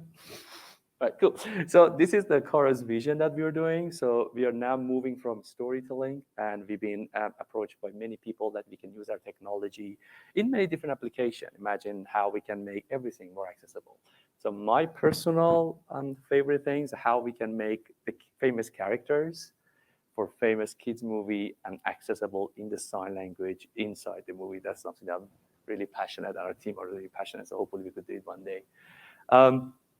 So we can go next. So one of the cool things that we do in terms of technology enable us is we capture an animation which assigned to a sign, how to say hi, how to say my, how to say name. And we can put this animation together and render it in such a way it doesn't look like Dr. Frankenstein. That gives us the ability to produce the videos, which look like motion capture, but actually automatic in such a way so it becomes super fast in responsive and make a content accessible. For example, in emergency scenarios. This is one of the tests we've done, because every time we go to lockdown, we didn't know on Monday, is it going to be level 3, level 4, level what? So sometimes it's very hard for a deaf community to get access. This is one of the projects we've done. We will listen to Jacinda. She said level 3, boom, we put the level 3 animation, render everything, and that's the result of that. Can you play?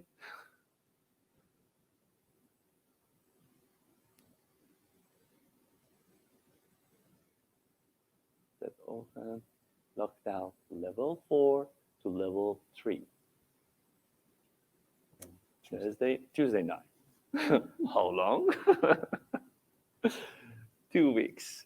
So this is something that we're really passionate about, how we can use the technology. For example, when the shooting event happened in Christchurch, it took 2 or 3 hours to bring a human signer. With that tech, we can provide in emergency scenarios like as soon as possible. So deaf community will hear the news the same as hearing community. Thank you. I think that's us. And if you have any question, Richard and I are more than happy to answer. Richard, you can tell me? Can we switch it, please? Sure. Yeah, I could hear from this ear better. So if he says something to me, I would have missed it. Looks super cool, guys. I've done quite a lot of work with sign language and film, and I think the challenge that you've appear to have solved is way harder than might even be obvious to people, because the vocabularies, it's not like word for word. The vocabularies are quite different, and the sign language vocabulary is so much smaller than the English vocabulary. It's quite contextual and quite kind of narrative, the way meaning's created. How did you do that? I mean, how did you extract the ability to express dynamically in sign from English or other languages? Yeah, so you're very right. When we start a project, we thought, okay, it's going to be 6 months project. We'll finish it and it will be done and dusted. So, and the school said, yeah, you guys are fine. Nobody knows. And we believe in order to get the full potential of this tech, we have more 10 years to go. And that the reason is, if you look, for example, Google Translate, English to German, still lacking. Now we are getting text and put motion on top. The best way we figured out to handle it is using, again, motion capture technologies. So the whole idea is try to capture as many as vocabulary as possible, because the most, like, for example, you want to say fire. Yeah, fire, yeah, fire, yeah, fire, yeah, fire. And the whole dream is capture each all of them that's possible. And we are making a giant data set. So it's make it more dynamic to say, because the way I will like talk to we usually talk is it's very important to get the intention of the sign, right? The way that we usually do it, like when I get excited in spoken language, I speak louder. Well, how would you sign louder? You cannot just turn the volume on. It's all about the intensity of sign. And the whole idea is we capture as much as possible. So that would be closest to what we can offer. Currently, the technology in the stage that for a repeatable content, which has a limited vocabulary, we can provide access, such as emergency. And number two, I just want to mention, might not be related to a question, but is so many questions that we got is, oh, that's cool. So you can, at the end of the day, you can replace human interpreter. That is not our intention. And we believe the human interaction are the most unique and the best thing that we have. We're here to just fill out the gap. And we go ahead. I remember I had a teacher that told me one day, did you know at night, how would you go from that city to that city, which is 1,000 kilometers? I don't know. I said, okay, you just use the flashlight in the car, which show you, like, I don't know, 100 meters away, and 100 meters, 100 meters, 100 meters, you get through. You make the 1,000-kilometer journey done and dust at night. So we're using the same format. And we keep using a technology, tested with the deaf community, doesn't work, we use another one. So many mistakes going to be happen along the way, but yeah, we'll do it. How long is it going to be on your current trajectory before it's possible to just do a real-time sign language translation on YouTube or you know, in my video conference call? I'm going to say it's around 10 years. And that's, so the question has twofold. Number one is the technology possible to do it?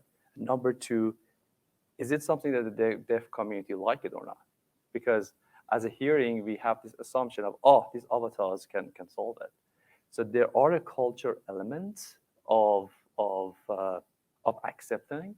For example, in Japan, using digital human is very accepted, but in other cultures not. So it's the reason is taking so long to lift off is You want to work it with the specific communities. You want to make sure there's a acceptance on that or not.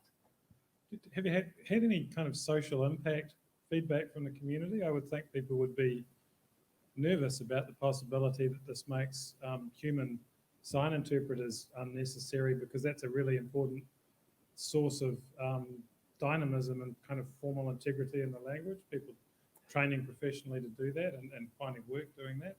How do people feel about that? Oh, the people don't feel good about it, because again, you don't want to be replaced like all the jobs. Like imagine we are making a digital teacher and the parents was like, I want to have an actual teacher at my school too. So the way we're working is, the problem is not the technology. The problem is how to use the technology and where to use it. And that's where we heavily worked with the Deaf community. For example, on February, so we went to the Deaf Club and we had this conference, like the Apple conference that you release your new technology. So we did the same thing with the Deaf community. And they come and told us, okay, we want that technology to be used in this area. Or we said, hey, we're going to use it in an emergency scenario for this specific, do you guys like it or not? And we did a survey of the people participating. And if they like it, we do it. If they don't like it, we shouldn't do it, because we are here to support, not just say, oh, this is the technology, you must do it. This is very against our belief. So we are very heavily guided by deaf community, because how else we would know the problem? Does that make sense to you? Richard, you can add more if you want to. Sorry, can I just have the question again? I was just asking how you saw your relationship to the social impact of this in the deaf community, where signing is such an important way that people formally learn the language and keeps it dynamic and alive and earns people an income by interpreters. Yeah, totally. In the sense that, like Arash is saying, we're trying to fill in the gaps where a human signer is not available. Our intention is never to replace an actual signing person, because the avatar will never be able to capture the intent of what is being said at the exact time. We're sort of using recorded words as a way to give a very general view for things. Something like an emergency message can be done in that sort of way. You don't, it's very dictated, it's very set. But if you're having a general conversation with someone, it won't have the same effect. So for someone, if you were to get someone in on a meeting, like a Skype call or something, you wouldn't want the avatar, because it would have the same issues that you would have with subtitles, where it might pick up the words, but it won't pick up the content. So in terms of like the miscommunication there, the level of subtlety with emotions, you can't rely on it as a avatar to do that. So that will always be a separate space from us. We're really just here to come in at perhaps the 3 a.m. when there's no one available and just be able to give information. That's really our main goal, is to kind of fill in those spots where, because of the lack of, available signers, we can fill in those spots. It looks amazing, guys. Well done. Thank you. Yeah. Cool.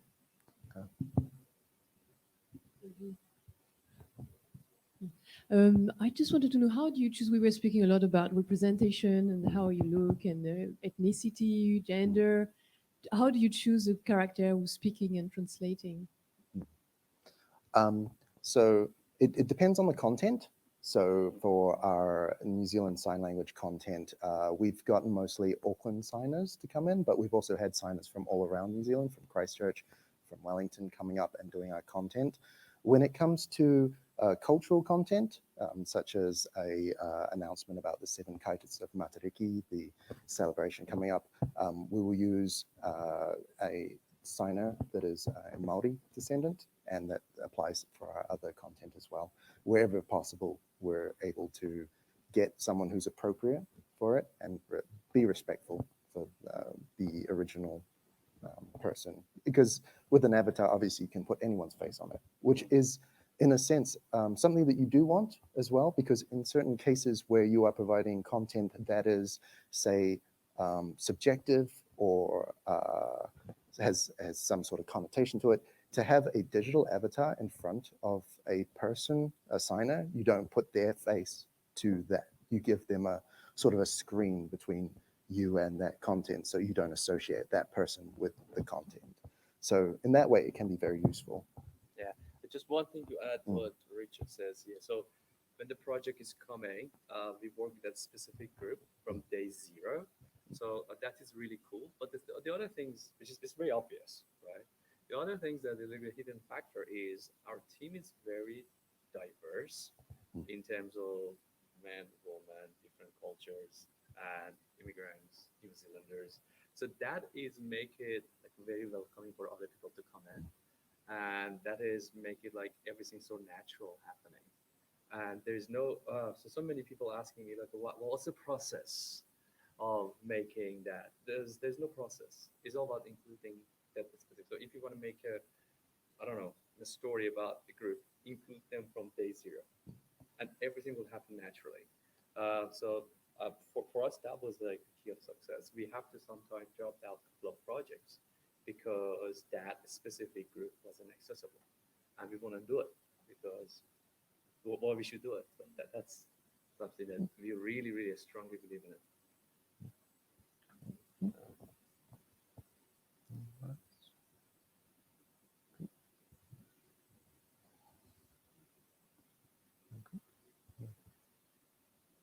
Anyone else with any other questions? Hi guys. Is there, and apologies for my ignorance, is there one universal sign language, or is there several depending on the continent or different cultures? That's more of an open question, is that is your intent potentially to build some kind of a software that could match different sign languages across the world as a toolkit, a bit like a software that could be changed from one language to another and it would adapt? Yeah, so that's kind of... So actually, first off, there is an international sign language, was not being practiced really well. And the language is part of, like, I'm from Iran. So Farsi is my original language. It's part of my identity. So I'm really defensive about it personally. So I want to use it as much as possible. So we want to work with the deaf community to make that accessible. So what we are thinking of, we want to be using technology in such a way it's so scalable that every community, they could use their own languages. So we are in New Zealand, so we are active in New Zealand Sign Language. Recently, now we're getting some interest from US, so we will become active more in American Sign Language. But the end game is making a platform that other people can come and develop and just leave it, because one of my passion is how we can make it accessible for Iranian communities. And obviously in New Zealand, it's very hard to access. So how we can provide a platform to them, they could figure it out themselves much better than us. So that's the holy grail. I might need to step in there as well. Also in New Zealand, we have local dialects as well. There are certain signs that you might use in Invercargill or Dunedin or South Island and or Auckland sign, and they all have different signs. And we are trying to record as many of them as we can as well, and then perhaps use particular avatars that we create that may be representative of the local area. So we can have a person as a way to show that we have someone from that community. You recognize the avatar, and they might use those signs that are from that local area as a way of doing it, perhaps in the future as well. I think it was Richard's idea, because we will have this challenge of, okay, maybe we want to do an emergency announcement. Should we stick to Auckland signs or Christchurch signs? And who will decide to that? And that's like, wow. That's a fight that we don't want to get in. So what we did, we developed different avatars. And avatars, all of a sudden, they have personalities. So this avatar is Aucklander. This avatar is from Christchurch. So that avatar will do it's the sign that we use more in Christchurch. And nobody get offended. Because if I'm from Iran, it's expected to me have an Iranian accent. And that's totally fine. Whereas if you want to make fun of me with my accent, I will be like, what are you doing? So that is, it actually was Richard's idea, how we can diversify our avatar dialects. Yeah.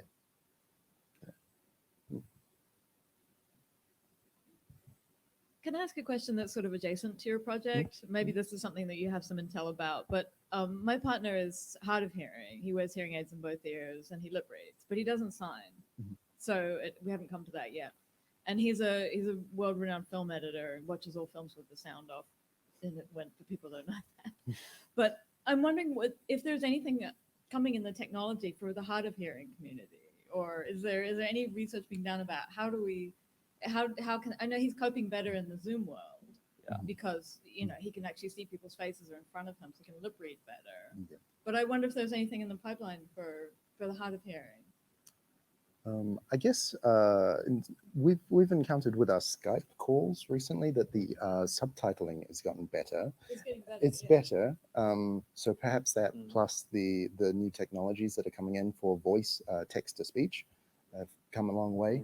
So perhaps the combination of those two might create ways for that to work and to improve that. If he's hard of hearing, maybe through headphones or hearing, he can adjust the volumes for those instead of relying on the actual voices from the people in the call. If it was able to Bluetooth project technology it. is getting pretty good with the hearing aids and stuff. Yes, yeah. My dad's going a little deaf too, and he now uses his iPhone things to sync to the television, so he doesn't have to rely on the speakers anymore. So it's that sort of technology A lot that of we people are. in that community, but Yeah, I think we're definitely. if you ever heading come up there. with anything, Yeah, thank you. Yeah. Yeah, I just want to say I'm very positive about the future because of the two factors. Is number one, the awareness has been increased a lot. Like we used to categorize people, are you either deaf or you're hearing, but there's a big spectrum of me, for example, I'm the hard of hearing. And that actually, the awareness is very important and the people recognize it. And the second factor is people are start standing up. Like we might throw like cool engineers on a project, but the person with a specific desire and objective, like I'm using lip reading, so that's the best way. So the people, some of the very cool people are stepping up and providing new technologies, especially using, for example, AR, VR glasses or providing closed caption on the fly, or different way of communication which help people which prefer different way of communication. And those people who are stepping up making cool projects, I think I'm very positive about the future. Stay tuned. Yeah. Yeah. Thank you. Nice. Well, thank you very much for your talk. It's fascinating. Thank you. Thank you.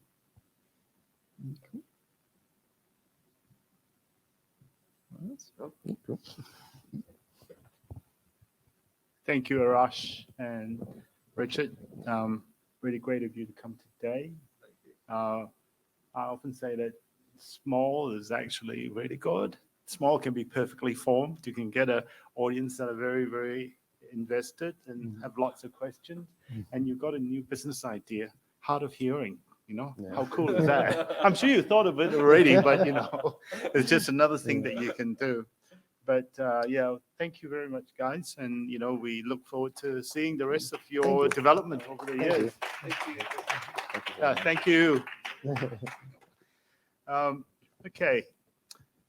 Thank you, everyone. It takes us to the end of day one.